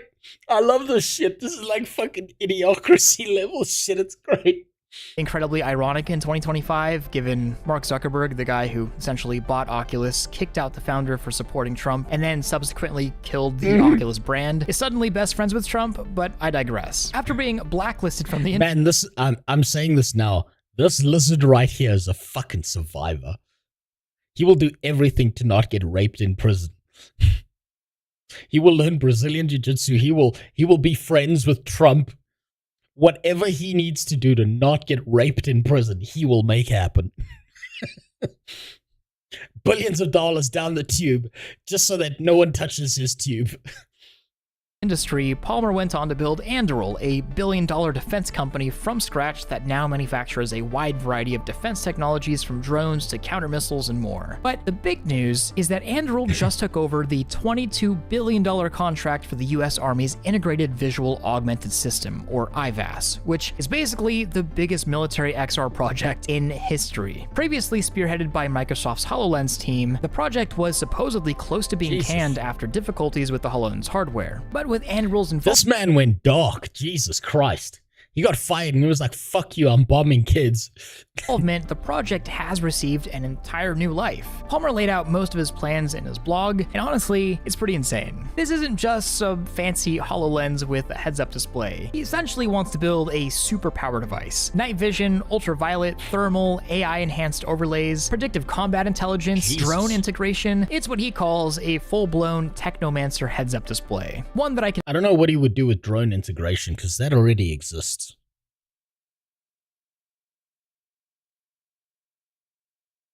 No, I'm not going to say more. Imagine seamlessly integrates with Anduril's other offerings. And so, what was originally a pretty boring and honestly mid-US Army contract that wasn't going too well is turning out to be likely one of the most advanced and probably expensive XR devices ever developed. And so, yeah, Palmer Luckey is back. Maybe not in consumer technology, and maybe not in a way that everyone would agree with, but in a world where this contract will be fulfilled by somebody at some point, I'm personally excited to see where Palmer will take it. As designing... You're right. Mark Zuckerberg watched Ready Player One. This guy watched Elysium. You're right. They all just got obsessed with a different movie. Head-mounted displays is literally this guy's life's work. And in his blog, he finishes out his personal announcement with a chilling quote. Whatever you are imagining, however crazy you imagine I am, multiply it by 10 and then do it again. I am back and I'm only getting started. And so I think that's a pretty good place to wrap up. There's been a ton... I'm sorry, MJ. I'm sorry, but there's no... The genie's out the box. Genie's out the bottle, cat's out the box, whatever you want to say. There's no going back. There's only adapting to the future. And adapting to the future is taking the headset off, beating the fuck out of people in public, and when the cops are like, what did he look like? The answer they'll give is, I don't know, officer. I kept my VR headset on to handle my anxiety. If I don't have it on all the time, I get anxious. And then the cop is like, sir, you need to log out of VR chat right now. I'm not a real police officer. You need to go to a police station. It's time to adapt, evolve, overcome.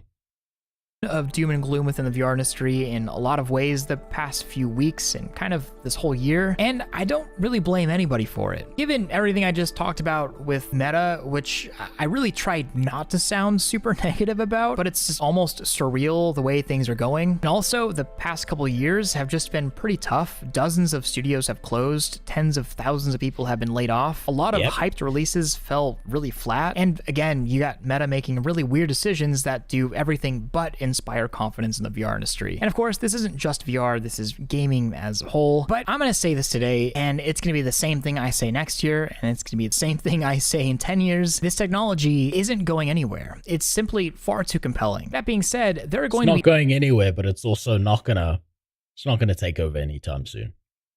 It's gonna need a lot of time. Ups and downs as there are with anything. And I honestly don't even think the VR industry has hit its rock bottom yet. Things might actually get worse before they get better. If you think people say VR is dead now, just wait. And I know for the people that have been here this entire time, it's really easy to look at VR today with a retrospective lens. Think about how much better things could have been if something arbitrary happened differently. And it's also really easy to look at VR today and notice all the various ways that VR kind of sucks. But I think that's missing the bigger picture. And every industry that's ever changed the world has gone through moments like this, where expectations don't meet reality, where progress feels frustratingly slow, and where the wrong people seem to be making all of the decisions. But if there's one thing I've learned covering this space for as long as I have, it's that VR will always find a way forward, not because of billion-dollar corporations, but because of the people who actually care, the developers, the creators, the artists, the engineers, the dreamers. Those are the people that actually make up VR. So yeah, things might get a bit worse before they get better, but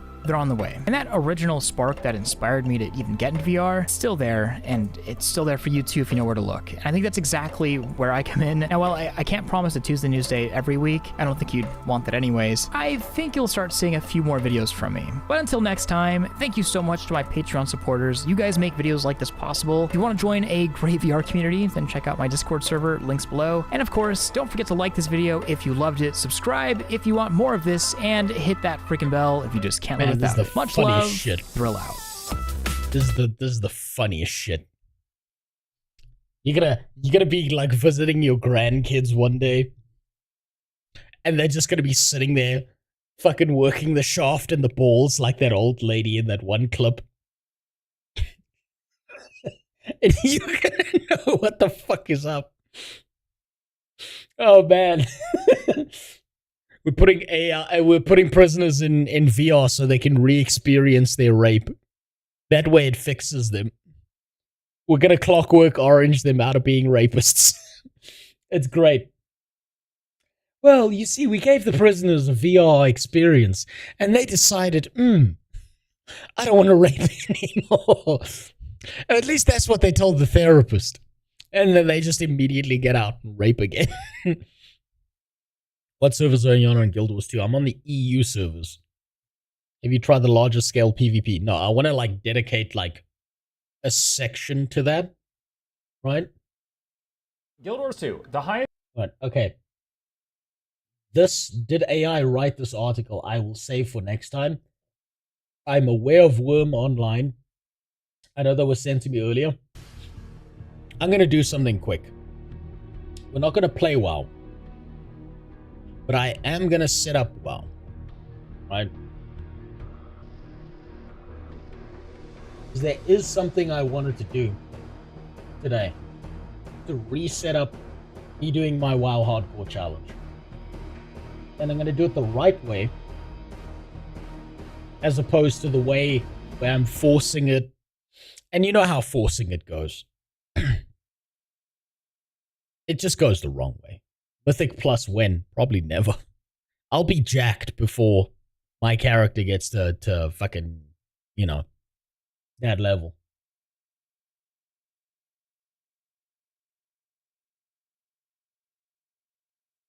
Now hold on. Hold on. I don't know if I connected to the right thing. Fuck off.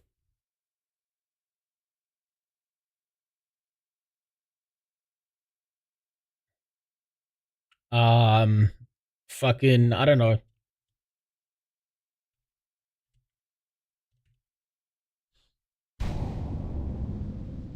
What server is this?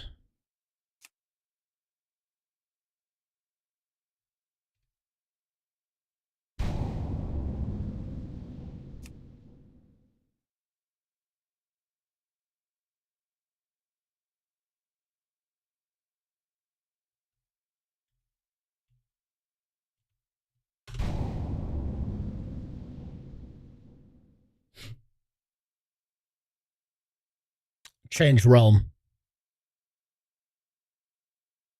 Wow, holy shit. There's only 3 hardcore servers? That's not actually what I'm looking for. So I'm looking for the classic era servers. Because I know some of my friends don't want to play hardcore. I believe it's Nether God Keep. Yes. So they wanted to play on Netherguard Keep. And what I'm going to do is I'm going to set this up with the hardcore add-on. Because the hardcore add-on is better than what Blizzard has implemented, right? So I want to aim at this specifically. And we're going to be playing on the Horde side with this. WoW Classic dead game. Yes, exactly. That's why I'm using it. Because I can have a conversation with you. I can do all of this shit. If you hit exclamation mark Discord, it should give you it. Whip nipper. The fucking Twitch profile one keeps breaking for some reason, so I'm gonna need name suggestions from you fuckers. Right? So I'm either going for an Orc Hunter, a Tauren Hunter, or a Troll Hunter, because they have more options. Right? So, I need your help with this. So the first poll to prepare for this. Hi Rose, this is Jimmy. Just so you know, this isn't some new guy talking shit. Why'd you change your name to Jean Vox? That's a woman's name. Did you get a girlfriend? Did you get a washing machine?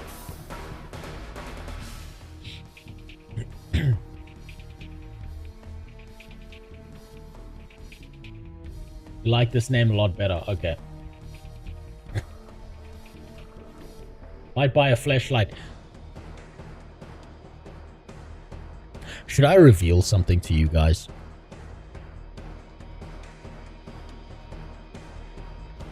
I'm wondering if I fuck this up by revealing something. Okay, all I'm gonna say... I'll let you put the pieces together. Buckluck is releasing a plushie soon. I might buy that in combination with a flashlight for a video that I'm gonna do. It'll make sense later.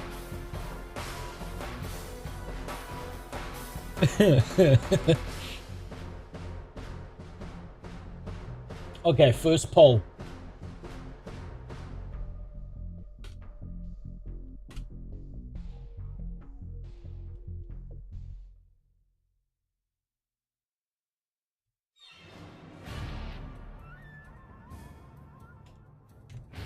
I want you to decide for me today, right now. You've got 2 minutes. Polls in the chat. What gender are we going for?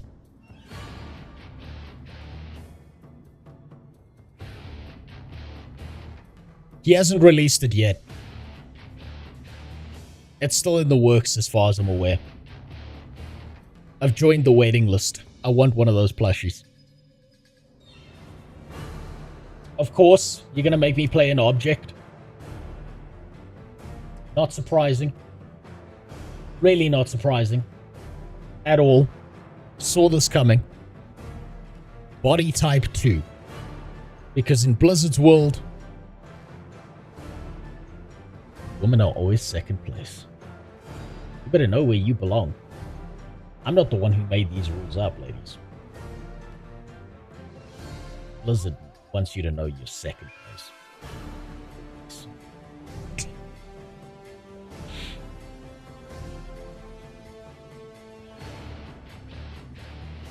I had a good name. I had a really good name, and I can't remember what it was.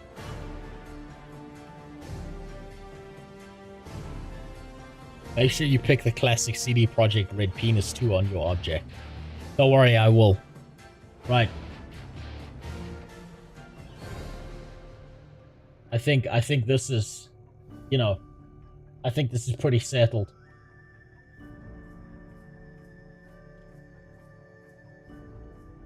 I'm gonna give you 1 minute next time because you fuckers, I should have expected this. I should have known you were gonna do this to me.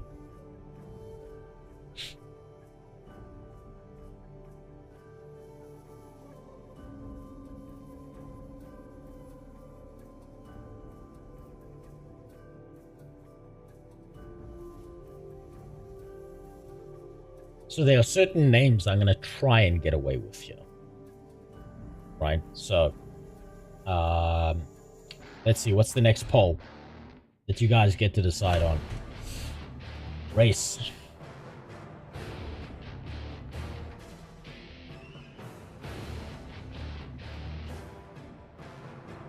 We're going to try and be progressive about this.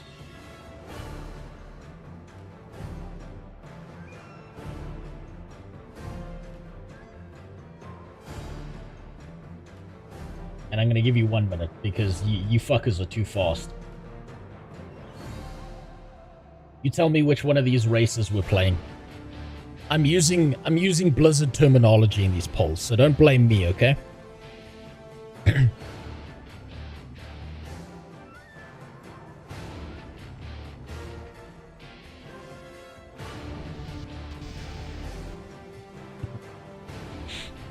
Thanks for the follow, Aperture Head. We're being racist right now, okay? It's very important.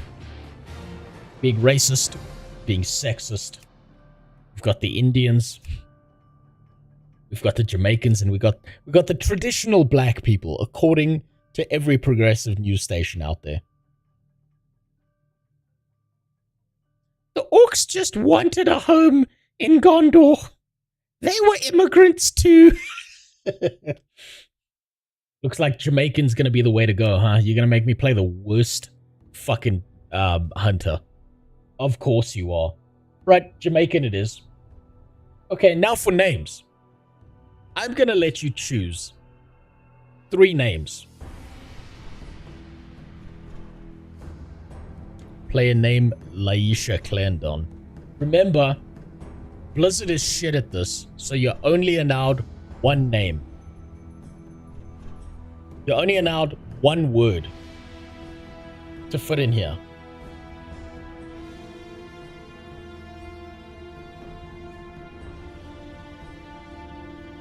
And I don't know how many characters it is.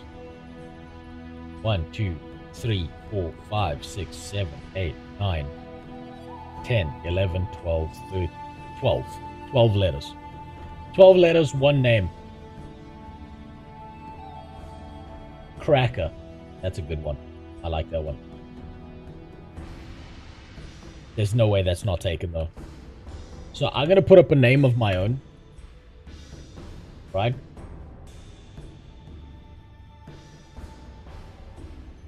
Let's see. 1, 2, 3, 4, 5, 6, 7, 8, 12. Perfect. Okay. So I've got 1 name. I need 3 more. Dog slobber. No, it needs to be a little bit more spicy than that.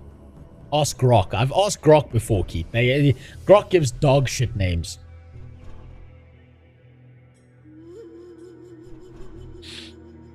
Do we try for Ryle Chapist II?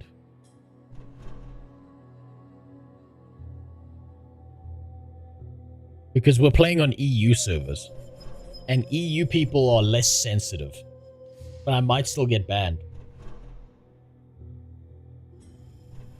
Fog Ducker. Okay, Fog Ducker it is. What else?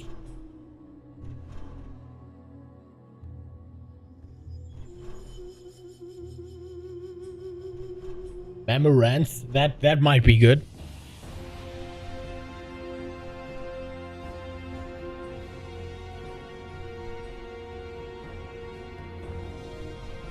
What else? I need another one.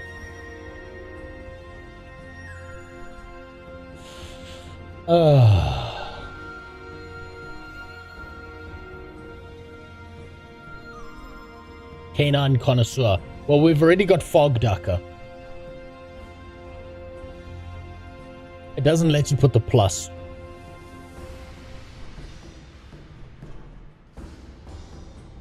And I feel like that's not offensive enough, is to just say LGBTQA. We need some. I need something.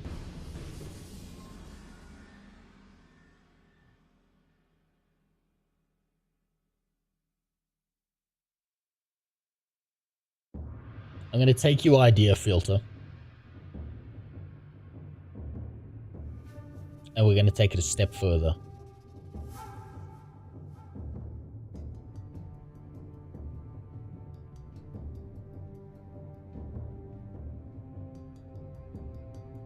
Yeah. We'll go from there.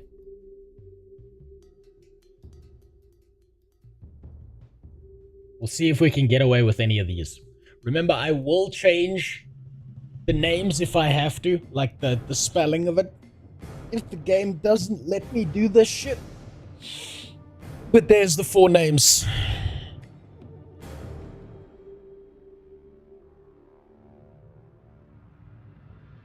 And we'll work our way from there. Get a nice green color.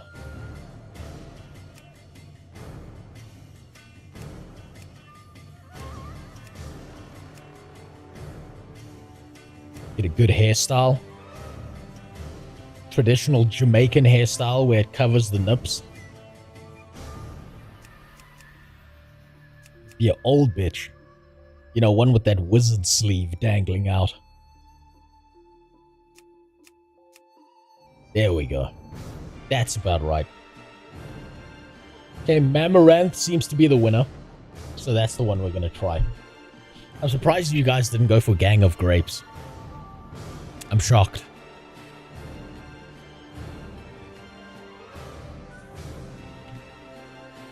I've been thinking about maybe making a guild and calling it that, the Gang of Grapes. Okay, Mamaranth, let's see. Does it accept Mamaranth? It does. It does. Ah, fuck, I forgot Bifo Eater. Oh well, too late. Mamaranth it is. No, Ranger Danger. That's not a bad name. That's perfect. So this character is now set up. This is the character I'm going to play. I'm going to be installing some social mods on this. I'm going to be installing the hardcore add-on mod. And we're going to be going from there. And I'm going to be resetting up all the bullshit activations that I had before. If I remember correctly, based on where we are about here. At about 25. 28.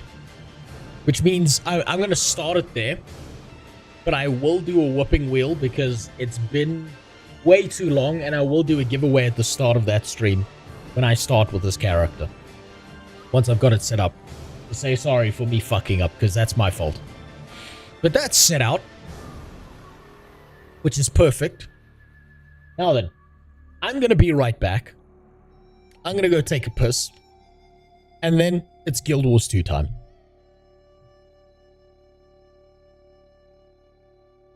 I'll see you now.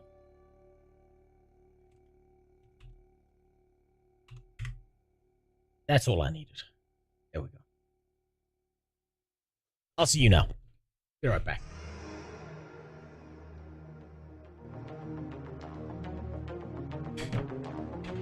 Oh.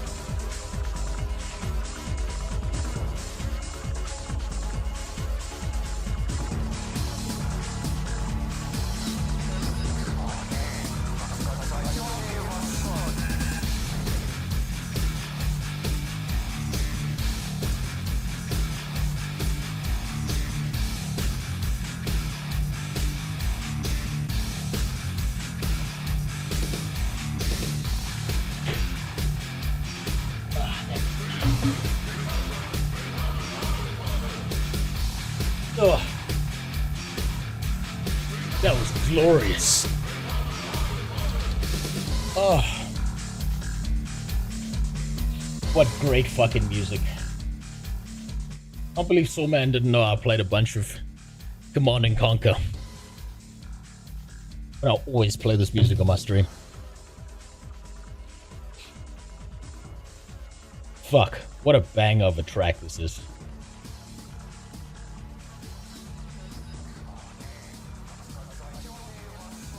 Them zoomy zooms will never know. They will never know the joy that we went through. They'll never know Yuri's revenge at its peak. They'll just be like, oh, old graphics. Ugh. And I'll sit here like a fucking boomer being like, yep. Those were the good old days.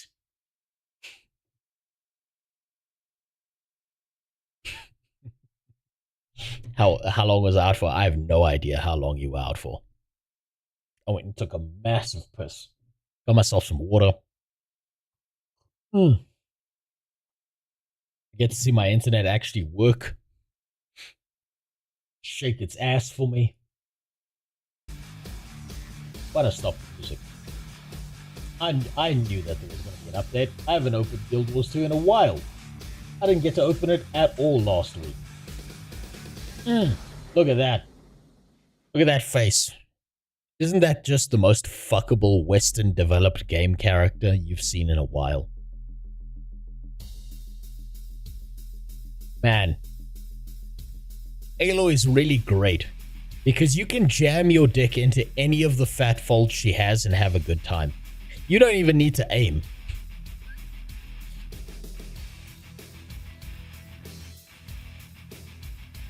You lick her back and that's your calorie count for the day.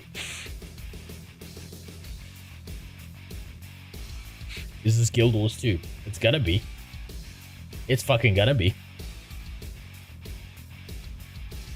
I'm just waiting for the download to completely finish. I'm gonna relax. I'm gonna play some of the story. I'm gonna experience my fucking engineer in the worst possible ways. Because I'm gonna play like a dipshit. I think I've already forgotten how to dodge jump. And I had it so down. Is asking XRP that crypto? I think so.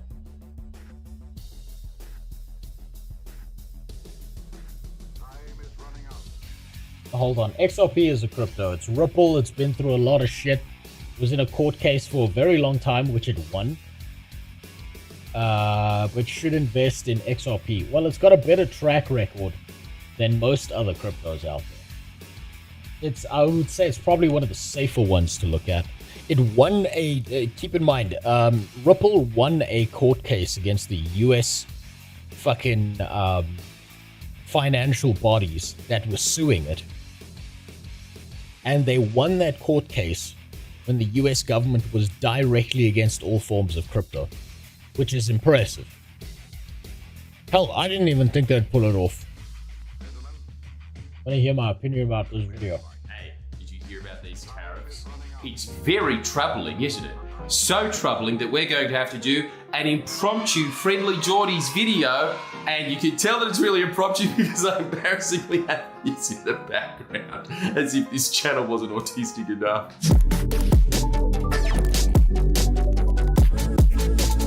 I've heard about this guy. Never watched any of his videos. I don't respect Australians. Look, obviously I'm on tour, and my booking manager thought that it would be a laugh to get me the Mario suite. And yes, it is a laugh. I did not bring this with me as a... We'll go through this at Destiny dick-sucking speed. Hold on. Hyper Destiny dick-sucking speed. comfort toy. No, it is comforting. But I'm in Adelaide at the moment. That's all sold out. Rest of the tour of this month is in the description below. Let's get into it. Because I'm only up $300 on Bitcoin. Bitcoin will be the slowest moving thing in the market because it's the flagship. It's got such a high market cap that moves up and down are not going to push it anywhere. Think about it.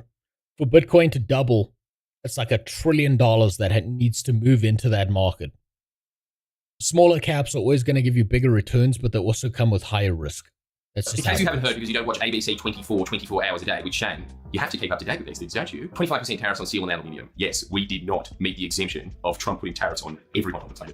The shock, according to the Liberal Party, because did you know that their response immediately after hearing the news, that this is going pretty much instantly, was that why didn't Albanese go over and talk to Trump in the White House? I would imagine that a couple Why didn't he give him the good suck?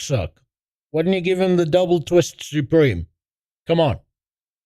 Those reasons would be that we don't live in the 19th century. Zoom does exist, that's one. The second one would be that we have ambassadors. The third would be, you all saw Keir Starmer try to butter him up. It is my pleasure to bring from His Majesty the King. Yeah, but that little bitch Keir Starmer is the one who's like responsible for like all these draconian laws in the UK. Of all the things you could say about Trump, I don't think he respects someone like Keir Starmer. I think he'll just fucking spit in his face and carry on.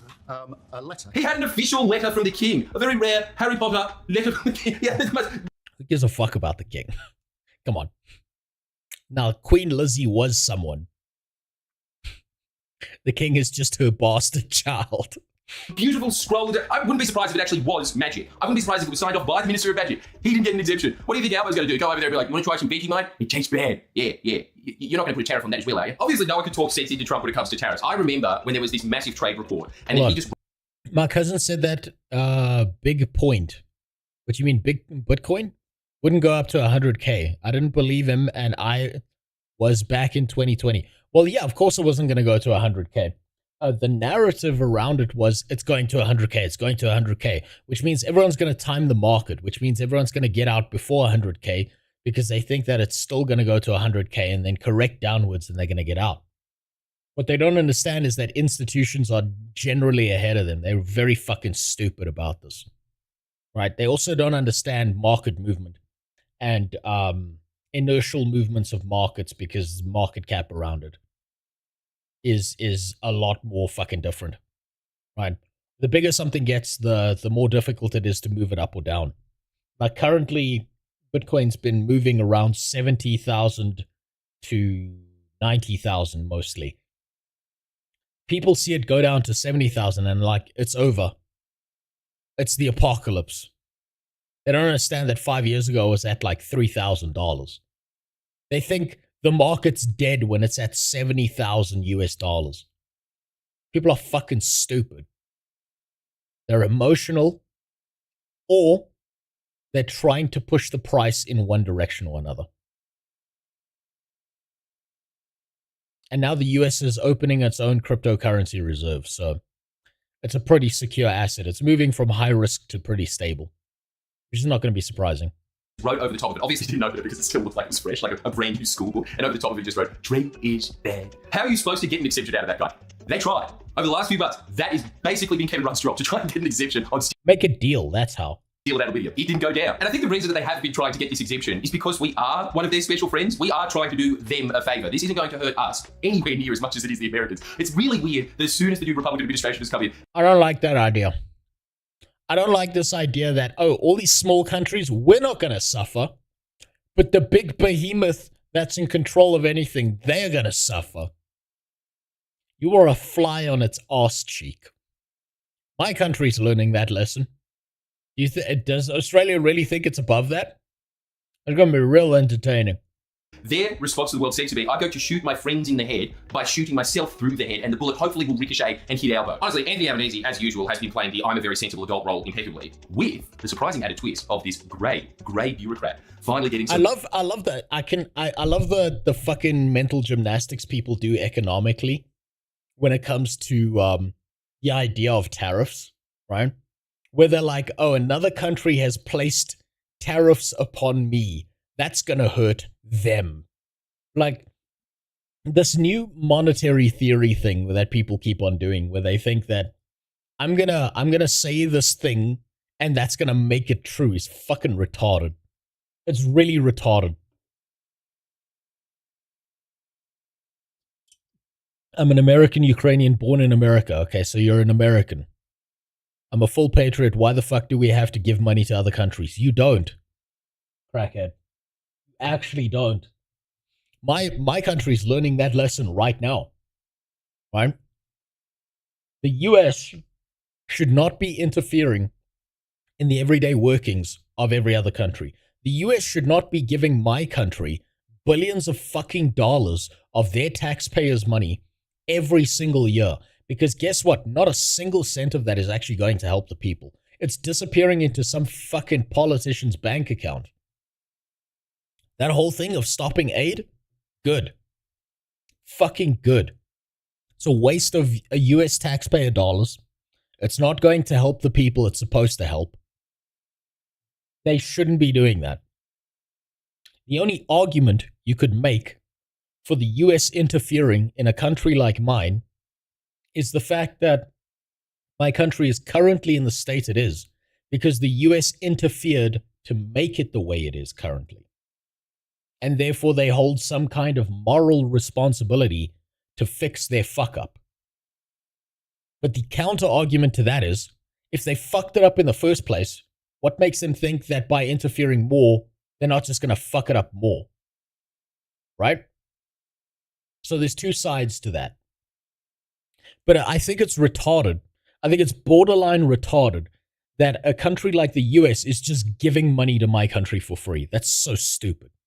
Elbow Rabideau's flaring. Have a listen to some of these comments. Such a decision by the Trump administration is entirely unjustified. This is against the spirit of our two nations' enduring friendship and fundamentally at odds with the benefits that our economic partnership has delivered over more than 70 years. Admittedly, it would be a lot more baller if Albo could do something about his list, but hey, a win's a win. He is looking like the tough on our enemies candidate. This is so weird, the Trump factor. The fact that all across the planet, you've got the Canadian Liberals, the British Labour Party, now in Australia, for the first time ever, it's the Labour Party equivalent. They're the tough guys. While on the other side, you have people like Dutton who just has the natural advantage of looking like Peter Dutton, on top of the fact that he's in the Liberal Party. He's supposed to be like, yeah, we're going to take on our enemies. I don't know anything about Australian politics.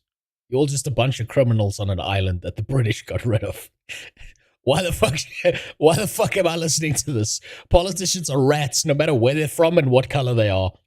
Now, America has just decided, no, we're your enemy. It's really hard to walk back. No, they didn't say we're your enemy. They said we're going to stop giving you free shit. Fuck you. If you want to play these games, you can pay tariffs.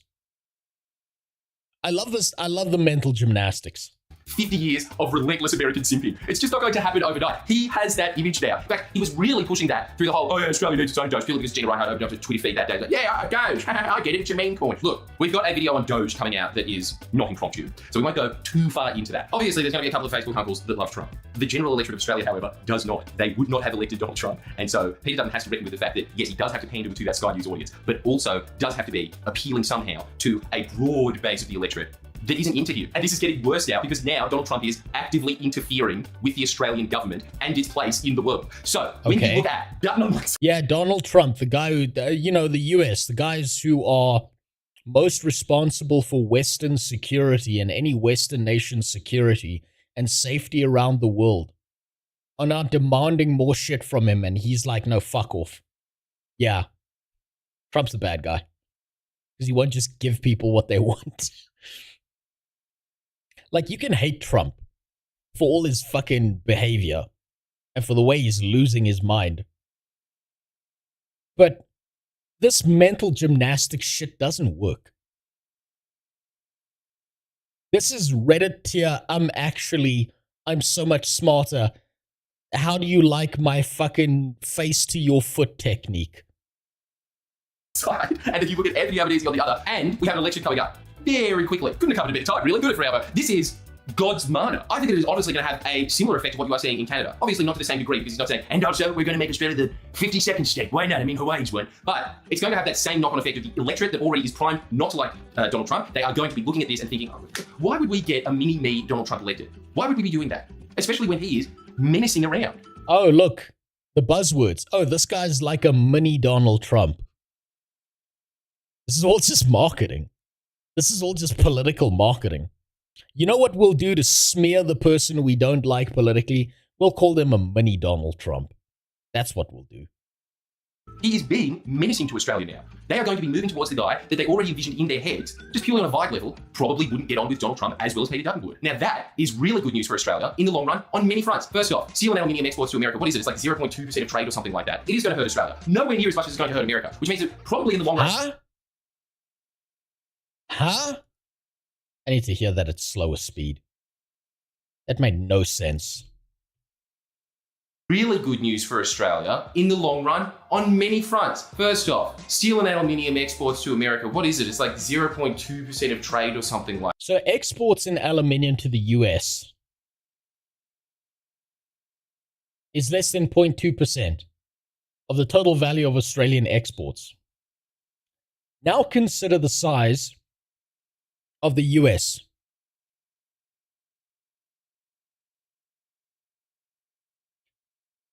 If you are so insignificant that your exports to the US are so insignificant, then what do you think it means for the larger behemoth?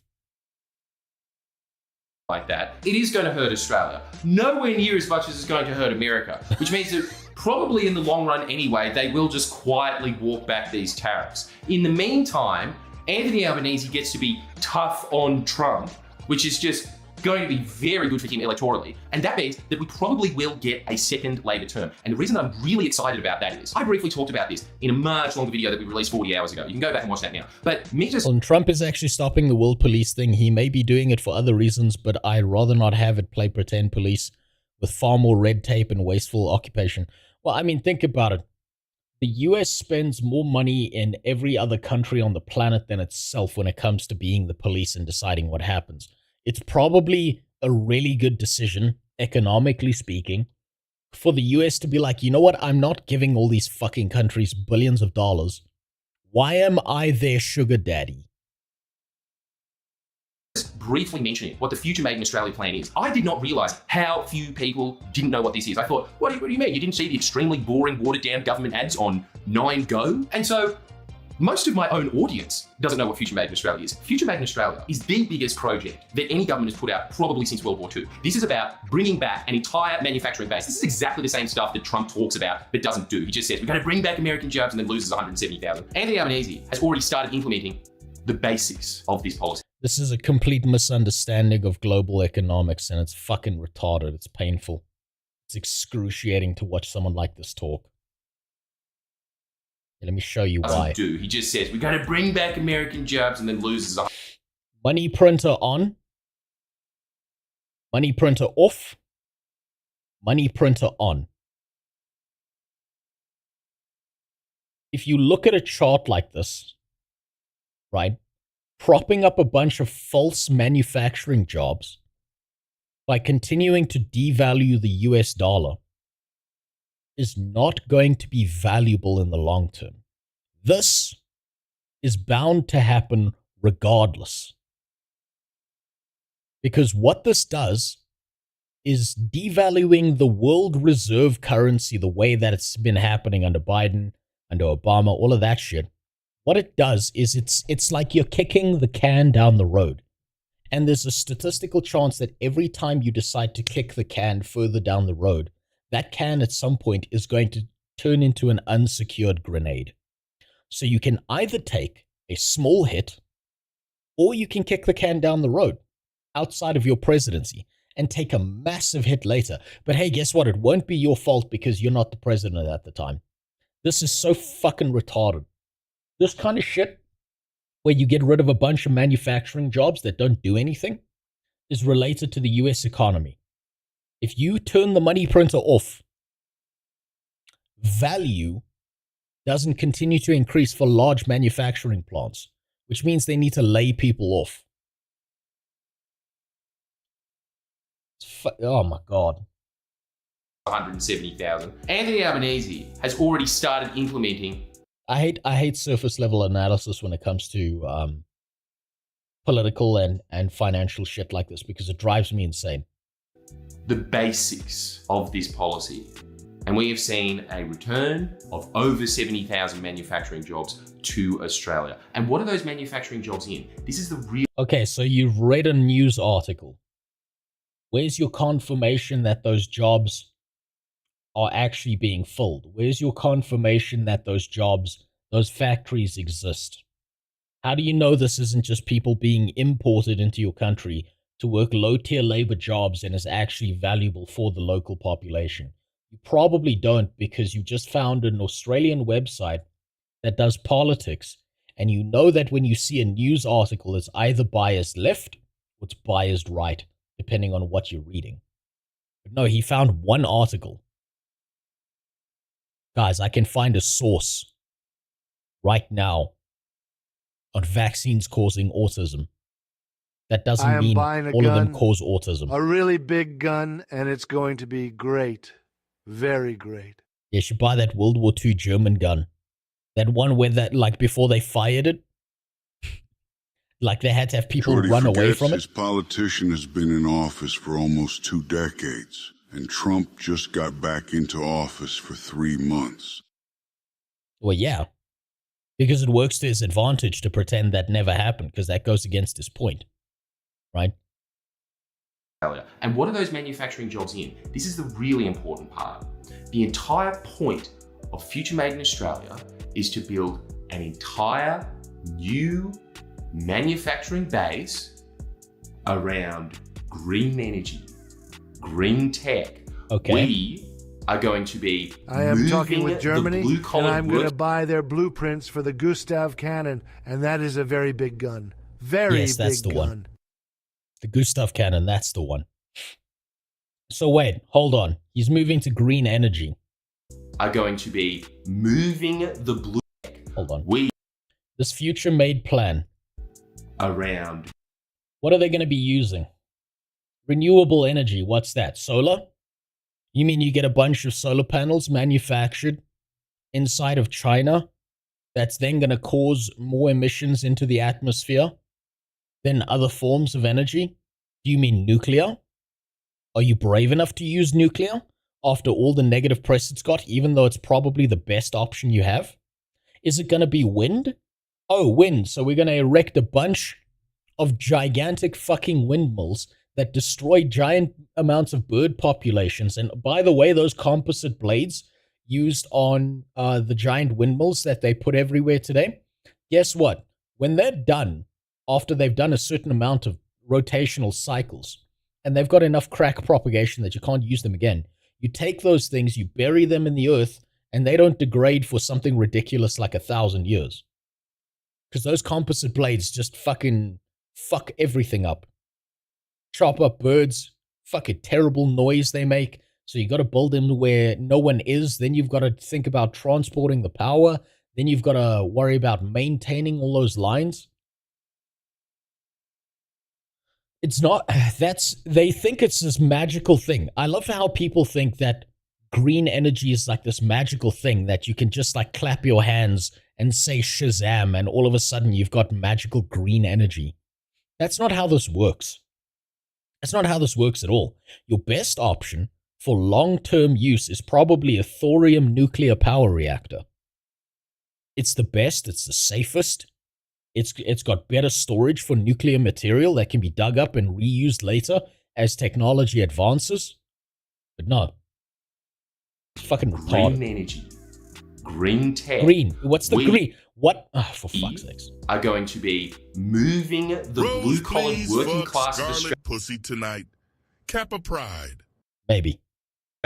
Away from being little orc goblins. But nuclear is dangerous for the environment. Nuclear is safer for the environment than most renewable energy sources. That includes solar, wind, most thermal energy plants. It's fucking ridiculous how much safer nuclear is for the environment than most of that other shit. Because for all that other shit, you got to manufacture a bunch of incredibly dangerous shit that then goes into the atmosphere. But they like to pretend it's green because they don't see it happening in front of them. Why do a lot of conversations bring up... hold on. Why do a lot of conversations bring up the birds? You shouldn't own a cat because birds. Don't make windmills because birds. Don't own a house with windows because it might kill birds. No, that's retarded. So I'll give you this. Those conversations are primarily retarded. But what they've done is they've thrown in the retarded shit with the stuff that makes sense, right? You have a cat. I laughed Your at cat's gonna Greenpeace kill. promoters in the mall last year, calmly saying that if they don't support liquid thorium salt reactors, they aren't actually for green power. Yeah, they're not. And instead are supporting destroying the environment. They are. They are. That's simple facts. So that what you've done, so what the argument there is a bunch of retarded shit mixed in with the intelligent shit, right? So you have a cat. Your cat's a hyper predator. It's an apex predator. It's going to kill as many fucking birds as it can just for the sport of it. But your cat is not going to kill enough birds to permanently evaporate a population unless your city has a real fucking cat problem, right? You having windows might take out some of the dumber birds, but most of them are going to be okay. A windmill, those big windmills, takes out flocks of birds at a time. It rips down entire fucking ecosystems, right? It shreds those motherfuckers like paper. Right? So I don't know if you've ever been in an aircraft, in a light aircraft, and had a redout. Right? I mean, not a redout, a red splash.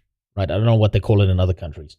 Where you're flying, and there's a flock of pigeons ahead of you, and you can't get out the way, and all you see is a... and then it's just red for a good minute. I've had that happen while flying a plane. Now, imagine that, but on a way bigger scale. That's what those windmills are doing constantly, right? So that's not the same as your cat. That's why, and I feel like it's a psyop to do that shit. It's like, you know how someone's like, go look up the Tuskegee experiments. Go look up the forced sterilization that happened to black people in America. That was sanctioned by the US government. Maybe that's why black people don't like the US government and won't take certain vaccination shots from them, right? Someone will say that, and it'll sound like an intelligent argument. And then you'll have some retard who hops into the conversation and says, also, the earth is flat. And you're like, okay, all of this shit is fucking stupid. That's the problem. That dig gold out of pits, and they're still going to be there, but those materials are going to be going into factories, and those factories, their product will be decarbonising the world. This means this is a big reason why. Will they? Where are the studies on that? Why don't you link the studies showing that they're decarbonising things? Why don't you show me the environmental impact of the entirety of Australia versus China, where most of that shit's getting manufactured? Why don't you show me the manufacturing plants that are now being built in Australia and the emissions they will be giving off? Does that offset it? Yes or no? Can you show me the studies, or are you just going to show me another news article headline? Like the same ones that said, you know, AI is going to take over the world by 2025.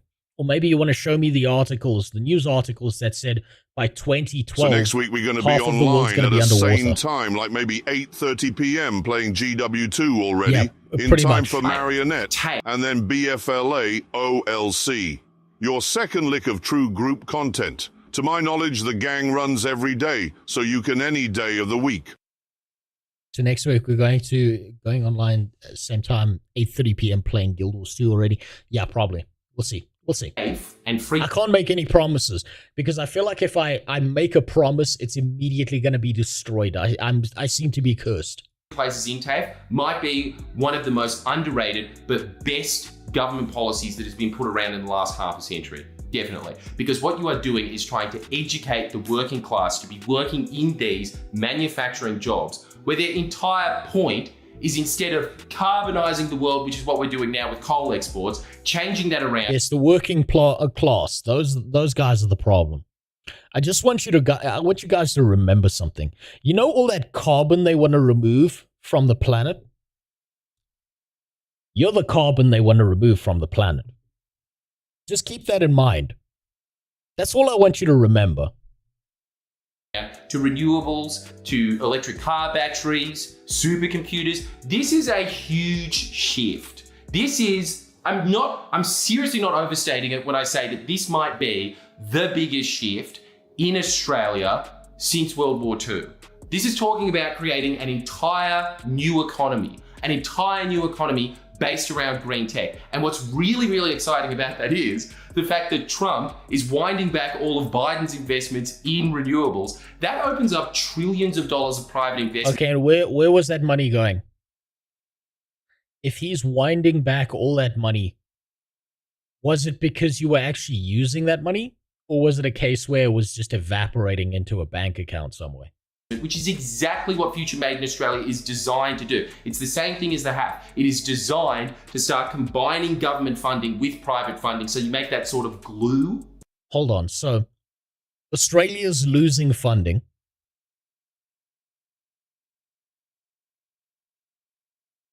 Hold on, Australia's losing funding from the US, and somehow that makes Australia's ability to do things stronger. I don't understand. That finds it really hard to untangle that, right? Like once that ball starts rolling, because you've got so many private contracts out in place, it would be very difficult for the Liberals to come in the future and start untangling that, which is exactly what they want to do. What is really scary about this election is if Dutton gets in, with his minority government, he's going to scrap Future Made in Australia. This is one of the big points that he wanted to make at the private Christmas party with Gina Reinhardt. Okay, so this is a political ad. That's what he just told me.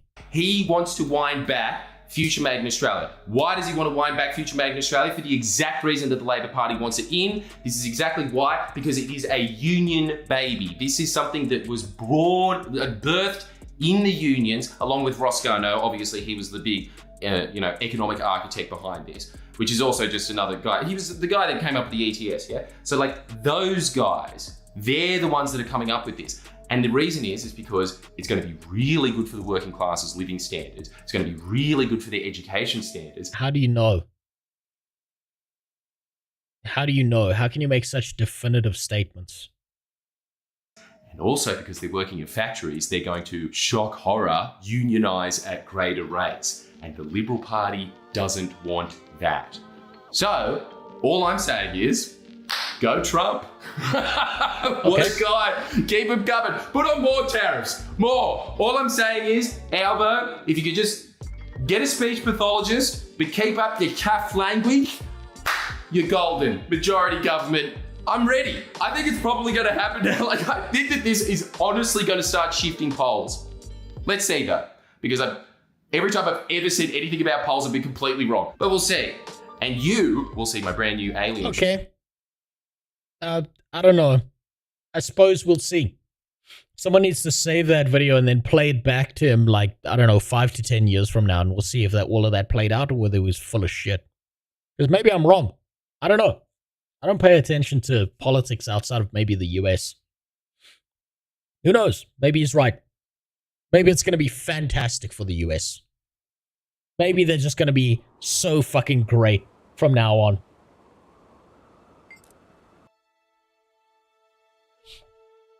But someone should save that video and be like, hey, remember this, like 5 years from now.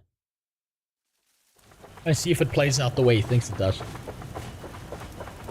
And that's when, instead of being like, yeah, I was wrong, that's when you can expect someone like that to start being like, no, but this thing happened and excuse this, excuse that. Guys, it's not my fault. It wasn't supposed to be this way. It's like, you know how, like, sometimes you'll get in an argument. Maybe with your sister, your mom, your cousin, one of the women in your lives, and you will give them a direct example as to why the thing they are telling you is not a fact. And then they will say the words, no, but that doesn't count.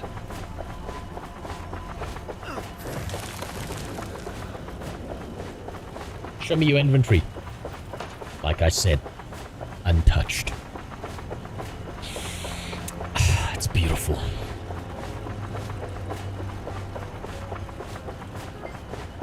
Right. Chopper's ready. When you are, want to head back into the Tower of Nightmares. Return to the Tower Core.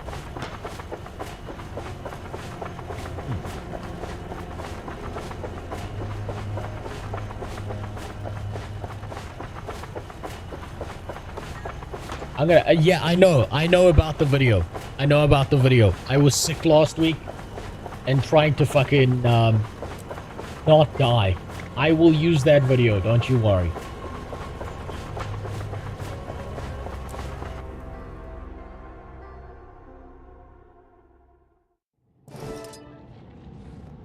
Gods bless. It's been weeks and it's still alive. We get close and something interferes. It has to be one of Scarlet's tricks. I'm so Must tired. be. What are we missing? Not we, me. I'm missing some key element. I'm so exhausted I can't see. You know, I look at this girl and I just keep on thinking about the time we told You the have a one look kid in around? school that See Asian if you chicks can have spot the weak point horizontal of these magical vaginas instead of We'll vertical be here ones. if you need us. She was dating this Chinese dude's girlfriend in my school. He was so sweet to her. And we were like, no, dude, it's like, you know how, like, black guys have bigger dicks and stuff. Like, it's like Asian chicks, it's horizontal. Leave it to Scarlet to befuddle us again. And we knew the jig was up when he stormed into school one day and he was pissed off. We knew something had happened because he was so fucking mad at us. It was great, but we got him to believe it for like a solid 6 to 8 months. I love Cass as well, but her and the Asian chick are lesbians. I know. It's depressing. I wonder if that in this universe they have electroshock therapy. I think we can cure them.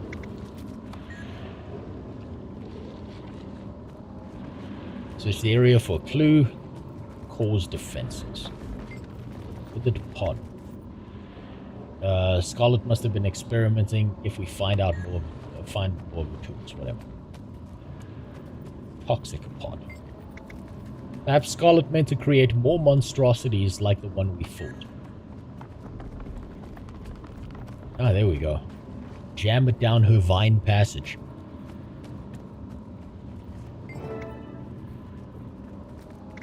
Passageway is blocked by thick fibrous vines, isn't it usually?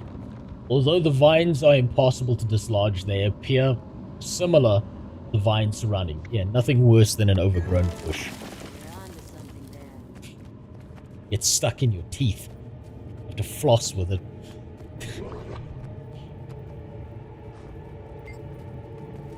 Box override forces. Majorie Yeah, truly that's is the gone. greatest detective. She sits back and lets you do all the work and then takes the credit. Yeah, she really is. She's got politician vibes. She's got those Thomas Edison vibes behind her. Just get a bunch of no-names to develop shit and then pretend it's yours. Steve Jobs, bitch. God damn it. Scribble diagram. Try to read the notes. Most of Scarlet's notations are purely technical, though one reads stupid humans always in my way. Another reads do not use the deactivation phrase until we've secured the Queen's Pavilion. Forge burns brightly, arcane fire. Read the crafting of the mystical recipes from unique ingredients.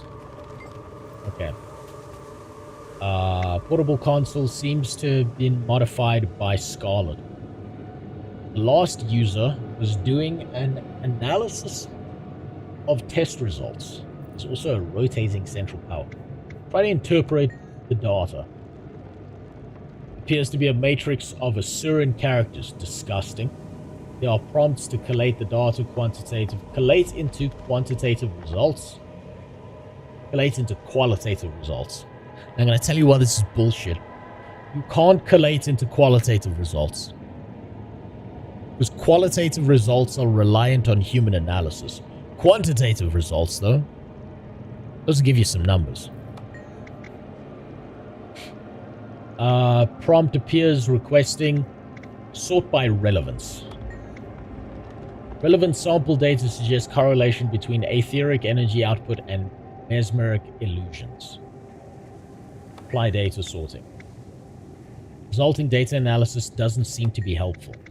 That's annoying. Sort by efficiency. And we'll apply that. That's going to be a no. It's going to make me go qualitative, and that's going to piss me off.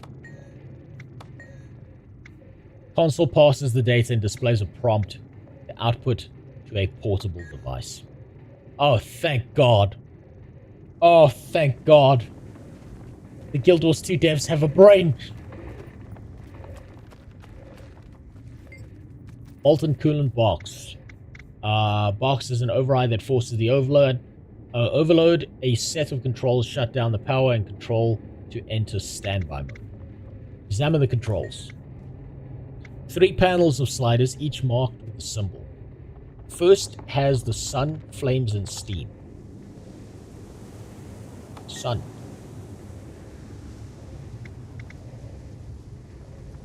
The fuck? Snowflake. Gold. Throw the switch. Is it gonna make me do this fucking shit? Hold on, push the button to enter standby mode. Enters standby mode. It's gonna make me do a bunch of stupid shit, isn't it? Toxic spore pod appears, different other things. Examine the pod. Touch the casing. Cool to the touch, and it seems to react ever so slightly to your body. Put my cock on it. Yeah, this is gonna be a little jumble puzzle, isn't it? Sun, icicle, gold. Throw the switch. Try again. Sun, snowflake, gold. Throw the switch. There's probably a fucking hint around here somewhere. Otherwise, I'm gonna be here doing these things forever, because it's like... Oh, what's the fucking thing? 3 to the power of 3, that's how many choices there are?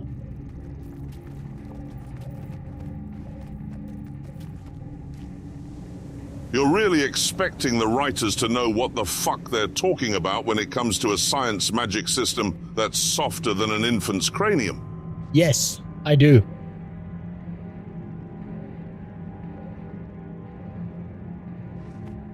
I do expect them to have some thought processes here. Fuck it, let's have a fight. Let's smash that motherfucker open. I feel furious. We'll see to you. I'm gonna use the South African solution. It's not working, so let me break it.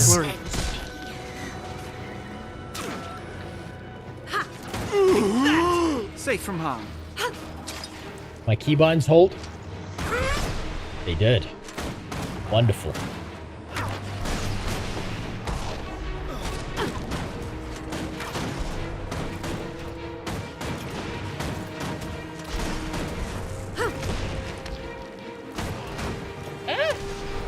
He came on me.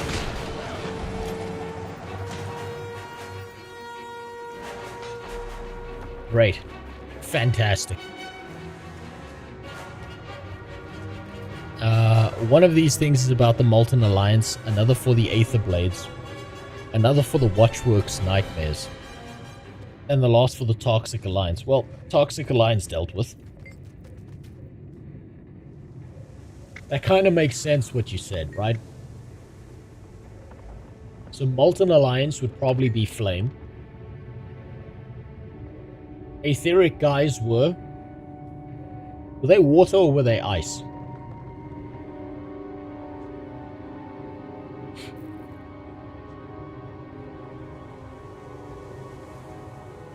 Let's go with water. You're expecting science put together by a bunch of talking rats to make any kind of sense. You're expecting science put together by a bunch of talking rats to make any kind of sense.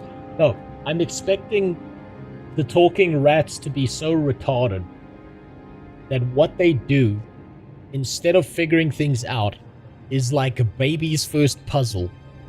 They put the square block in the circular hole. So there is some method to their madness, it's just the wrong method. I think gold makes sense, because I remember seeing a lot of gold robots. But no. Turns out I can go fuck myself. Flame.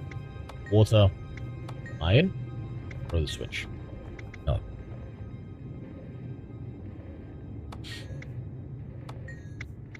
Flame. Snowflake, maybe. Iron. No. The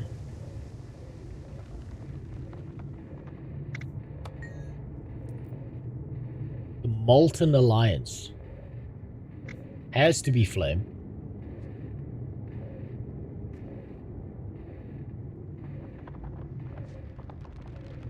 Aetheric, maybe it's icicle.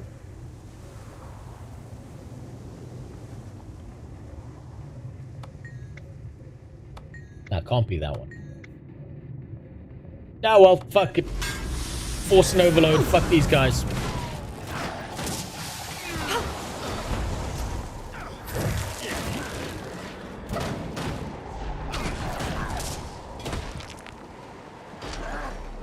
That. I feel might and glory.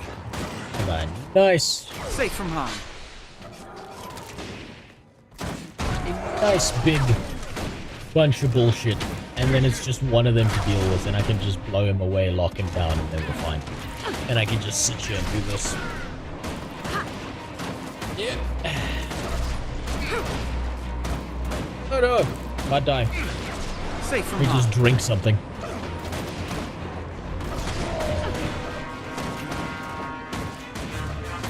Swift and steady. Yo, homie, you're not taking any damage. I don't like that. There goes my emotion. My pain is easy. Right.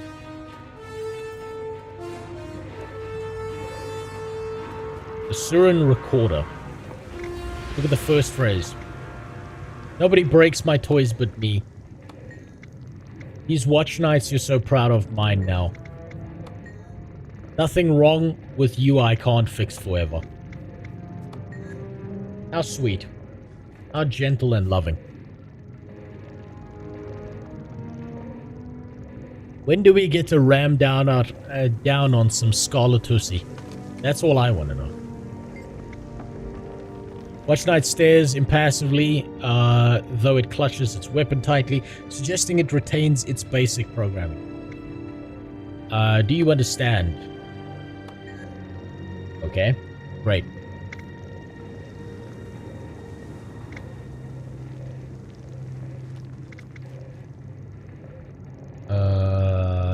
Nothing wrong with you I can't fix forever.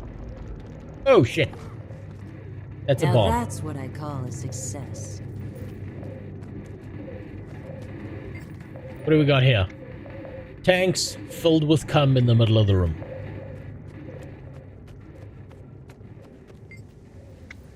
Place the ingredients in the forge. Molten scrap, data crystal, watchwork core. Now that's what I'm talking about. Man, fucking Sherlock Holmes over here just watching this shit happen from a distance.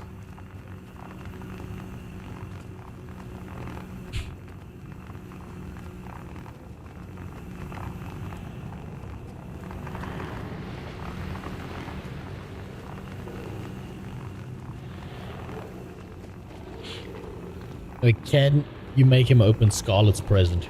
That'll do the trick. I mean, if it's a picture of her titties, I'll do it right now. No, it's winter.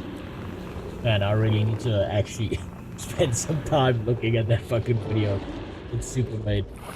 Did you hear that? I think I'm gonna This is going to sound crazy. But what if it knows what we just did? What if it knows what we're about to do? And what exactly are we about to do? We're going to pump every last ounce of my antitoxin into the stock of this thing until it can't take another drop. Into you until you can't take another drop. It's been a long day. Top row. Make rusted keys. Oh, whoop, whoop. Nope, that's not what I meant. Didn't need to click that.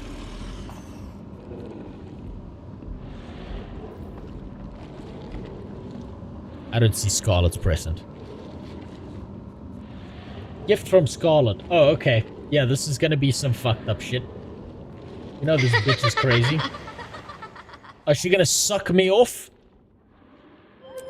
Oh no, she's just gonna drop me to the floor. Oh no, how terrible. Man, they could have given me something more than that.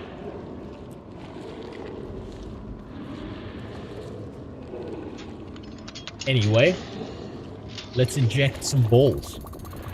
Sorry, I think we've done it. We gotta get out of here. When the last dose hits the plant's heart, all bets are off. Who knows what'll happen? One portal, coming right up. Look out! Toxic Alliance! Why can't they just leave? You may water its roots with your blood. God damn it. These motherfuckers are throwing me about. Shit. Holy fuck. Okay, Jesus Christ. Gave it my all. I need to go for that sorcerer in the back there.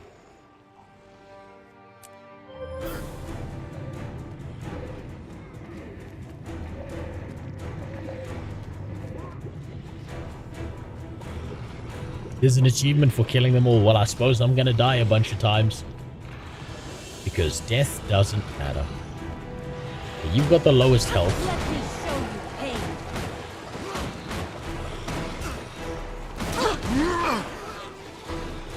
There we go. Here. Go here. I got a turret up. You won't escape this. Well executed. Jesus, one of these people has a high amount of health and I don't like it.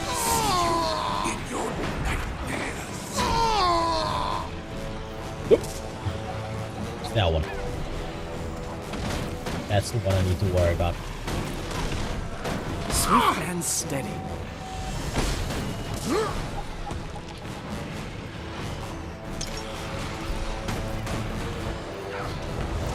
I don't have enough energy.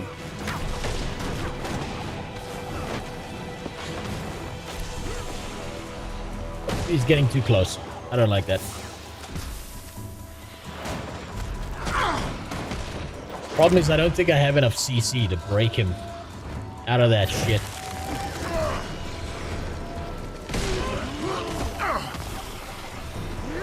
Fuck, I can't remember when what my 8 key is on my mouse. I feel furious. Yeah, I'm fucked. I'm so fucked. Yeah, that was my fault. That was dumb as fuck.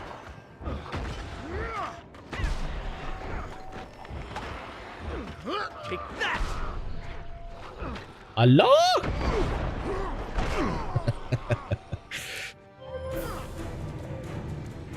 Well, F3 and Elise should get him out. I mean, I don't think my no, it doesn't break CC. My F3 doesn't do shit to him.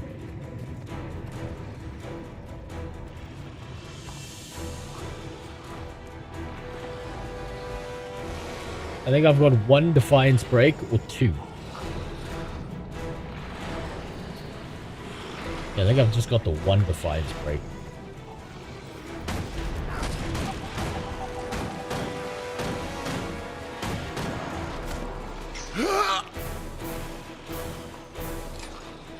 I feel furious. Ah, shit.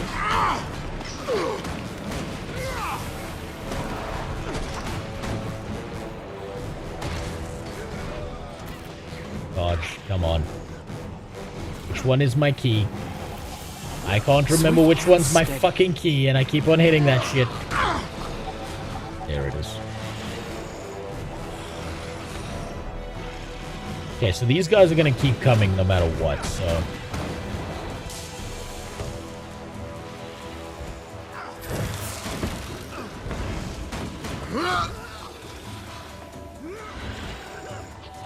Safe from harm.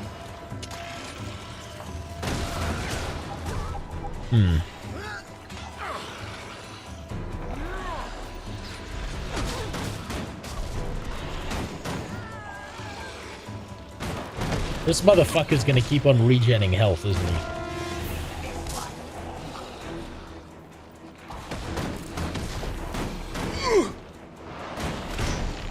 Fuck. Yeah. This guy's gonna regen health all the time.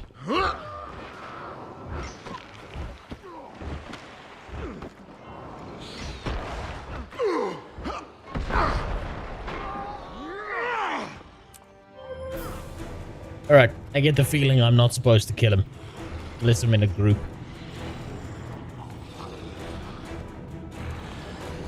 I should just use the portal and fuck off.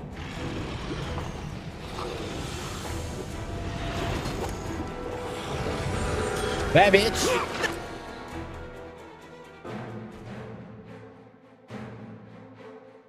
No way I'm killing that guy. Not like if it's a solo fight, fine. I could probably grind my way through it. Oh yeah, nothing like penetrating. Ah.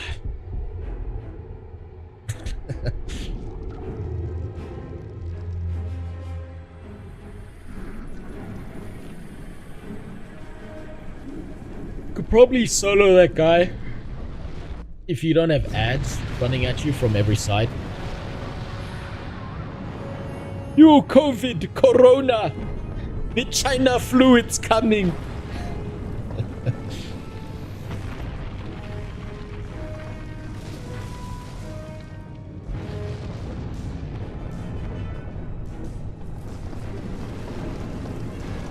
With skill, you can solo it. Well, there's your first problem.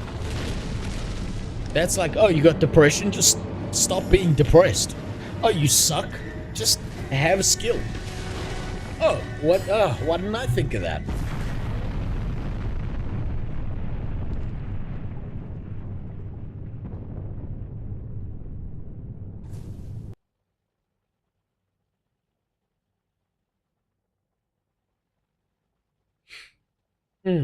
It'll take me too long to get good. Otherwise, I'll be here for the next 4 hours just doing that.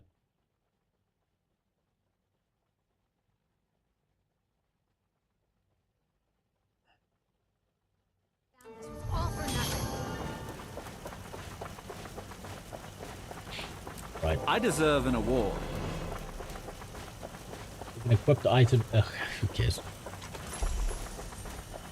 Antitoxin. Alright. I'm gonna be very careful about what I touch here.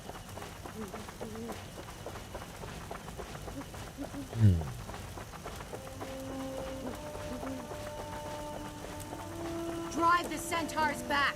We've got to That's take the bridge. worthless. Healing power. Fuck would I need healing power for? I'm not gonna be a healing slave. I shall not be someone else's heal slut.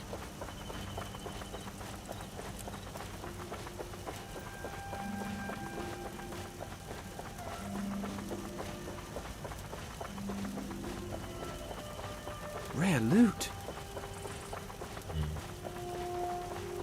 Not that, not that.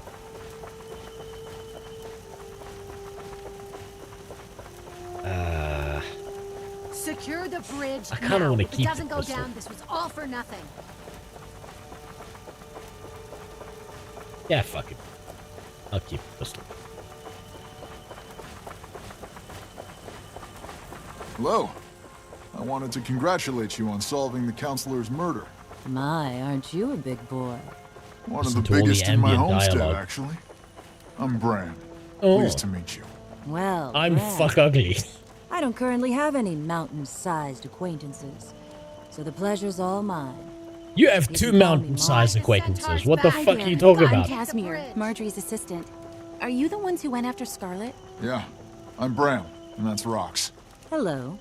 I bet you two turn heads when you break through a crowd. Funny. I was thinking the same thing about you. Well, then I'm doubly glad to meet you. And imagine being Graham and getting turned the fuck down by a house cat. Jesus Christ. I deserve an award. You're my lucky charm. Hold on. Secure the bridge now. If it doesn't Next go in down, June. this was That's all for fine. nothing. I'll take a look at that now. One thing at a time here. Oh, we get to be inside Casimir's purse.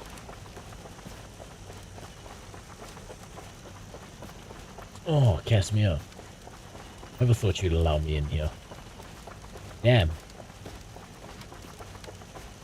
Casmusi is different than I thought it would be. Can't get What did you enough have to of say? me, huh? I hope you're celebrating. The wrecking of her tower has got to stick in Scarlet's craw. So what do you think Scarlet was up to? Your guess is as good as mine. She nearly poisoned all of Tyria with this plant. I'm betting she was after the toxin it created. Is that what you think too? No, I think she was just messing with us again. I'll disagree with the lesbian at every chance I get. You may be right. She's as crazy as a loon under the full moon. Okay. Hello. I'm pleased that the tower didn't get you. You know what? You should come celebrate Winter's Day. You should drop that illusion on your dress. Now, if it doesn't go down, this was all Divinity's for rich. We'll be here for a while, but I could let you know. How do you celebrate? By getting naked? We do anything fancy. That's bullshit. That sucks. Fucking killjoy. We just relax at the Dead End Bar. Good food, good drinks, and good company. You can't beat it. I can beat it. Don't worry. I can beat it all night long.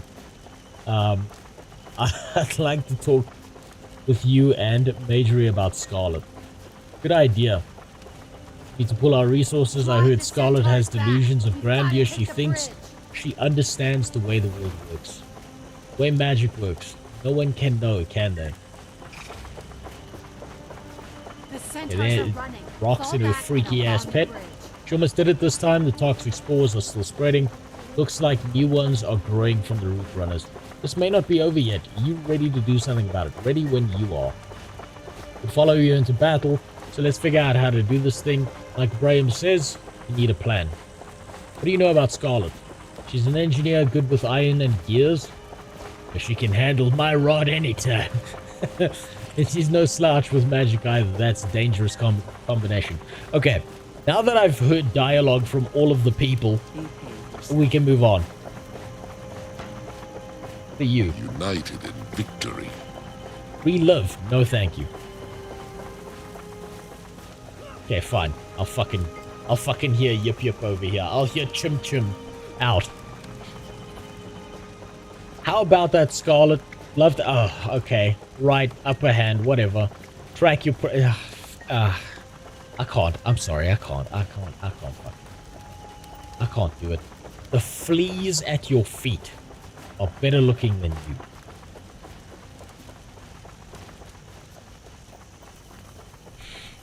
Ah. I never noticed Rox's horns were carved. Wait, you never noticed she had a pattern in them? Yeah. She's trying to find that range of trypophobia that'll stop Graham touching her. Graham got more than fetal alcohol syndrome.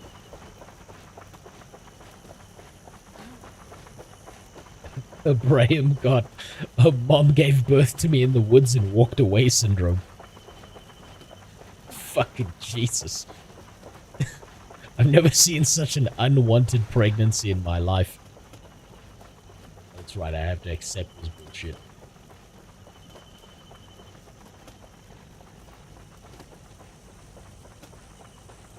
Okay. Finally through Living World Season 1. The Battle for Lion's Arch. In brackets, again.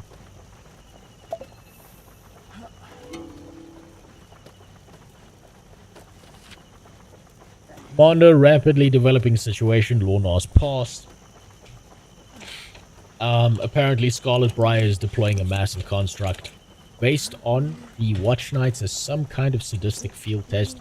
Priory is calling for immediate support, and a number of adventurers are already in the area battling Scarlet armies. Mysterious probes have also started appearing all over the region. We could use your help, but after reading the reports from Kessex Hills, I have to think this is a tip of something darker. I'll give you a tip of something darker.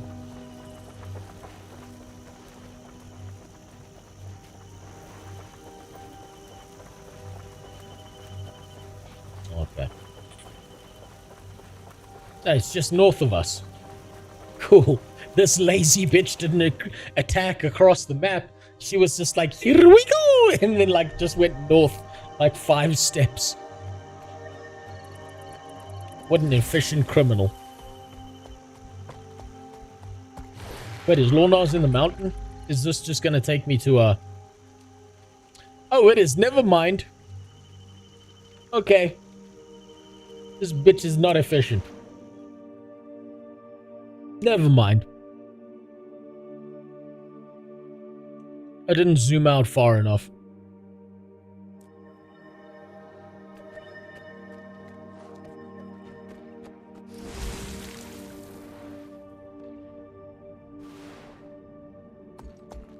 I've also decided. I've decided what I'm gonna do here. I'm gonna try be a subhuman. Where is it? I am gonna put all my points into Mechanist.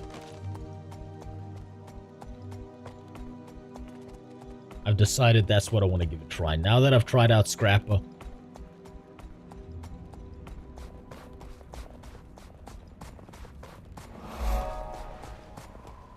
for a little bit with no points, I want to try out Mechanist. Dad is disappointed. No, he's not. My dad's too old to know what disappointment is.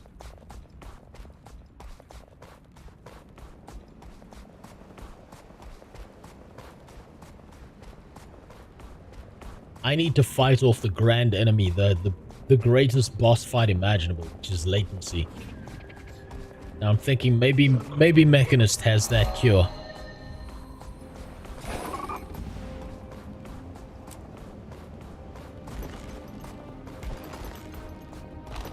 Quickest route is through Lion's Arch. Yeah, but I need a few waypoints around here anyway. And I haven't, like, discovered this area.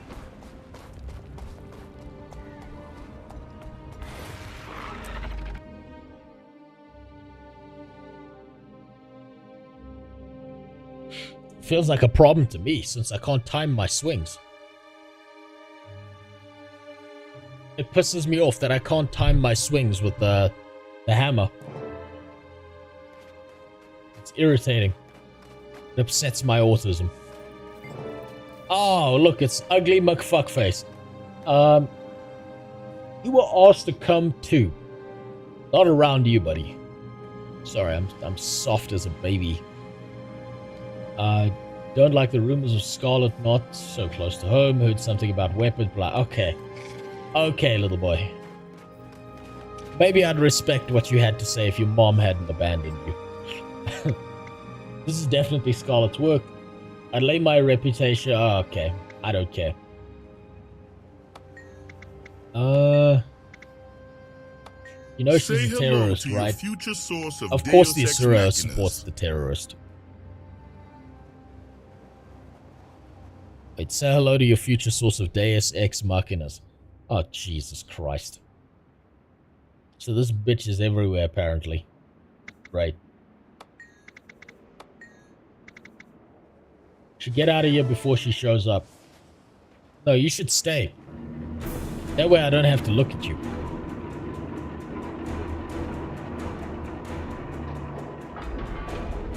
You can tell she's bad at designing robots because there's no tits on it. That energy field's calibrated to teleport living matter. It's safe. Really. Go. Get into high gear. Through that energy field. Forward. Double time. I'm out of endurance. You don't have much dignity, do you? Hey, baby. Okay. Your humiliation will end soon. Don't talk to me like that. I didn't need this kind of erection. Not right now. Break the marionette's chains to the Safe from harm.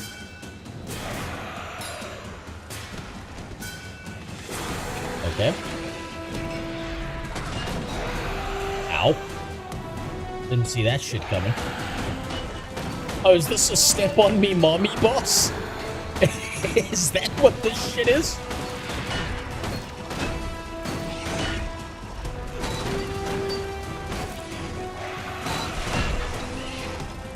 Is this literally just a step on me mommy boss? Holy shit. Sometimes this game does get based. I just gotta say that.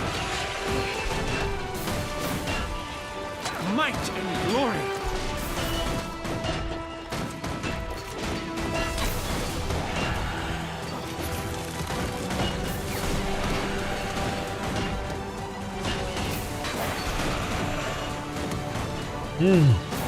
Oh my.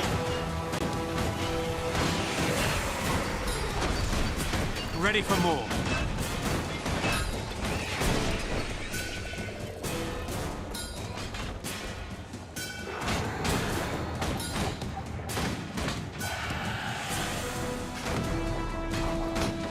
Oh, fuck.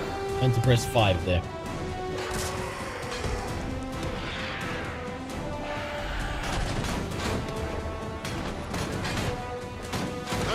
Puppet chain on hooks. Kabam! Keep the enemy back. Oh, shut the fuck up, Brim. Don't tell me he's got a catchphrase.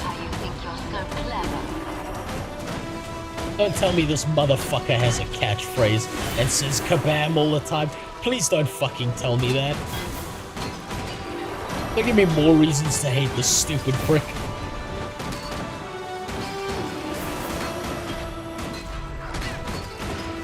I'm not gonna learn shit about break bars today. I'm just gonna be a retard.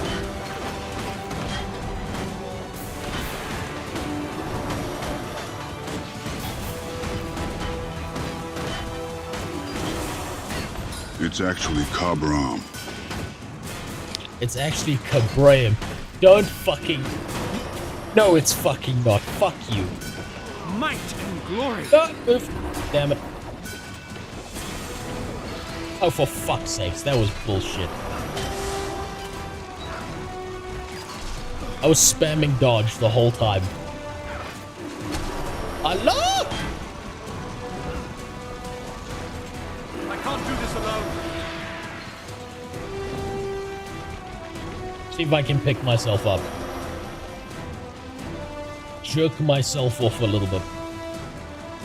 Oh. Oh. My guy's just lying here in the corner, jerking himself off to the fucking robot. Like a true engineer.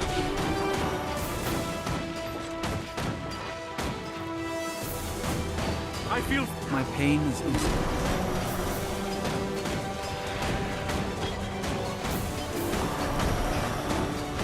Which button is my 8 bound to? Oh fuck, okay. That's the wrong button. I think my key bindings might be fucked. I'm gonna fix that quick.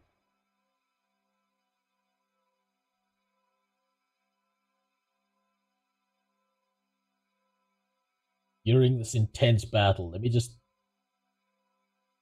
Yeah, you see it's on my editing keybinds, that's right.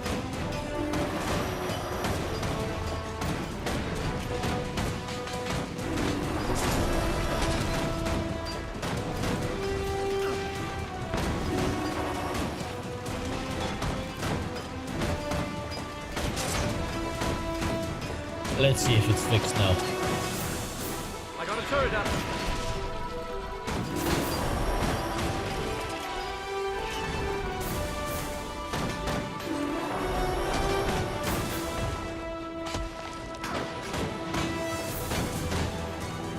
Yeah, that's better.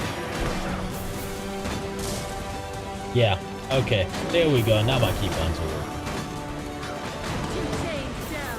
Only a few left. Keep our enemy off kilter. Yeah. Make her gyrate.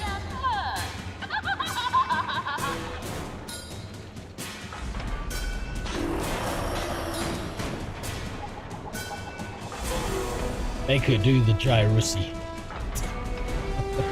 As the zoomy zooms would say. Glory.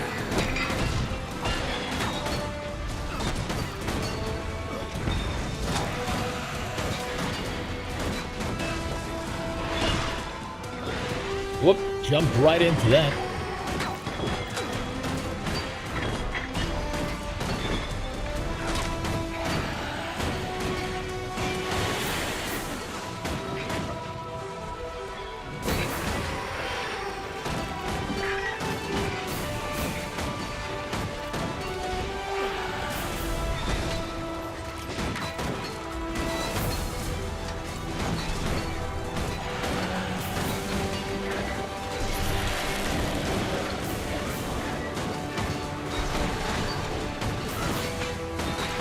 I love how in this boss fight, technically all I need to do is stand in the right spot and I'm perfectly safe.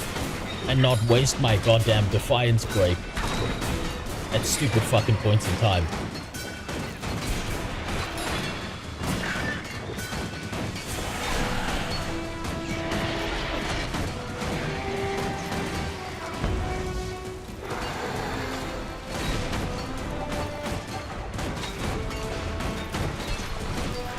Music here is pretty fucking great. Guild Wars 2, generally speaking, has great, like, combat music.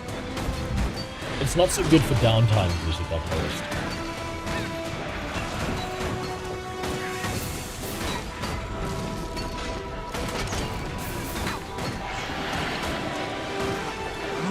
Much better for uptime music.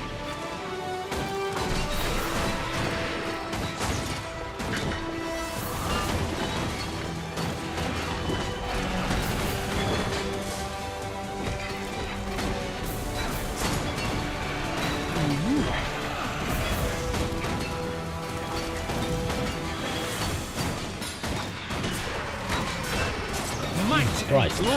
Amy does have great Defiance breaks in CC. This is fucking glorious. I need one of those robots stat. Holy shit.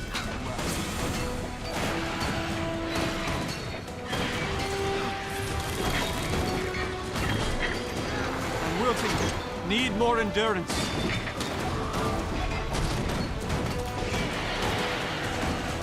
Right, then I'm gonna need to break down one of these fucking things again.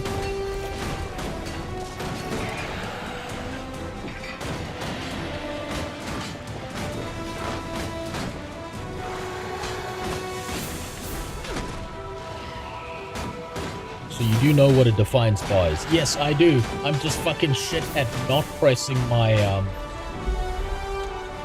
my CC buttons at the right time. Annoyance is what we can do. Keep them back. Man, look at the visuals. Look how fucking great that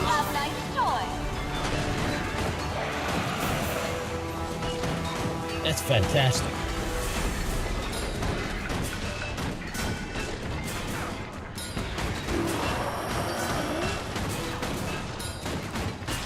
The real question is, though, what is that abortion of a human being doing over there? Nothing useful by the looks of it.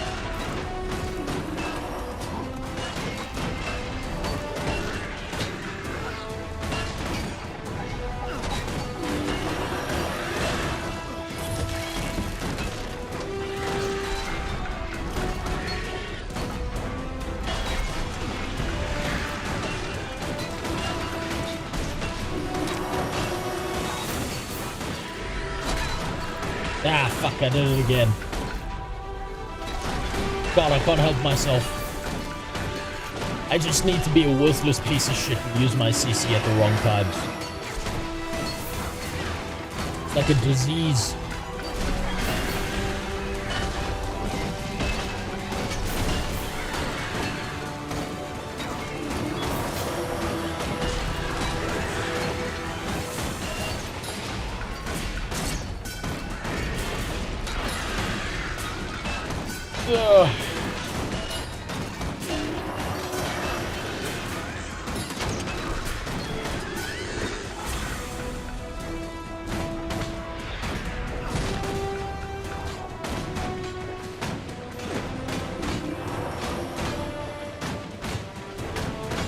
Eight is decent CC. I've never seen.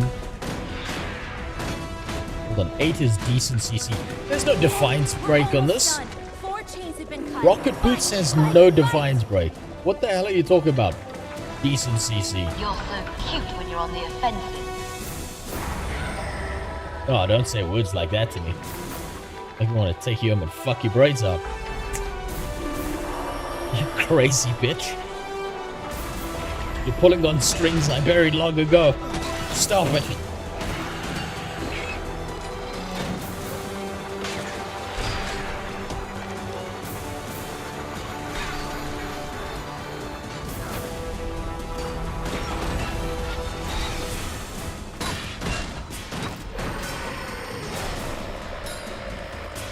This one's a bit more spinny than the other one. Safe from harm.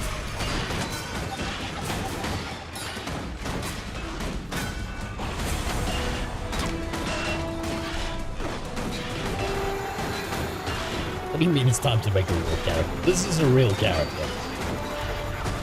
Just because I'm shit at the game doesn't mean I can blame the character for it. Safe from harm.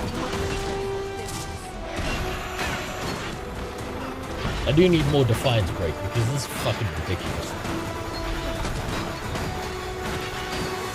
I should be able to tap 2 abilities and just break this thing with the fucking ball.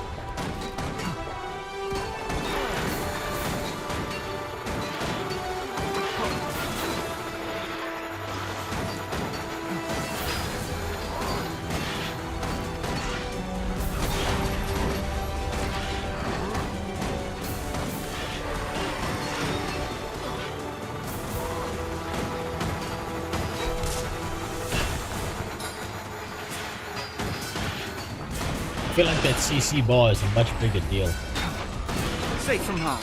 in PvE.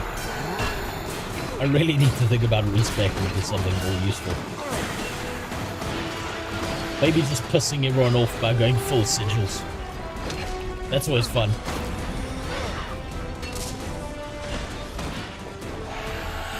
Gave it my all.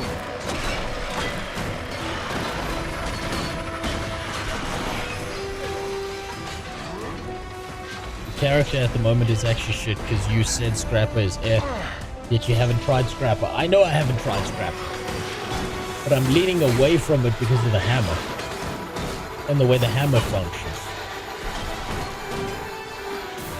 After trying it out, the hammer is irritating to me, and I gotta find something I like first before I go and lock down and try other shit. And my first impression of the hammer is it's irritating. For me. Doesn't mean it's going to be irritating for others.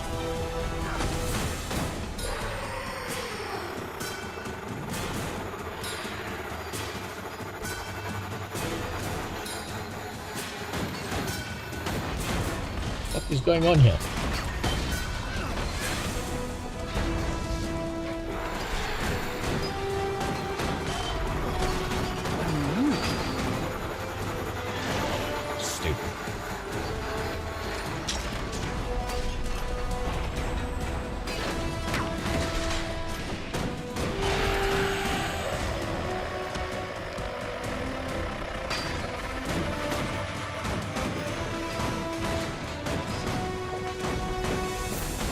I'll change classes at a different point in time, Faith. I like the engineer. I like the way a lot of it functions. My pain is easy. I should be using this and reading whatever the fuck this does. Applies boons and healings. I should have been pressing N the whole time. Disengage combat mode. Interesting tactic. You never fail to surprise me.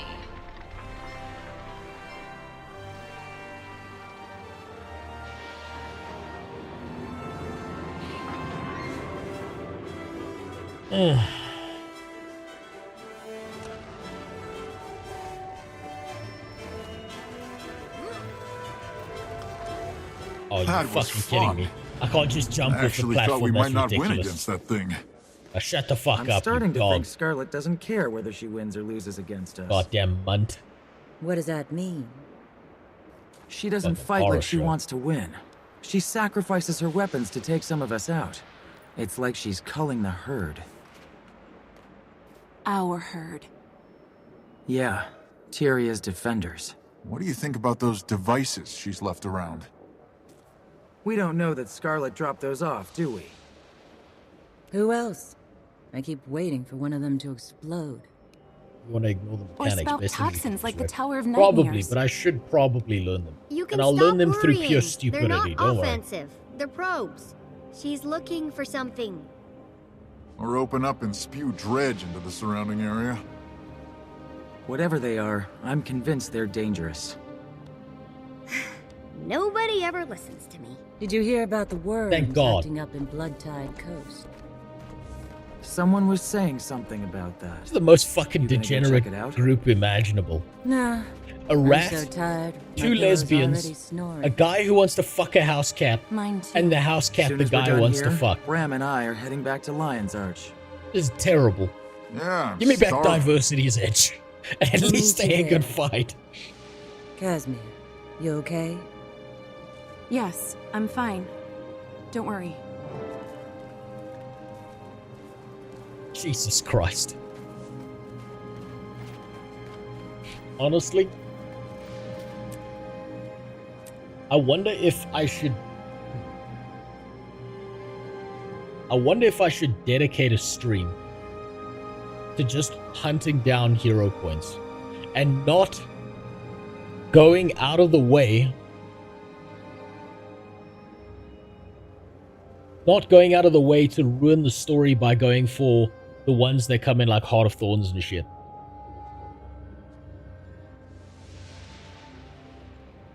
You know what? Next stream, I'll do that. I'm just You're gonna a troll child. around looking for hero You're points. a super genius. What are you doing out here? Who are you with? Oh, I'm not Tomaster. supposed to talk to nosy strangers. Where are your parents? Dead. That's not Beard, by the way. That's Toe Jam Okay. on his face. That You're you see obviously a long way from home. You come with me. By whose authority are you ordering me around? By the authority vested in me by Queen Jenna of Divinity's Reach. Now come with me. I'm not going with you until I know where you're taking me. To Lion's Arch, then to Radasum. You've got no business out here on the battlefield. there. So that's how you say it, Rata Sum. Are you So getting the away Assurans can't even spell. Yes. They put a Now, U come where on. there should be 2 O's. You seem like a pleasant enough travel companion. Come on, Scruffy. This nice human is taking us home. Jesus Christ. That's Fucking valuable. rats. Can't even spell. Oh, fuckers.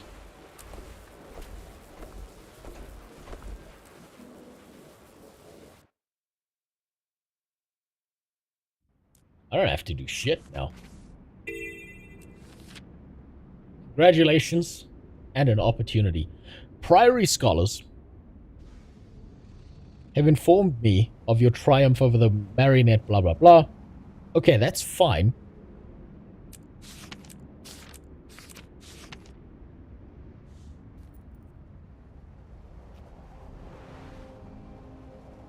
Very important look at the corpse of the robot. And pay attention to its chest. Damn it, I missed my chance. Why didn't you say that earlier, goddammit? Should have known I'm too fucking stupid to keep track of that.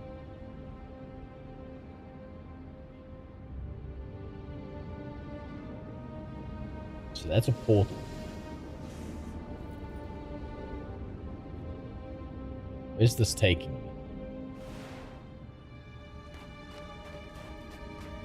It's all north. It's gonna force me to go here, isn't it?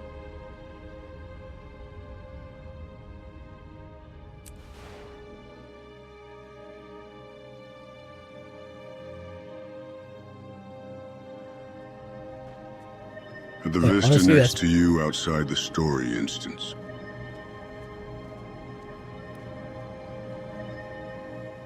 Now you tell me. You did that on purpose. Honestly, that's my biggest gripe with the story. With a lot of the characters post-game, they all feel like a fan fiction OCs rather than characters part of the world. I tell you what, whoever's got a fan fiction OC of Graham either needs to kill themselves or get a better, you know, get better motivation to life.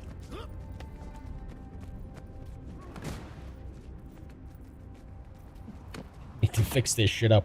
Oh, hero point.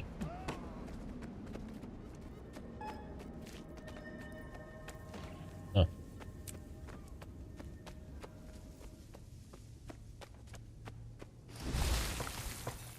Hold on, there's a hero point here.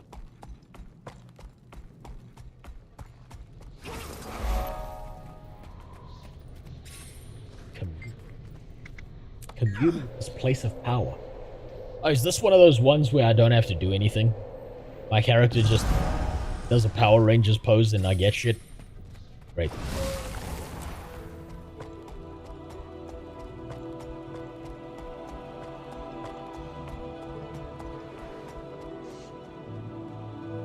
Oh, there's another hero point there. Fuck yeah.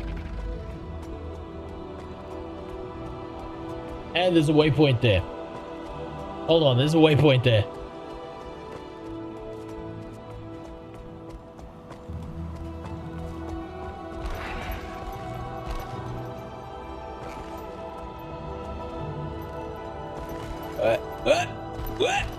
God damn it.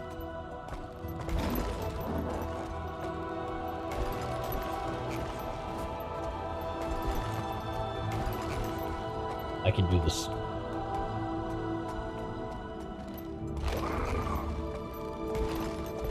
Ah, fuck. I could just spam F. Probably need to run up this little sliver here instead.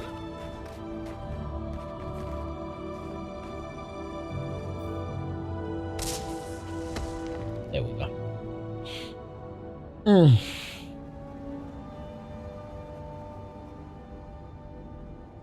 Might and glory. What a beautiful view of a frozen shithole. Man.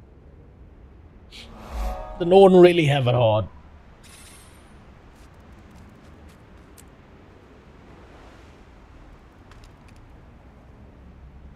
So this is a run around this side. Whoop. Whoop. Well, that could happen.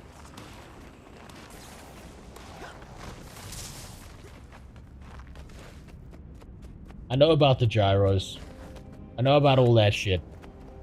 I've played it in PvP. New lands, I've done that shit already.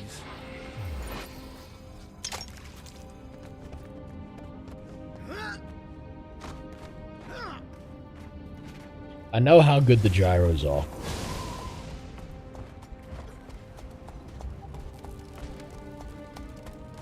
Or to win, I don't know. I'll have to find out a reason to harass Muckluck.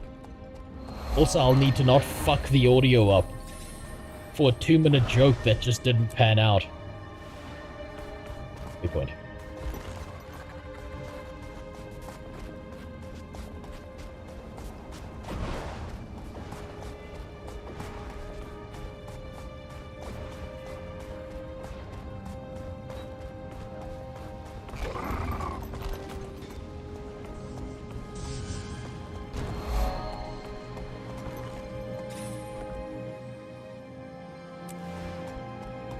Hold on.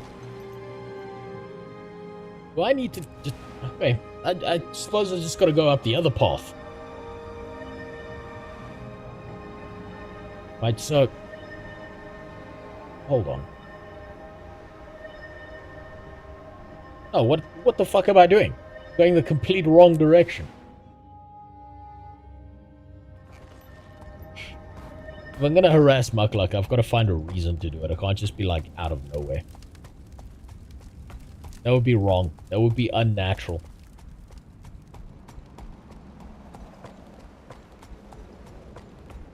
if you're gonna try and insert all of your beanbag into someone's mouth, right? You gotta do it the natural way. You gotta wait until they're asleep.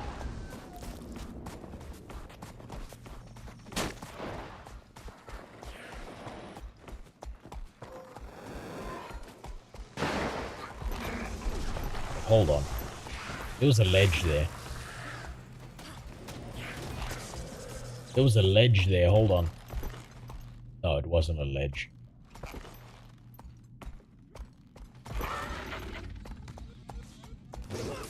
What? Oh fuck, that's the hero point. This is the leave it in your bags and forget about it hero point. Just like that fucking apple at the beginning of the game.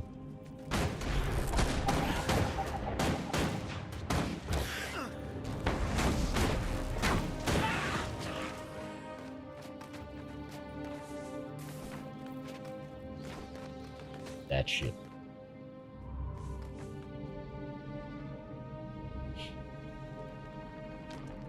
Look at that beautiful view. Now, if you didn't know what this game was, and you saw this view, what are the chances that you would think that this is some fucking version of Skyrim right now?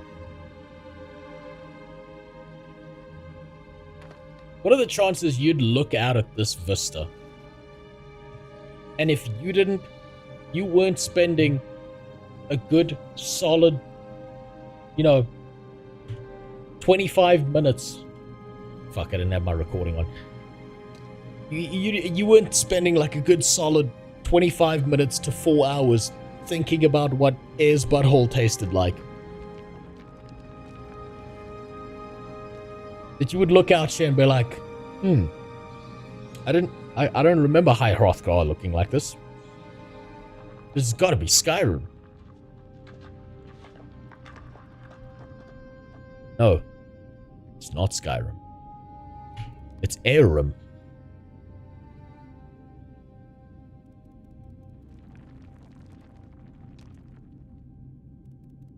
God, what a view.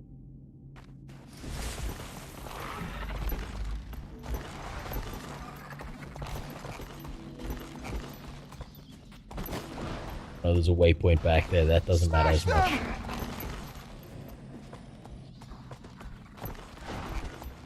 There it is. The earth claims you.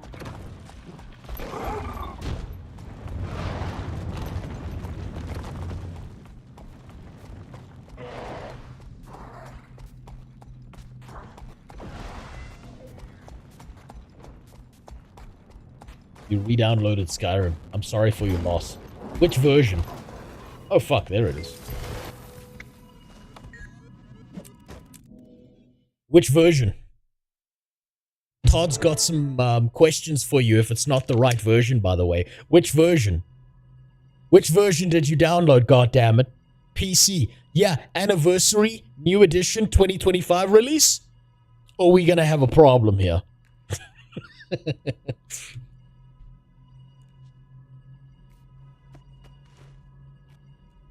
Pirate Bay. Oh, no. Oh. Ooh. Todd's gonna be under your bed tonight. Todd's fucking coming for you. Ooh, that's dangerous.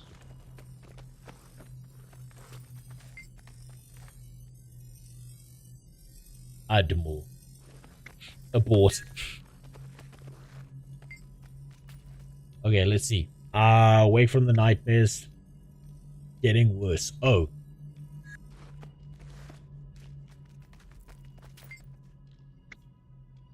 Blah, Amanda. M.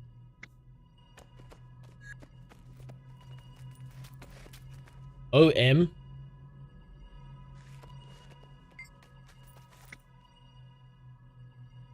Prototype scattered across the countryside. One is off. A larger, unsettling red glow.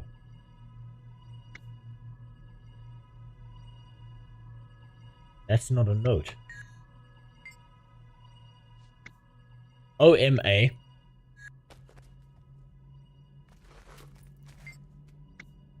D. OMAD. D. OMAD. O M A, and she got them double D's. What is this? It's a map of Turia. A shitty map of Turia. Someone smacked the projector. It's fucked up.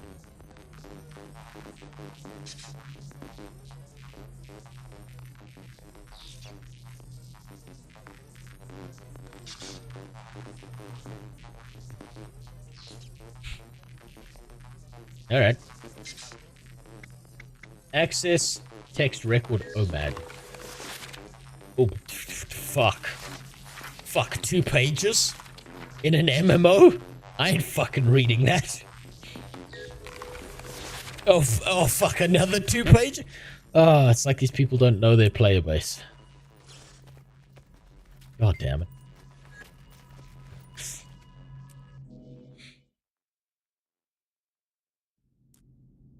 The version where I can fuck Ayla the Huntress as a werewolf. Okay, that's mods. That's definitely modded. I mean, it is as Todd Howard intended, I'll give you that. We beat Scarlet's Marionette, blah blah blah, by the foreskin of our teeth. We're going to regroup Lion's Arch. Meet there. Okay, Lion's Arch. I recognize that name.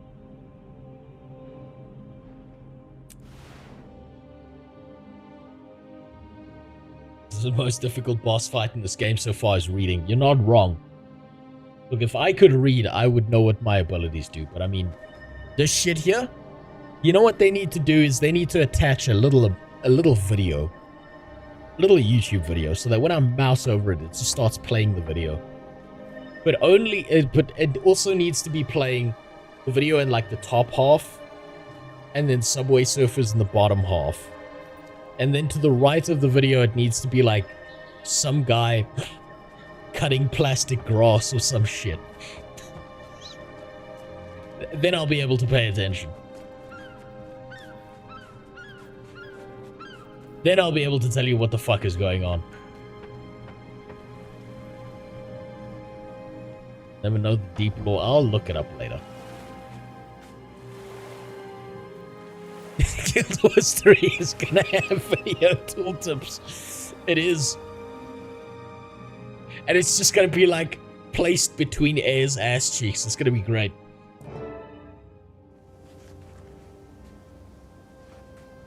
Excuse me, do you have a moment? Ayla McKay.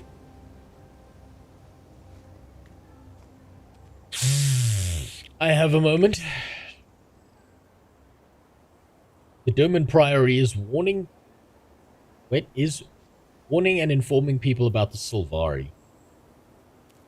Outlaw Scarlet Briar.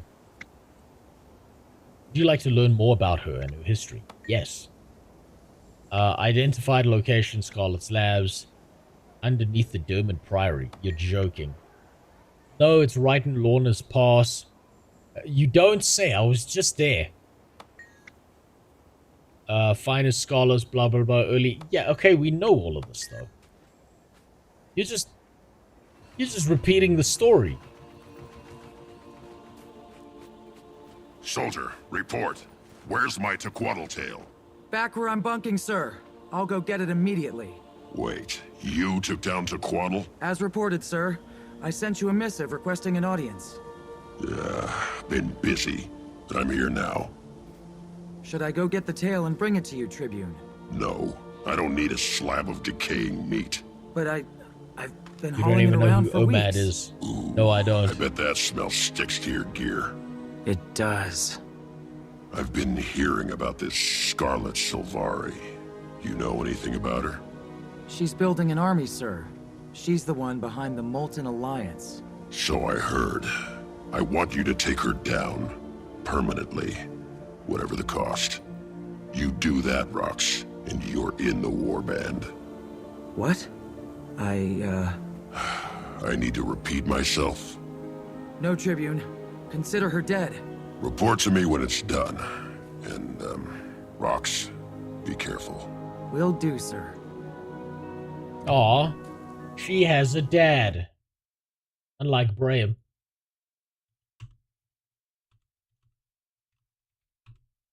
Hold on, I gotta do something quick.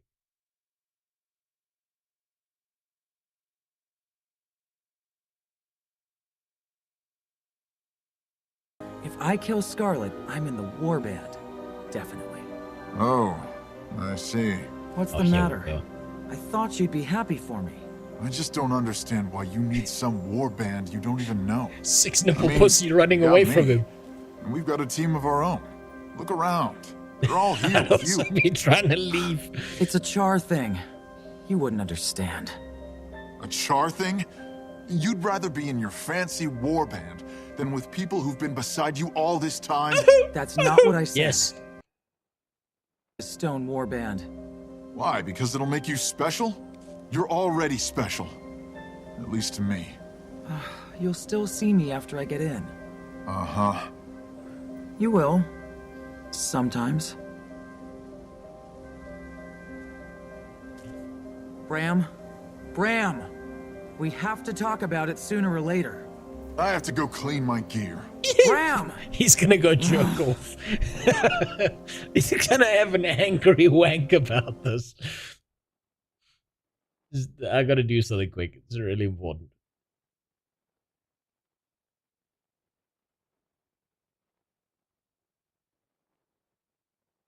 Just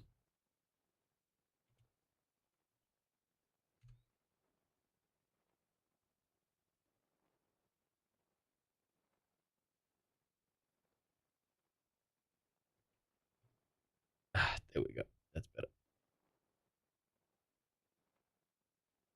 There we go.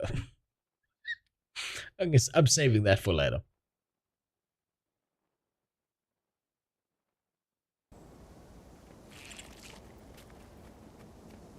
Man, he's really mad.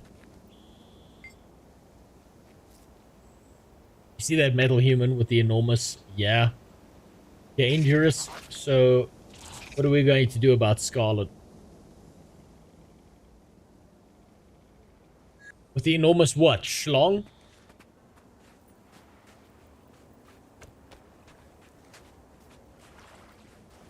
I don't see the metal human with the enormous schlong. The fuck she's talking about? Not used to Rox having a lot of dialogue. It's weird. Why is she usually the quiet type? Somebody care to tell me why this child was on the battlefield? Hey, I'm not a child. Not you, this Asuran girl. I found her out there trying to get to Scarlet's twisted marionette. Hey, who does she belong to? Oh, her. Help! Help! Save me from this creepy human! It's okay, I'm a Crichton Seraph. The kid's in no danger. Bram! Don't let him take me away! Please! Into the Are you orphanage. her guardian? Who, me? Wolf's teeth, no. I've never seen her before in my life. Bram, you're so mean. Can't we just go home now? Listen, buddy, I don't know what your game is, but you better get this kid to safety. She's got no business on a battlefield. I believe What? in Asuran swear, culture, I've never seen her before in my life. until the age of 25, it's still considered where's an he abortion, going? so it's still You're legal. not my responsibility. It's okay, Bram. You can take me home now. I live in Radasum. Huh? What? Where do you live? Maybe we could go there instead. No. You found your way here. You can find your way back. Fine. Here I go. By myself. Off into the big city. You'll probably never see me again, Bram. Good luck, kid.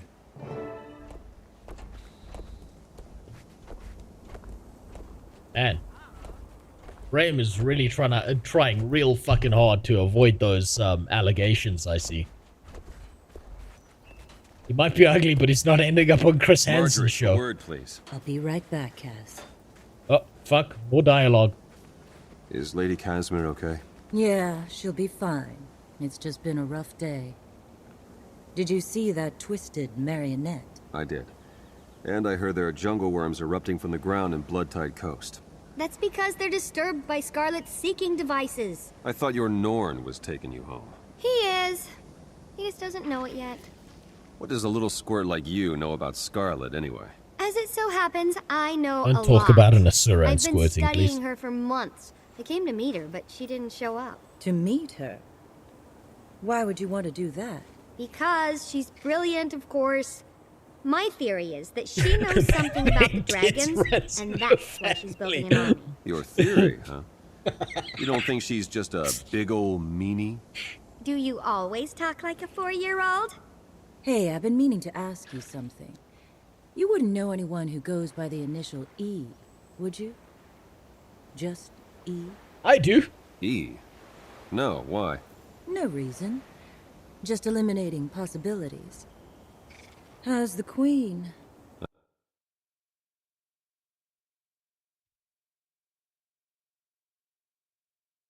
Okay, so we know that this is the culprit in game.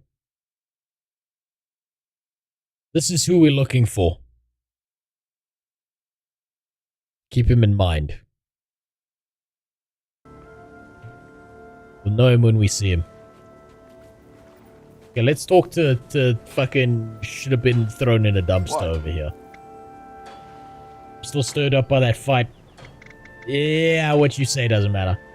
Going on with you and your little friend. The Asura Ragamuffin. Never seen her before. She must have heard Rock say my name. She tricked.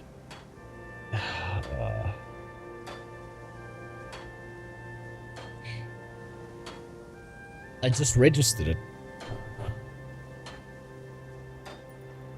Oh, just registered it. I know what my problem with Brahim is.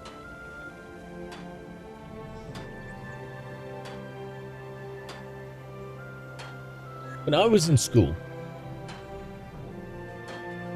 there was a guy in my school who was the biology teacher's son.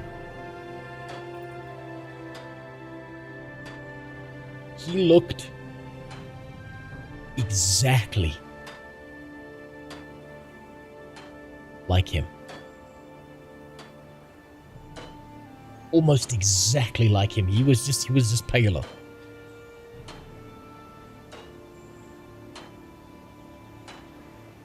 This guy, I still remember his surname. I can't remember his first name.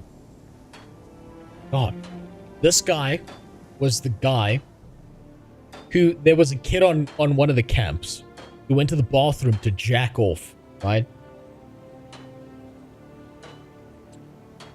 The biology teacher's son in school videotaped another kid jacking off. I've spoken about this before. And he spread it around the school, being like, haha, look at this kid jacking off to that. Like, that's not the gayest shit imaginable. He was also the same guy who used to go to our sister school, right? So my school was all boys, and we had a sister school that was all girls. And he used to hang around the primary school, trying to talk to girls. Now keep in mind, this guy was like 17, 18 at the time. And the girls he was trying to talk to were like 11 and 12. Now I know why Brahim upsets me so much. Oh my god. It's all coming together. It's like the keys to my mind just open. I feel like I just hit limitless moments. It all makes sense now. Oh, it's the gay pedophile. That's why I hate him so much. His dialogue and character writing and the way he looks just adds on top of that. But holy shit. I can't believe it. I get it now. No wonder you're so fucked up. What do you mean? I wasn't caught jacking off in the bathroom. I jacked off at home like a good boy. Does he run a Minecraft YouTube channel now? No, but that would be the perfect job for him.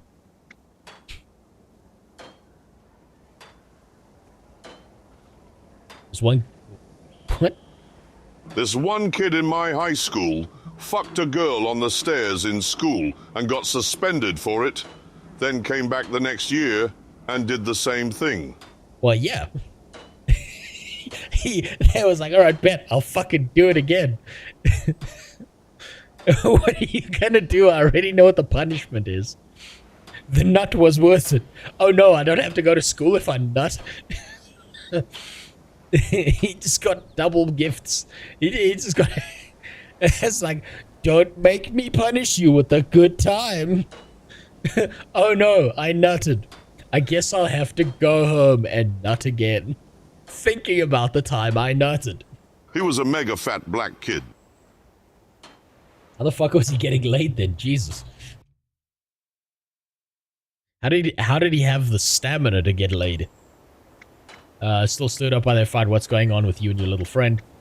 You're not a good friend. Alright, let's talk to victim number 1.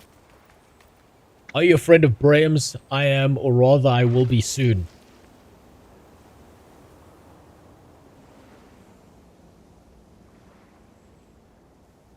I'm gonna assume innocence on this. Where are you from? Ratasum, because it's not Soom with 2 O's. That's bullshit. Ratsum. It's a city southwest of Metropolitan Province. All the Asura live there. You do realize I'm an Asura, right? No. No, you're a rat. I don't care what you have to say at this point. I should kill you without a second thought. Uh-huh. Don't respect your opinion. You know how, like, when women talk, you just kind of... Like, you just start hearing this.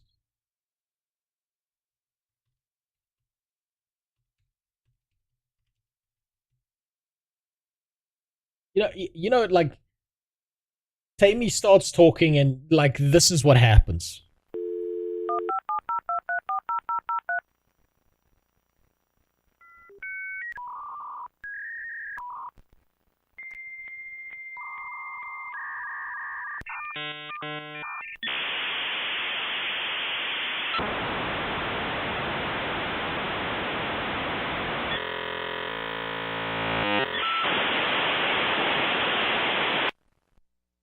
Now, none of you, you're all probably too young to recognize that noise, but yeah, that's what I'm hearing. Sugar.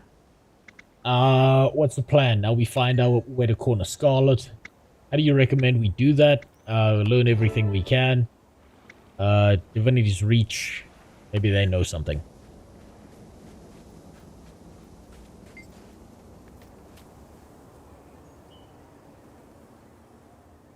You see that metal human with the enormous... Yeah, okay. Where's the metal human? No, I don't see the fucking metal human.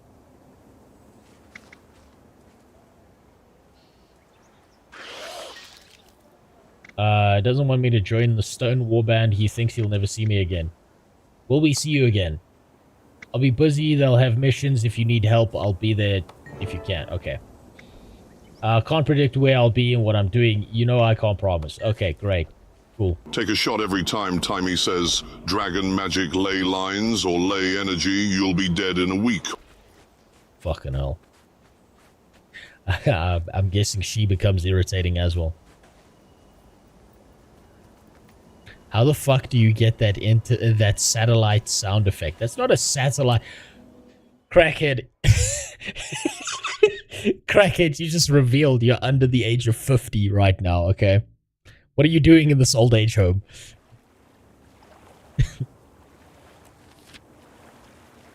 That sound effect is a very special sound effect. Especially for people like me growing up. Okay. If you don't recognize that sound effect, I'm sorry to tell you, but I may have to not... I may have to never speak to you again under threat of being put on a fucking watch list.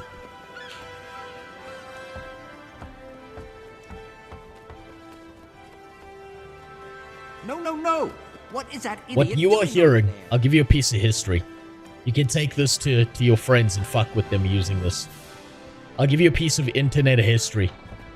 That sound you were hearing is the dial-up connection sound you used to hear whenever you connected to the internet, because you had to actually manually go and connect to the internet on a PC in the past. It wasn't just there. It didn't just exist. It was like a thing you had to connect to. And if the phone in your house rang, you got disconnected. Right? So every single time,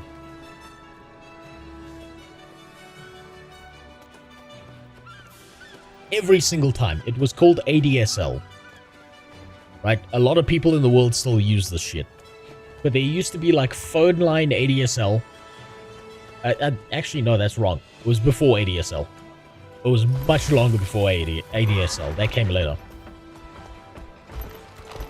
It was like, yeah, it was basically through your phone line. If someone in your house picked up the phone or the phone rang, you got disconnected.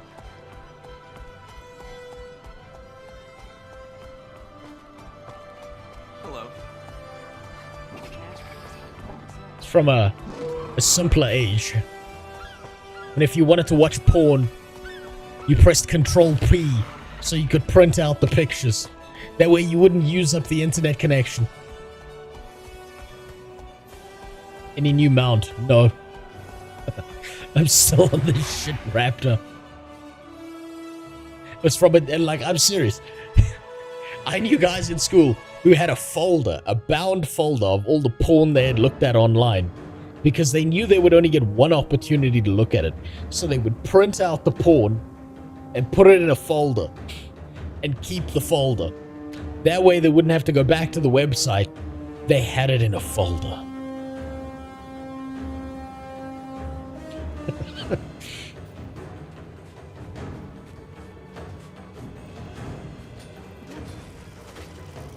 And I remember going over to a friend's house and his dad just losing his mind because his dad was like, why the fuck does the printer never have any ink? And we all knew why, but he didn't. I feel furious.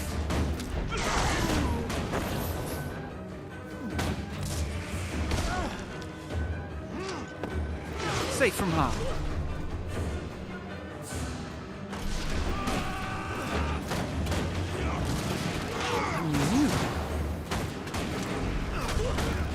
It was great. Now, if you want that sound effect, all you have to do is go onto YouTube and say dial-up internet sound effect, and it will appear.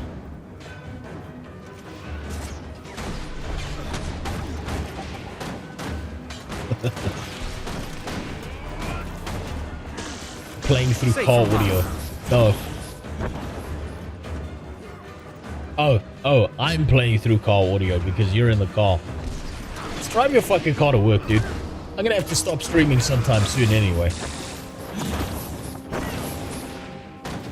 I feel furious. Might. Gave it my all. God damn it. Will this guy stop fucking stunning me for 5 seconds, please? This mesmer bullshit is getting really annoying.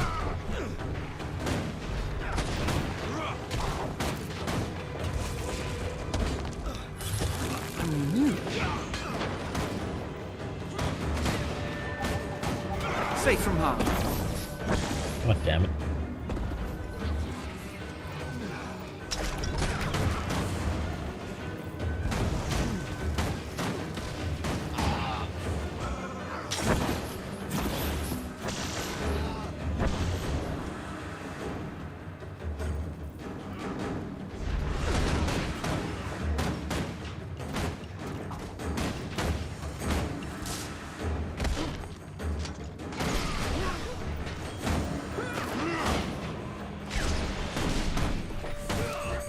What is all this invaded bullshit?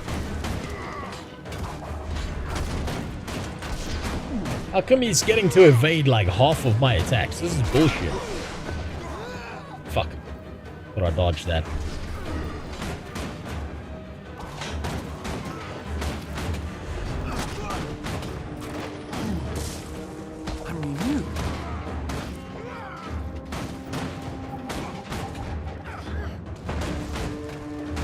Never a dull moment.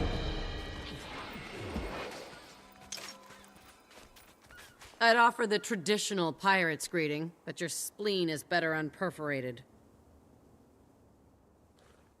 Okay. Oh, you need to run back and stand where you were previously. Then we can have a conversation. I understand. Wait! Is it over? Ellen Keel. In the worst pants imaginable.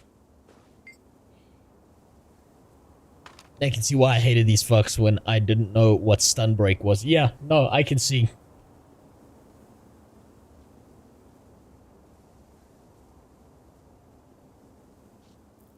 Someday I'll learn what stability is. You're right. Someday I will. But it's not today. It sure as fuck is not today.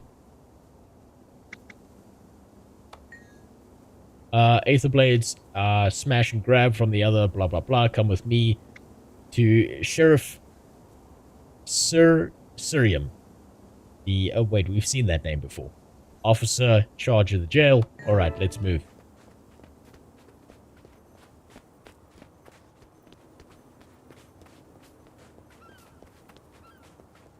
Good. Okay, she's on the wall.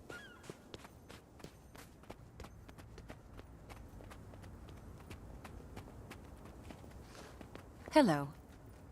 Oh, you were just jerking off in the corner. What the fuck was that? So fast.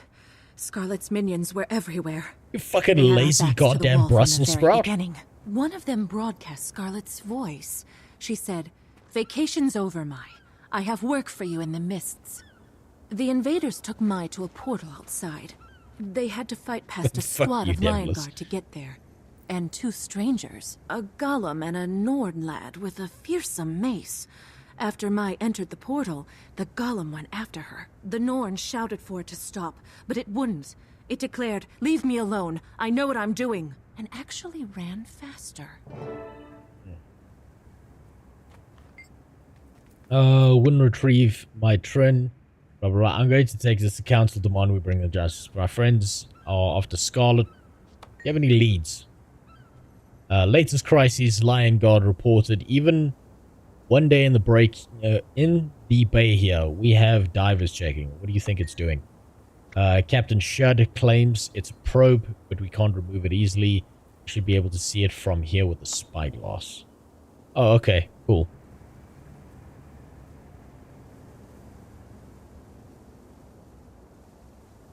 This is the end of Living World Season 1. Just the very end. We're at the tip of the schlong Stay now. out of trouble. What do you think? It's too deep to scrap easily. Maybe we find something. This is the first one I've seen turn green. Is that new? Let me see. Blast that charge. It could have something to do with this jailbreak. I'm going to marshal everyone. Investigation. Okay, we're going to go talk to Marjorie Shaniqua. Clear access. Trin escaped as soon as this. Blah, blah, blah. Witnesses here as well. Thanks. This time, we'll corner Scarlet for good. Hey, it's all good. Give her to me. Give her to me. I'll make sure she behaves. She just needs one of those. Hey, I'm a Sylvari. She's a Sylvari. What's wrong with it? It's grander than ever. It's not weird. We're all one big happy family. We got a family tree that looks like a family circle. It's all good. Why go across the road when you can go down the road?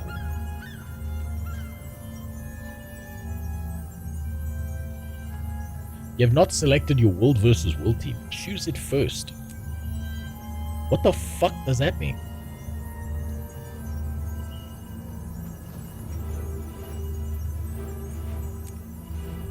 Okay.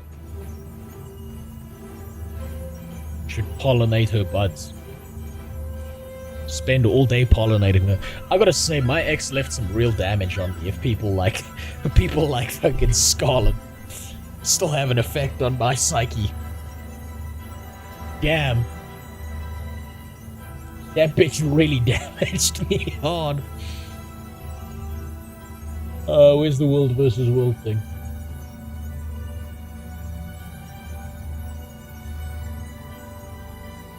There we go. I mean, okay.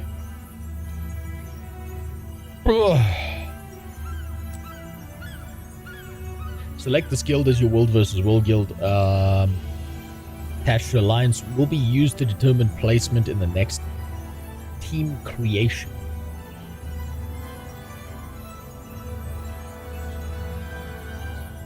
Sorry for making you think I am 12, but I didn't get the privilege.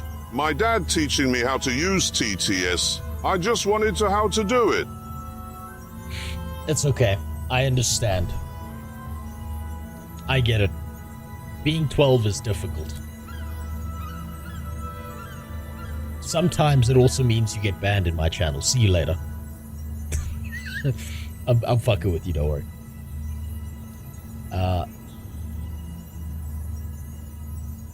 Don't worry, Jackals. It's there on the internet forever. Both on my stream and his. And you don't have to even suffer through the fucking beep that I had to battle with for an hour. Roz, just press the fucking castle icon. Yeah. Okay.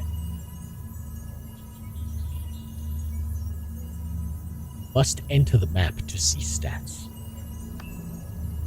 I don't understand. This is all new to me. I didn't think I was going to engage with World versus World until I was going to, like, do a dedicated thing.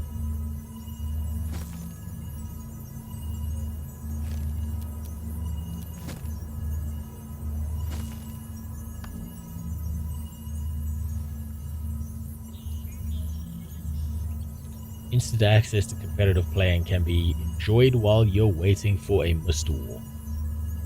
Progress in the edge of the mist does not count towards the mist score.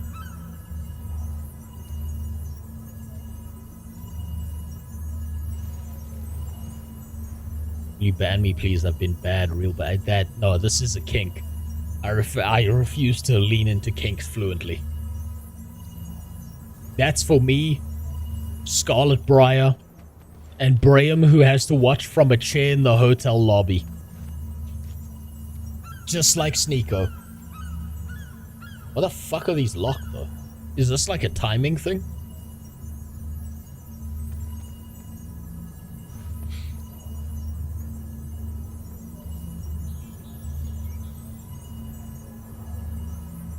I set this as the World versus World guild.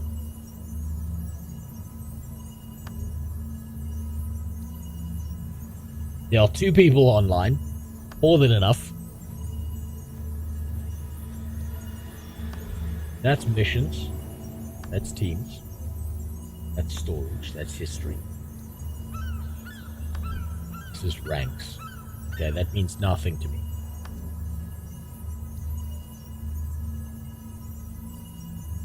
Hold on. Open the World versus World tab, then click the bottom tab. Bottom tab. World restructuring beta. Ranks and abilities. This means nothing to me as well. Oh wait, I've got one of these points. Unlock the Warclaw mount. I'll need to look into this before I waste a point on something fucking stupid.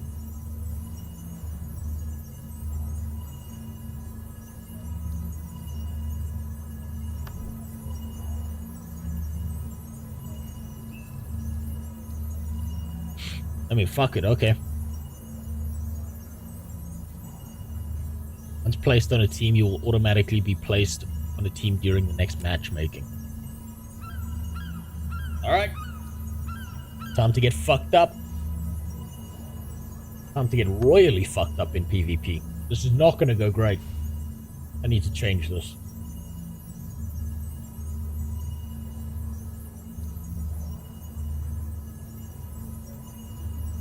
Explosives is probably the right option. Firearms. I don't want to go condition damage.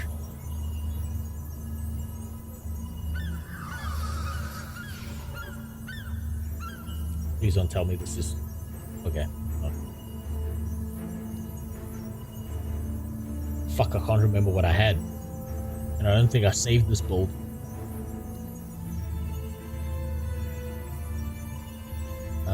Pinpoint distribution, thermal vision. I think I went for something involving crit.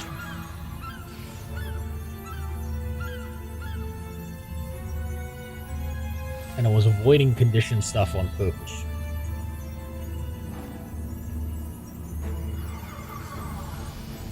Probably stability.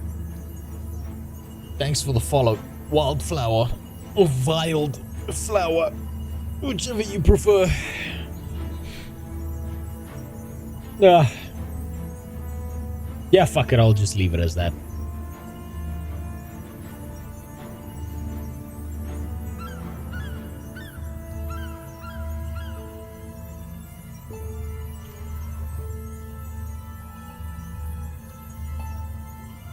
No, fuck that.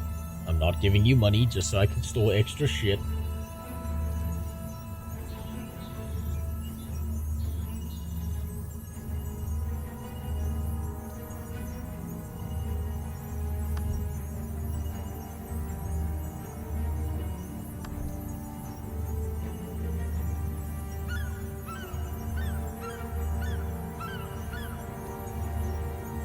So what the fuck do I do now? Do I just travel there?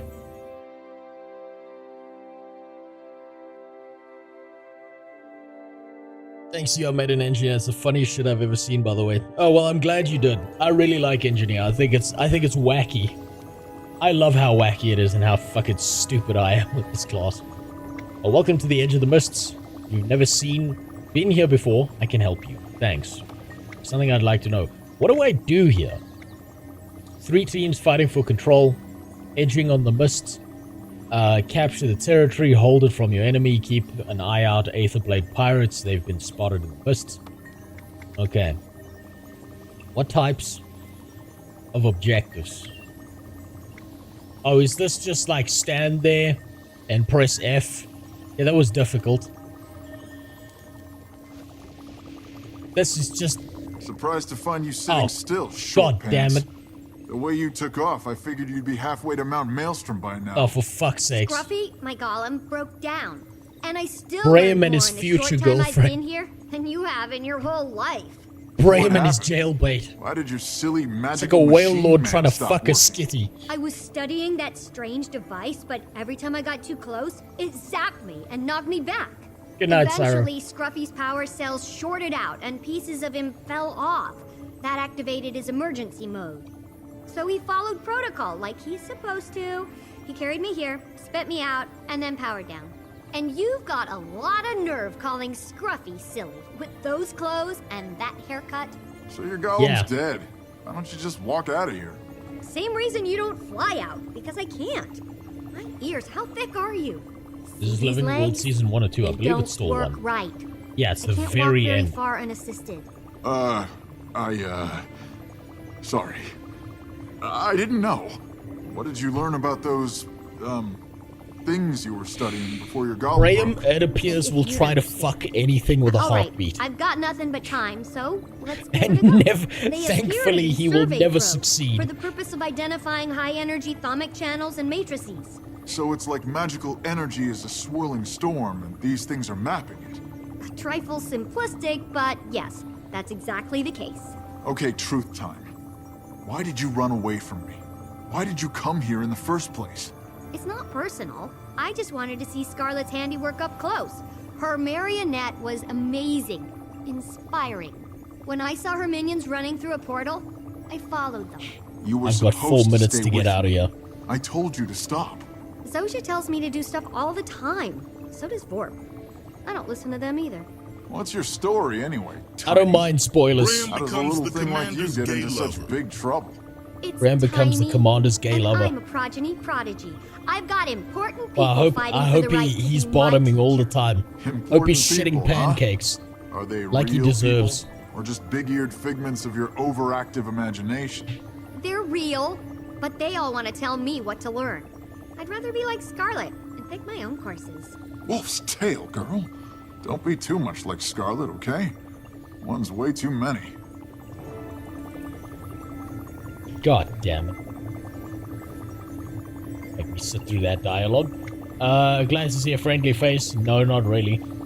Probe in the Bay Lion's arch started turning green. Know anything?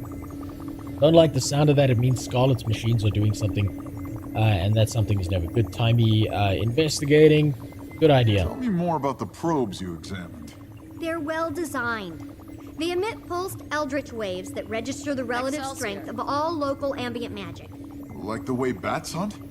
They let out a chirp and react to what that chirp bounces off of. Right again! I'm clearly a good influence on you. What do you think those probes of Scarlet's are looking for? Best guess? The transcendent I'm magic trusting you channels here. that span the globe. Old-fashioned synergetics texts call them ley lines. Normally you can't see them or touch them, but they're real. Magic finds its own path, like rivers running to the sea. The probes are trying to identify the biggest and strongest of these ley lines, but I'm not sure why. Not yet. There it is.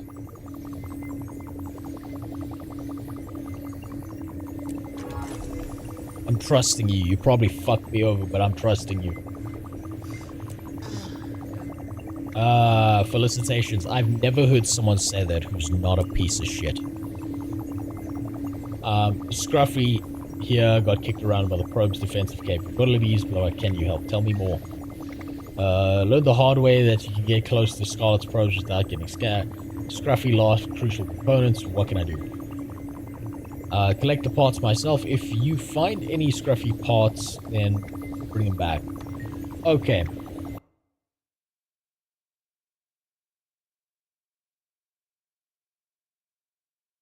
Love how Blizzard's just like, but what about me? I didn't even press a button. You're the best, Scruffy. Auto repair. We will have him moving with enough time. Blah, blah, blah. And again, thanks. So, Will, what was your golem's name again? Scruffy. Will Scruffy work again if you get the stuff you need? I'd get it for you, but I can't leave you unprotected. You're sweet. And absolutely. I built him for maximum ease of maintenance. All he needs are some replacement parts. He may be rough around the edges, but when he's This man whole, needs to be in Scruffy prison. is as reliable as an entropic crystal regulator. Ah, that's good then. Right? Graham, will you tell me a story while we wait? After you ran off on me? And all the abuse you heaped on me since we got here? I get plenty of that back in Kragstead. You don't spend much time around Asura, do you? We only abuse people we like, or those we're trying to improve. Fine, I'll assume you like me. Once upon a time, there was a brave and handsome Norn named Bram. Ah, I've heard this one already. From you. Twice.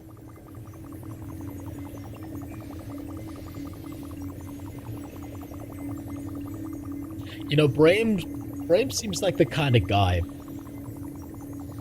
when he's around women, and everyone's saying hello, he's the guy who's like, where's my hug?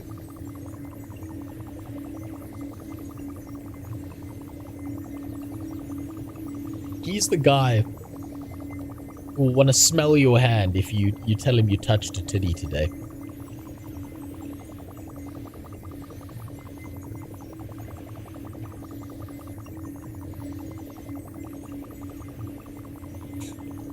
Brahim seems like the kind of guy who smells chairs after women stand up. I can't handle this fucking animal anymore. It wasn't me. Brahim really seems like Chris Chan from a different universe. Scruffy's missing parts. I have some questions. Why did you come here? What did you hope to learn? Intended to examine Scarlet probes. What is Scarlet up to and how does she create such fantastic equipment? What do you learn about the probes? Not as much as I wanted to think. They're designed to identify ley lines. Okay, here we go. Here it starts. Magical energy. Can you explain? No, I don't care. Did you know Scarlet attended each of the 3 colleges and that she worked with the Inquest? Oh, and that she... If you believe the rumors. I talked with an Asura named Vorp, and he says it was all bunk. I'm inclined to agree. I know what Vorp says, but her twisted I don't creatures like weren't Tammy bunk. thinking about the other Hollow men. Pirates either. Some Asura are just jealous. That's enough about Scarlet for now.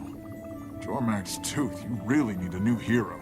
Well, do something heroic enough and I might change my mind.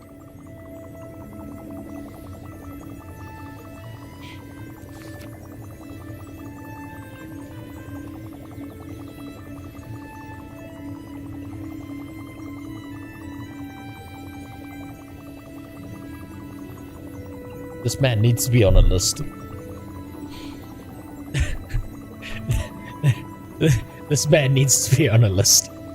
This is the zero bitches a cat will do, a rat will do kind of shit that I don't want to deal with.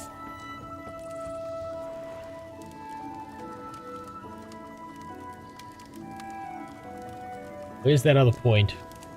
Or can I get the fuck out of here before someone, like, kills me?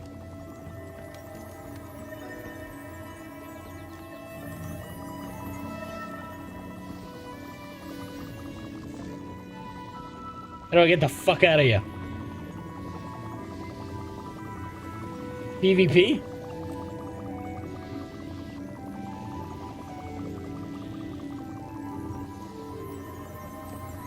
How do I... Portal. This piece of shit here? Yeah, and the Asura can't even make a proper portal.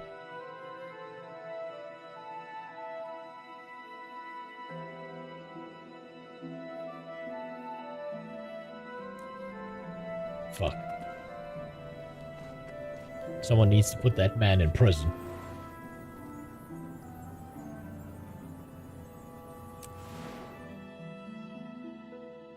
You know how in the Joker 2, everyone's favorite movie, critically acclaimed better than the first Joker movie, where Batman got all the inmates to rape him to fix him? Maybe that needs to happen to Brahim. I'm not saying all the time, but like maybe once a week. That's all.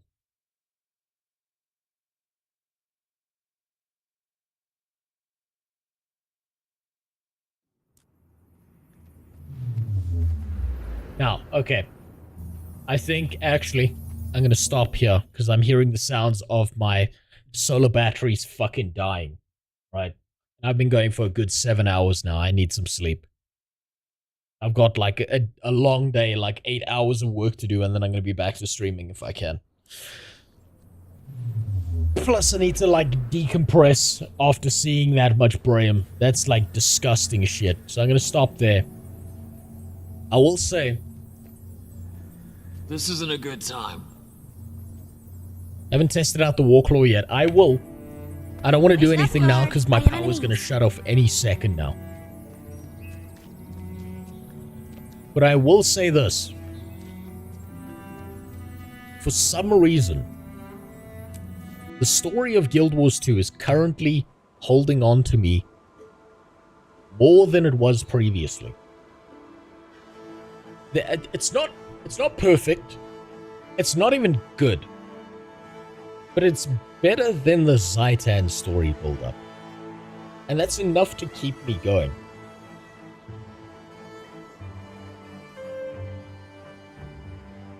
It's great. I'm actually really liking it. It feels... How do I say this? I don't know what it is, but playing at level 80, even playing like shit at level 80 with no hero points, feels better than it did playing while leveling. I don't know if it's because the abilities, like the amount of abilities you get to choose from and use are so limited. I don't know if it's down to just having a little bit better understanding of what's going on. But Jesus Christ. All I can say is Living World Season 1 alone so far has made core Guild Wars 2 experience look even worse. Which is a good thing, but also a bad thing. I really wonder if they made the core experience better, if they would have more people playing Guild Wars 2 currently. But hey, what the fuck do I know? I'm just going based on what I think. Now, I'm gonna fuck off. I am gonna go downstairs.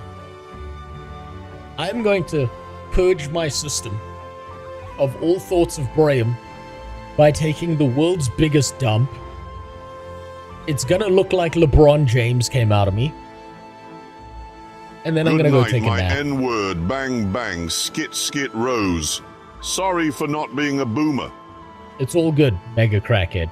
Remember, dial-up connection, sound effect, on YouTube, that's where you'll find it. You are forgiven. For, you know, existing after the year of 1995. It's okay. We forgive you. It wasn't your fault. Your dad should have banged younger.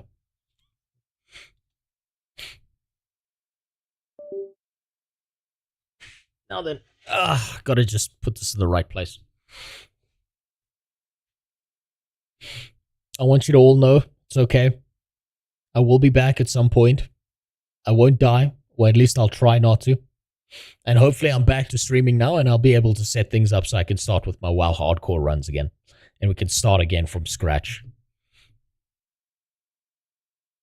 I hope you enjoyed. Goodbye. Just want you to all know. To me, all of you